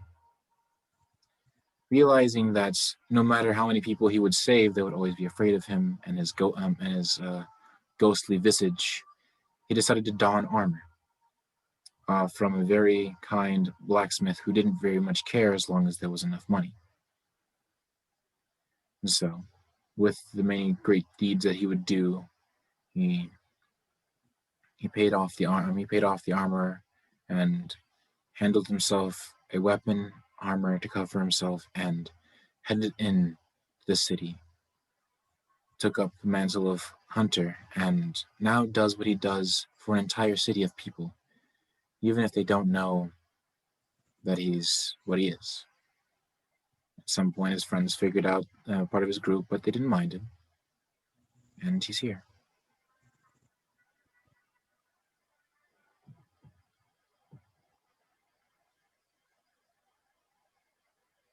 And then he just kind of simply puts his helmet back on and just kind of calmly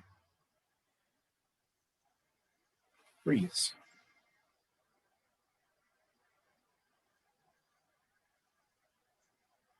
And Pippin just kind of just like So, So Pippin, so was he from the Underdark, or did he like travel through there? He was from the Underdark, and Alright. when he escaped, because he was, to clarify, he was basically left behind while the others went to try to escape. Mm. Whether it was successful or not, he doesn't know. Did he escape? Yeah, I think he escaped before Silas, right? Or yeah. He would have escaped after you because he, So Silas is 125. 125, yes, and that means that you would have escaped when you were like 118, I believe. Yeah, right? yeah. And so, Pippin, being younger than you, only like if anything, like not even like this, like he got in here this year, like a month ago. All right. Like he got away, he hid, he traveled all the way until he got to there. Yeah.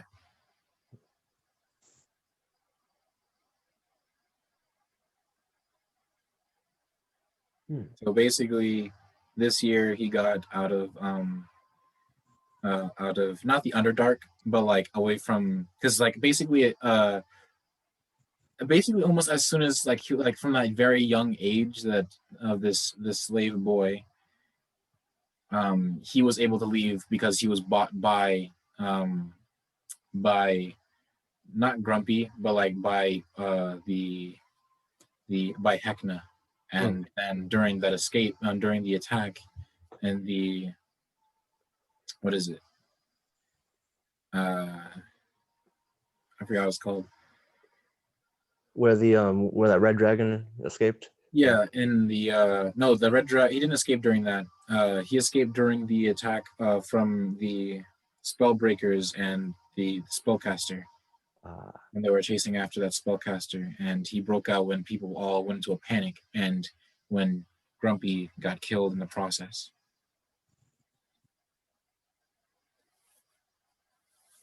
I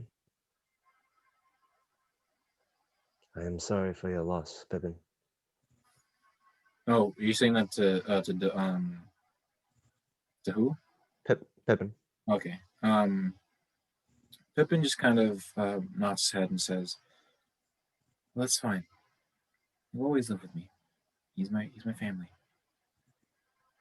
Just like you all are."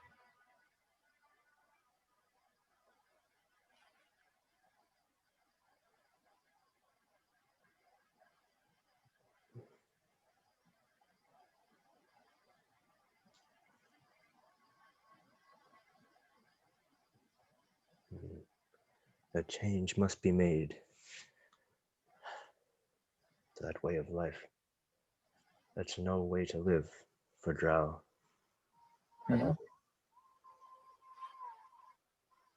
it's like I already told you, man. Whenever I see Loth, I'm gonna catch that bitch lacking and punch her in the schnoz. Everyone laughs at that. Man, it's crazy hearing all y'all backstories. I grew up in this bitch without a second thought. I mean, dad just made bread and mom made potions. Like, most of you had to like either escape or come from some. Jesus fucking Christ. Well, at least we're all here now. You know? Focus on the good. I only started getting fucked up when I met you guys. No, I mean, Lanima and I didn't really like run away or anything. She was more or less like kicked out in the hopes that she would become a greater monk outside of the monastery, as she was a prodigy and very easily picked up the art style and also took up the rank of master within there, and is expected to go about the world and expand her mind and the sense of, Oh, oh man, oh man.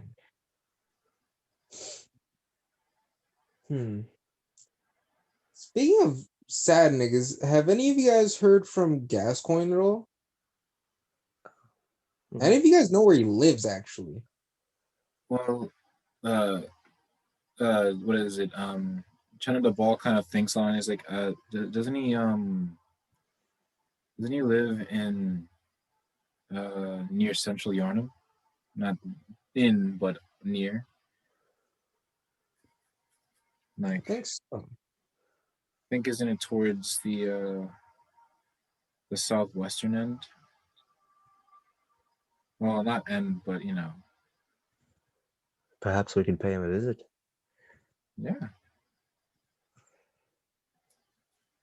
Sebastian is just like kind of like perks up, like, yeah. He went through a lot. I think we've been really busy, and what we're really waiting on is, you know, Lucian's to kind of say, hey, we're gonna go here. We have our key. Now we're just waiting to find the lock, right? Yeah. And I guess we'll leave that for next session because we've been going for a bit. Yes, sir. All right. But that has been session 19 or 20. Pretty sure 20. 19.5. I don't know. No, it's definitely 20. We've been going on, yeah. Thank you for watching. Like and subscribe and all that. And I can't wait for this Sunday where we go on about more character lore. I've been sitting on a gold mine. We used to be, the party's just been so like objective driven. But yeah, I think I'm gonna pause the recording now. Good morning, good afternoon, and good night. Be regular. All right. Bye.